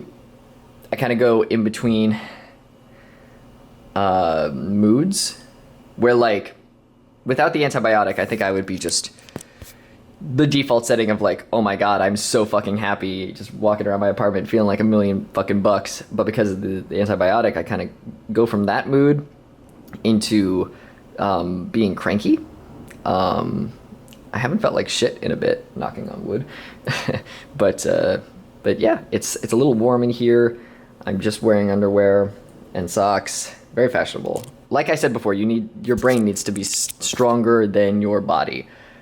And I think about it sometimes. Like, if the antibiotic is fucking with my brain, sometimes I just think about it and I'm like, oh, I'm so happy. Like editing that footage you can see on my computer. I'm actually editing the vlogs right now. I see myself in Austin preparing for surgery and I'm like, what the fuck? Like, that was me weeks ago. And it seems like just yesterday, and I think drugs will do that, where you have a fucked up idea of time, the passage of time, but it's insane. Can I hold this with my left hand? Hey, progress. I'm really excited. I put these socks on for the first time by myself in like a month, and that felt really good. I'm so happy that physical therapy is going so well. My hand is a bit swollen today and feeling a little stiff, but I'm much more flexible than I was even yesterday. And it's really getting noticeable how much I'm able to just resume regular life. I'm video editing right now. I didn't think I'd be able to do that. They said the best thing for it is just to get back to regular life. So I have been, yesterday was the first time I did physical therapy 5 times in a day, which you are supposed to be doing. They say 4 to 5 times a day. I've never done it 5.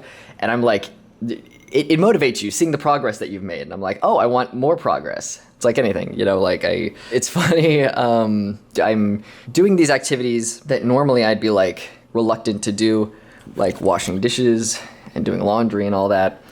I had to separate the chicken. I got chicken tenderloins and I had to separate it, put it in bags and put it in the freezer. And normally I'd be like, here's this task I have to do. But now I'm thinking of it in terms of like a video game thing, where doing these little activities will help me get more mobility in my hand. So I am excited about it. I'm thinking of them in terms of physical therapy exercises. So just another way that this surgery just kind of makes you like, I don't know, it just levels you up. It makes you like appreciate life. It makes you appreciate everything. I have a lot of garbage that I need to take out that's near my front door. And all these other things I can do with relative ease. It's just like annoying, or I'm cranky because of the medicine. But with, sorry, everyone just wants my attention. I'm very popular. The garbage I need to take out, I have to go downstairs, so that's the only reason that I'm a little reluctant to do that, because I have to go downstairs and then back upstairs. Down is easier than up. But I'm feeling good. I'm feeling sexy.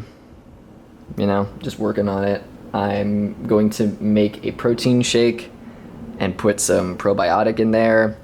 And I'm trying to drink more liquids. I'm becoming less scared of the bathroom. I'm becoming more motivated.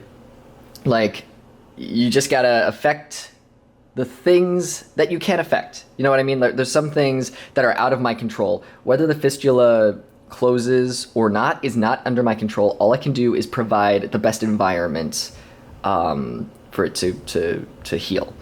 So I'm stretching my legs. I'm getting more limber in my knees. And maybe I'll be able to clean up that cat puke. I'm gonna fold my laundry. I'm going to drink my fish oil. I'm gonna take my antibiotic. I'm going to shower regularly. I'm going to try to make my mind as stress-free as possible. I'm watching shows, I'm video editing, I'm doing things that make me happy. Because when your brain is healthy, your body will get healthy. I just need to focus on the good and be happy and comfortable. Focus on the fact that I got a dick. That's pretty fucking cool. That's what I keep saying. Like after, like once the antibiotic stops making me cranky, I'm like, holy shit! I'm so fucking happy and lucky and excited for life. Like I talked about in one of the updatey things, just walking in my mailbox the other day, I was so fucking stoked because it's this thing that I've done my whole time living here, and now I get to do it with a penis. It just makes it better. It just makes it better because I spent so long preparing for this, and now I'm here, and you know, fuck the fistula. I'm gonna appreciate it. I'm not gonna be miserable. I'm gonna love fucking life because that's what I am here for. I'm so excited. Seeing that footage, it's fucking insane. I spent so long preparing for this, and now I'm here. Like, it's just done. Don't have to prepare? Well, I do have to prepare in certain ways. Like, I'm not sure what's going in the vlog and what isn't, but I thought about it, and I was like, you know what, I am preparing. I'm preparing my body for stage 2. So all I have to do is just, like I said before, focus, do PT, get healthy, get happy. And I'm so fucking fortunate that everything else is healing so fucking well. My arm is healing amazing. My penis, my skin graft, everything is healing so well that this is just a minor inconvenience. The fistula will get fixed in 6 to 9 months or whatever. It's a fixable thing. I'm so fortunate. I just gotta focus and all the other things that I will repeat myself if I start talking again about it. But I'm so fucking happy. This is insane. It's insane that I could just walk around my house and I could just like see my bulge in the mirror. I don't know. It's fucking wild. It's fucking wild, man. I'm gonna make a protein shake. I wonder if I'll ever be able to crack my left wrist again. I was able to crack my knuckle, so maybe. I have to run the dishwasher, but I also need to make my protein probiotic drink, and I don't have any clean shakers, so I wash one by hand. And it goes well, no problems. My room is still crowded with some bags and the clean laundry that needs folded, so I tackle that. Folding laundry is easy, and I find no difficulty in it. I'm having fun cleaning my room, which has happened since I became an adult, but now there's a whole different meaning to it. My leg graft is itchy. I put some lotion on. It makes sense to put it on when I'm not sleeping as often as possible, so I don't stick to things. While cleaning up my pills, I find my sex pills, the ones that help prevent UTIs that I needed to take after someone sucked my T-dick in my previous life, and I realize I'll never have to take them again. Relief washes over me. I start compiling a bag specifically for pills I should not take, which includes bladder spasm, the codeine, and some others. I clean the cat sick off the carpet, getting on my knees, getting easier, so that's good. No offense to my mom, but I'm actually looking forward to the first Christmas I've ever spent alone. I didn't have the language to describe it before, but now that I know I'm on the spectrum, it's understandable that family gatherings or events always made me so anxious, even if nothing quote-unquote stressful was happening. I'm really enjoying that I'll be alone.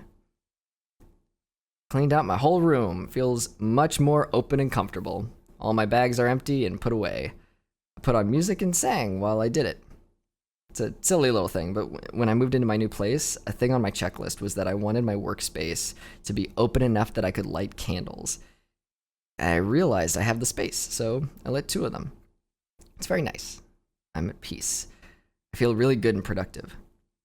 I notice a bruise where the first IV was put in my arm in the emergency room. Oh boy. My incision hurts, the one to the right, my right, of my dick. I think it's antibiotic, because I've also been itchy on my chest and my legs. I order Chinese. I have plenty of food, but I'm just not feeling like cooking. The antibiotic is really getting to me. The guy gets here and isn't wearing a mask and also asks me to sign a receipt. I remember why I started using food apps. No contact delivery. I should do that next time. I go to the bathroom and realize I'm not scared to pee anymore. Standing and everything. I count 1 fistula, where pee is fully coming out at a steady pace, and 1 little dribble. I've learned to stand for an entire extra minute afterwards to let my dick get rid of any excess pee. Excess pee, not access pee. Access pee. My dick can access the pee. Can you tell I've been reading for a bit? I feel a sudden connection to my dick, a very aroused connection, and I touch it to help bridge it, keep it going. It feels amazing, and I keep doing it, thinking sexy things until the food gets there. Amazing. I'm really happy with it. Oh, I see. This is another. I think this is the second. I ordered breakfast from Chinese and then a dinner. I think this is twice in one day, or my sleep schedule's weird. I don't know. Jesse's on drugs when he wrote this. I'm sorry. I've ordered from a combination Chinese and Japanese place, so it comes with a fortune cookie, which reads, "Everything originates from the seed of determination." Yeah, I like that. Oh, present Jesse here. I was wondering, the other day I have this fortune cookie taped to my computer monitor, and this is the fortune cookie. Everything originates from the seed of determination. It's taped to my computer monitor. That's cute. I was wondering why I kept that one, and now I realize I was on drugs and was like, future Jesse needs to remember this, and I taped it here. So you know what? Thank you, past Jesse. I appreciate it. Now, where were we in reading this thing? Yes, okay, I got this fortune cookie. It must have known that I am determined to connect my dicks as soon as possible. That's great. I go through this whole present Jesse, like, I go through this whole thing where I'm like, oh, that's cute that I kept this fortune cookie. It's from when I had surgery. And then I keep reading what past Jesse wrote about it. And it says, everything originates from the seed of determination. Yeah, I like that. It must have known I'm determined to connect my dicks as soon as possible. Good job, past Jesse. I was taking this much more deeper than I think you were planning. Anyway, let's keep reading. Feeling extremely grateful that I get to pee out of my dick. I was talking to someone about how peeing before just felt so unnatural and weird, like I was supposed to have different plumbing, and it made me realize it's been almost a month since I've had my dick, and almost a week since I had to first pee out of it. I don't know if I'm imagining it, but it feels like my hand is a little less swollen today. Might be because I'm moving it easier now. Either way, a good sign. Day 26. It's Christmas. I just had a moment where I looked at the pics on my Instagram of when I was in Austin, and I realized I don't have my catheter, like right now in the present. And I am so fucking happy. I think that's why I don't give a shit about the fistula. Hey, I'm gonna show my arm right now. So, I've just taken a shower. I don't know if I said that at the beginning. It's morning time and I'm tired. Here my arm. It's looking so fucking good. Like, I don't know if the lighting is like doing me any favors, but the skin is the same color as my skin, and I don't know why. I just thought it would be a different color, I guess, because it came from my leg, but I don't know. So there's some dry skin, but you can see at the corners, especially, the scabs that had formed in order to protect my skin, because that's what scabs do. It's like, hey, I'm gonna be a little temporary bandage that nature makes, and I'm gonna heal the stuff underneath it. Yeah, it's starting to come off, and now I'm starting to see what my arm is actually going to look like underneath, and it's like way better than I thought, because right now it's like a little raised, which is fine. I fully accept that, like, it might just be raised in some places. I'm gonna put the Sika Care sheet on it and like sleep with it for a month or whatever, just to make sure it's all good. But like, yeah, I understand why they were like, wow, your arm looks incredible, when they do so many of these, because I'm starting to see what it's actually gonna look like. And this raised part here, if you see here in the up part, I can't point to it because I'm holding a camera, but there's a part that's near my wrist there that it's like halfway off. I like lifted it a little, and I see that it's just a scab. And with all of this, even though there's dry skin and all that, I'm just leaving it the fuck alone, because your instinct is to pick at things, but you gotta leave all this shit alone. I'm gently washing it with soap, non-scented soap, in the shower. Yeah, everything is starting to really like come off. Like you're starting to see like little inklings of like, oh, this is what your arm's gonna look like, and it looks so good, and it feels great. It's, I don't know what it is, but right here near my wrist is a little red, and because the last 24 hours or so, my hand, you can see it's a bit, what's the word, bloated, inflated, what's the word? I'm blanking on the word. Future Jesse, do you know what word it is? Maybe you don't either. It's large. The hand is large. Puff. It's puff, you know? And I don't know if it's just that, like, you know, right here is where... Can I show that? I'm trying to show you the little bridge. I think it's right out of my range of where I can show you. Can I...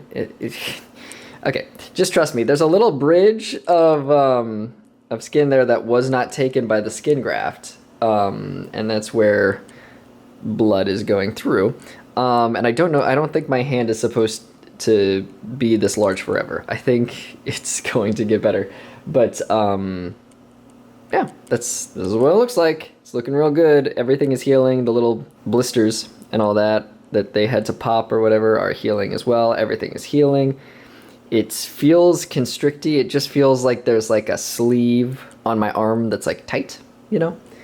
But I'm doing PT. The last couple days I have one more to go today, but I'm doing PT on my arm 5 times a day, and I've done that twice now. You can see on my computer I'm rewatching Daredevil, you know? It's the vibe. It's about to be 2022, Jesus Christ. I think we should just do whatever the fuck we want. Let's just rewatch Daredevil. Why not? Why not? Hello. She's doing a little sleep.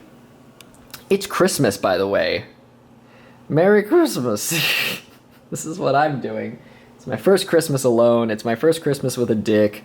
I am spending it healing up on antibiotics in my home, in my underwear. I'm kind of just trying to get as tired as possible because I don't want to wrestle with sleep, you know, because I go in there and I'm like, should I turn on my side? Well, then I have to put a pillow between my legs. I'm afraid I'm crushing my penis. All these things. I just want to go the fuck to sleep when I want to sleep. So I'm exhausting myself, basically. So I'm editing PinkBlue stuff right now while rewatching Daredevil, and I'm just exhausting myself. And when you live alone and, you know, I can just do that. I'm lucky enough that I can just do that now, is I have no obligations right now. I don't have to go into the office or whatever.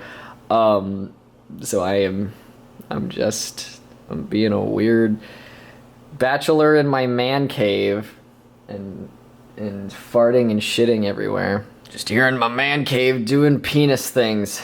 Merry Christmas. You know, it's so crazy that it's about to be 2022. There was this thing going around Twitter today that was like, what are your top 3 accomplishments that you did in 2021? And I realized, I'll say what I actually said and then what I was thinking. What I did was I tweeted, I got a dick, I moved to Texas, and I did my first live action acting since, you know, like post transition. And I was so stoked about that and was like, what the fuck? How'd I do that all in it? All of that was in a year? That's crazy. And I had to spend a long time thinking about the third one because I knew got dick and moved to Texas were going to be on my list. And the third one I wanted to put was that I went to my first orgy. And I was like, I can't put that on Twitter. I don't know. I don't think... Like, my Twitter is spicy. But I feel like that's a new level of spicy. So I had to really think. I was like... It just can't... That... I was the most popular boy at the orgy. I had a great time.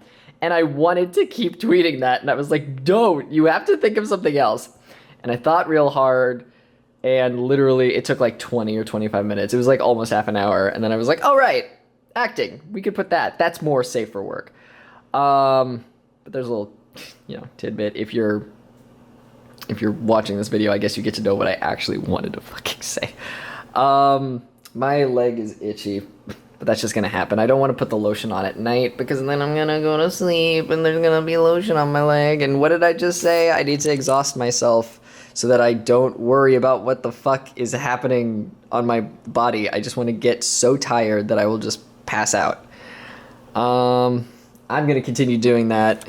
Merry Christmas. My mom got me a gift. And she didn't have to fucking give me shit. I would think that taking care of me after major surgery for 3 weeks would be enough of a Christmas present, but she likes to get me something to physically open, you know. So there's that. And she also paid for my haircut. So I appreciate that. She was like, I want you to, you know, it would be good for you to like look in the mirror and say, hey, my mom got me that haircut, so thank you, Mom. I appreciate this haircut. But yeah, I have a present that I'm gonna show the Instagram video that I made because Khaleesi was sleeping next to it and it was funny. But we're gonna open that on Zoom tomorrow at some point.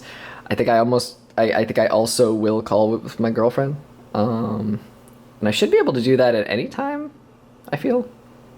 Because my girlfriend's Jewish, so she doesn't, you know, I think she's free all day. Yeah. Merry Christmas. I'm a little loopy, so hopefully sleep comes to me soon. And oh, itchy. Don't itch. Don't itch.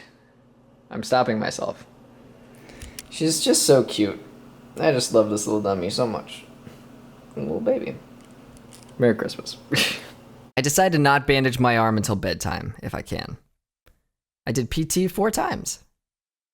A scab on my left arm is coming off, but it's still attached. It's too thick to snip with scissors.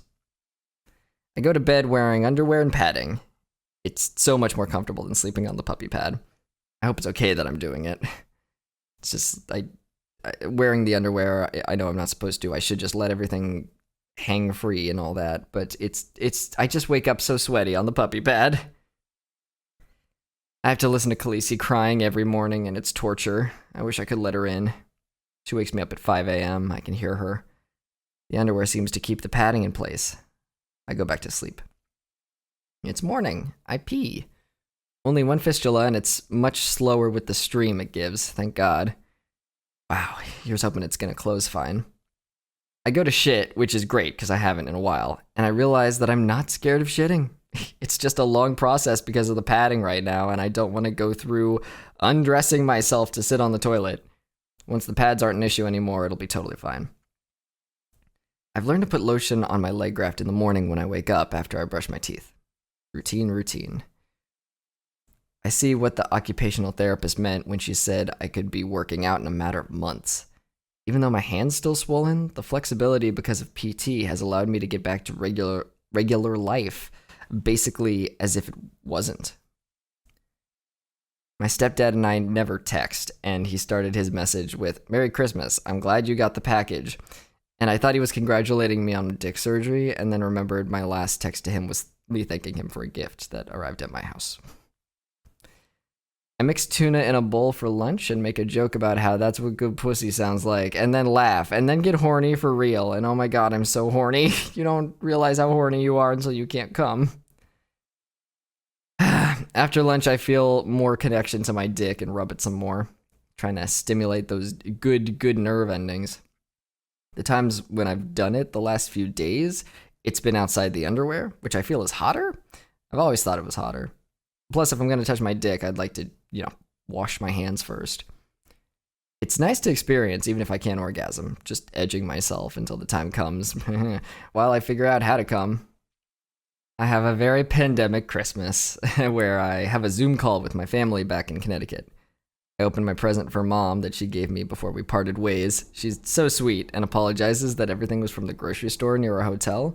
Cheetos, chocolate truffles, Reese's Pieces, and a candy cane, some kitty toys for Khaleesi, a Spider-Man Imagine Ink coloring book. She literally did not have to get me anything. She just took care of me for 3 weeks. I realize I'm not in pain. I'm feeling pretty good. How lucky.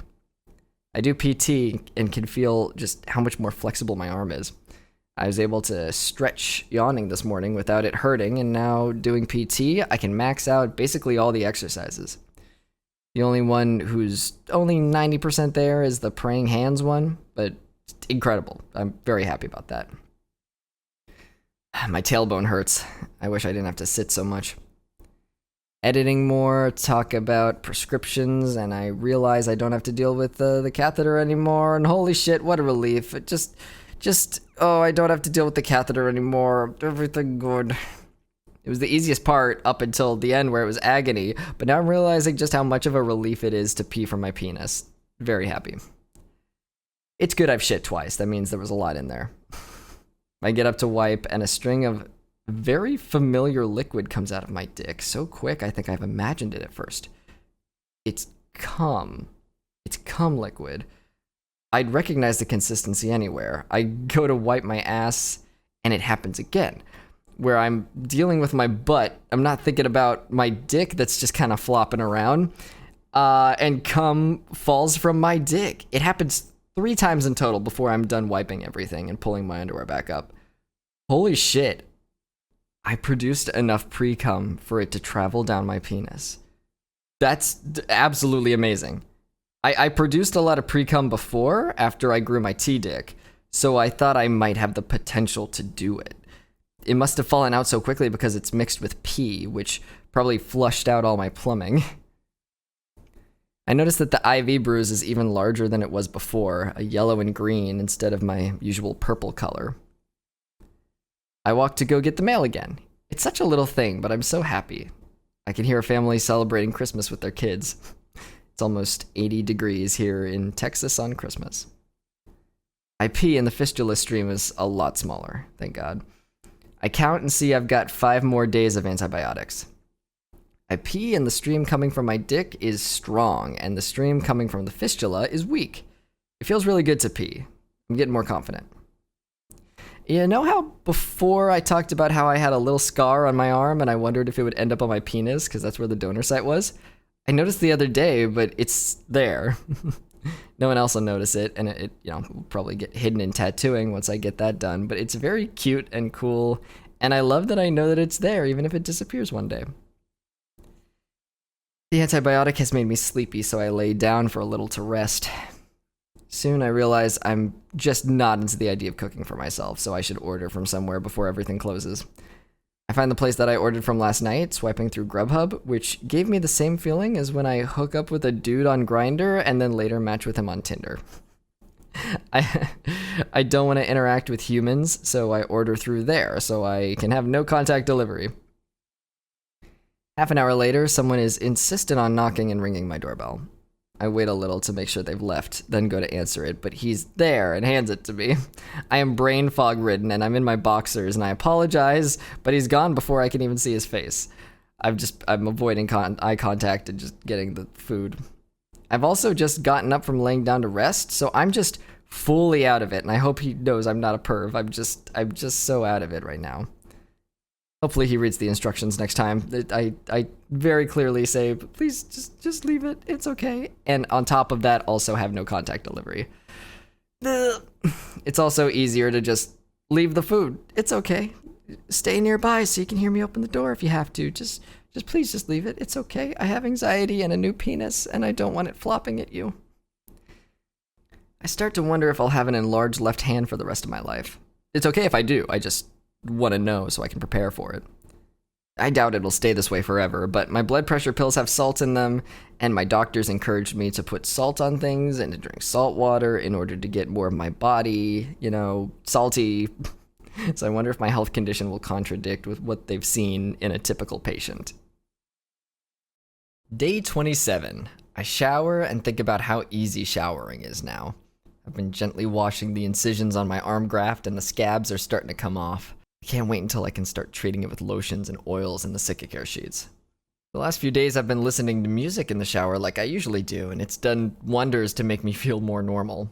I'm having fun showering again, especially because I've been making sure to get my fistula clean, and knowing it's getting smaller encourages me. I feel a little bit of pain and see the incision to the right of my penis has a teensy bit of blood coming from it when I'm done toweling off. The arm hurts, which makes sense because I have to touch it in the shower to wash it, so I take it Tylenol. In order to wash it off while being less harsh on it, I've been using my right hand to funnel the water and make a little stream to splash on my arm, instead of just putting my arm under the water directly. Because airing myself out and also wearing pads to prevent skin-to-skin contact contradict each other, I decided to air dry tonight. I put a puppy pad on my computer chair and work, resting the head of my dick on a scrunched up tissue, so it's not just resting tip first on the puppy pad. that hurts. Or it hurts over time, you know. It's like a cat in the sink, slowly water is dripping on it. Eventually it'll get through the fur. If I just put my dick head first onto a bad surface, eventually I'll be like, hey, this hurts. Does this hurt? Oh no, take it off. We've been working on this for like the last 30 seconds. As I walk around the house, I keep catching my reflection in the mirrors and loving what I see. I thought I need to wait until stage 2 to like how I look, but my dick and balls really fit me. It's perfect. They're perfect. And they're only going to get better. I'm rewatching Daredevil. Matt meditates to heal injuries. It's like my mom was talking about with visualization. I do feel like a superhero doing PT and healing up. This is my training arc, the one where I focus on getting back up to speed and come back stronger than ever. No filler episodes. Everything will be canon and have meaning. The most boring part of PT is the sensory rubs. Other parts hurt. They feel like a workout, you know? It feels rewarding. Sensory rubs are softer, slower, 2 to 5 minutes. I do the full 5 minutes. My arm is very peely right now. I don't dare touch any of it, even parts that look like they're going to come off. I let them come off on their own. I put on underwear and padding. Throwing out the puppy pad, I realize it's been a while since I had to sit on one, and the mark left behind is only from my taint and is more brownish blood in color rather than red.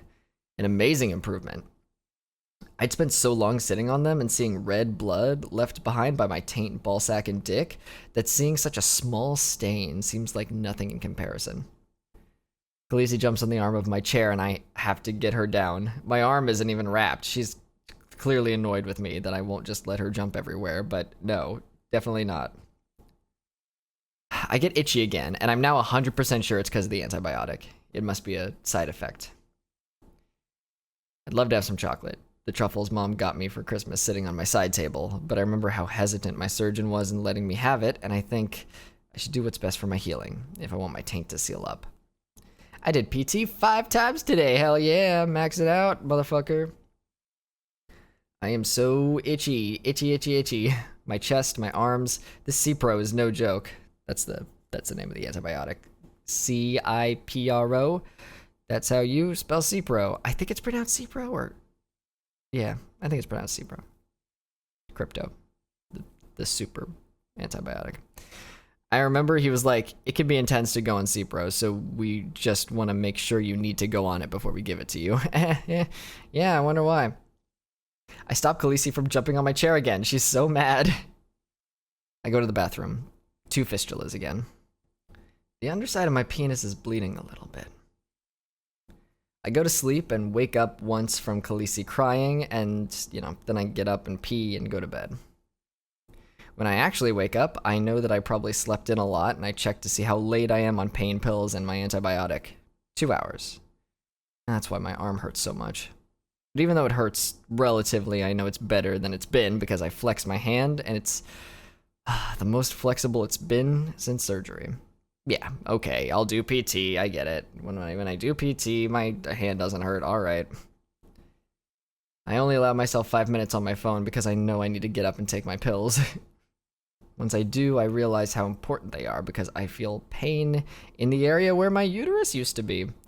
Even though that was removed during stage 0, I'm sure there's things in that area that are still healing. And then adding more surgery on top of it, yeah, it's gonna agitate it a little bit. The incision and space next to my penis is still swollen, so of course there'd be some pain that's being treated by the Advil. When I walked by Khaleesi, she's waking up from sleep, and I can tell from her face that she's so sad that she doesn't get to sleep in the room with me. I try to give her attention so she knows I'm not mad at her. Poor little girl doesn't understand shit. Her dad comes back with a penis and is standing to pee and locks her out of the room and won't let her sit on him while he works. It's not your fault, baby girl. I promise. Things will be good so soon. I realize I might be able to stretch my arms like I used to in cross country. It works for the most part, not putting pressure on the sensitive parts of the arm. For one of them, I can't quite stretch enough, but I realize I can use the wall to help. Works like a charm. I just lean against it, let it do the work. I try to massage my own back, and I can get the lower part, but when I try to do the upper part, my left hand just isn't able to do what it used to do with my right shoulder. Then it's okay. Yeah, I use my right hand for it. We're so much more flexible than we used to be. We're making amazing progress. I am reminded of how happy I am. I am so happy. Holy shit. I feel another connection to my dick and chase it, trying to get horned enough to produce cum out of my dick again. After a while, I forget I've done this and go to the bathroom. Strong penis stream, 2 fistulas, but their stream is weak. I wait a while for pee to stop dripping, and then go to wipe, and some cum comes out. I go to wipe the head and confirm that it's cum when it lands on my fingers. Yep, that's cum. You know it's cum, right? Like, you know when you feel it. It's cum. Extremely cool. Just extremely cool. My utensil drawer has fixed itself somehow? I'm not complaining. Making pastaroni, I pour the half-gallon of milk with my left hand, like, with no issue. Holy shit. I take a gulp of water and remember when drinking was hard. I eat food I prepared by myself, remembering just a week ago when I'd spilled it on myself. I'm so grateful for where I am now. Wow, that certainly was a lot of days that we got through, wasn't it? Well, there's plenty more where that came from. This is my longest episode of PinkBlue, I'm pretty sure. I'll see you in the next part of this episode. We split it into 4 parts just so you could get all the wonderful, drugged up Jesse recovery ramblings that you need. We're here to give you your fix. And speaking of the people who helped to give you your fix, I'd like to give just a great big wet sloppy shout out to my patrons. These get weirder the more they go on, I feel. I'm not on script, and that always is just a throw of the dart at the dartboard to see what's gonna come out of my mouth. I want to give a special shout out to my silver sponsors: Alex Buhner, Cyberlink420, Dan Millington, Dane McRae, Gadarine, Giselle Nara, Marie Byrne, Mike Fireburn, Mike Birdfire, Mike Birdfire, Mike Burns the Fire. That's what this person does. Neve Kinor, Pocket Jawa, Sam McDonald. All these people are my silver sponsors. Hell yeah, y'all. Thank you so much. I'd also like to give a special shout out to my gold sponsors, or should I say gold sponsor, Sam Bartram. It's you. You're here. You're here in the gold sponsor category, and I thank you so much for being here. You are the gold sponsor. Last but not least, certainly not least, oh good gracious, not least even in the slightest. In fact, the highest of the honors is the diamond sponsors: EPAM, Getty Skog, Tsukiyomi, and Bread Synth. Thank you so much for being here. Thank you for supporting my content. Thank you for supporting trans arts. Thank you for supporting my ass in this chair. It's very comfortable, and I appreciate it. Thank you. Thank you for helping to make these videos. They literally would not happen without you. I'm fully Patreon funded, which is I put the archives of these videos on YouTube, so that it's a public source for the public and whoever needs it.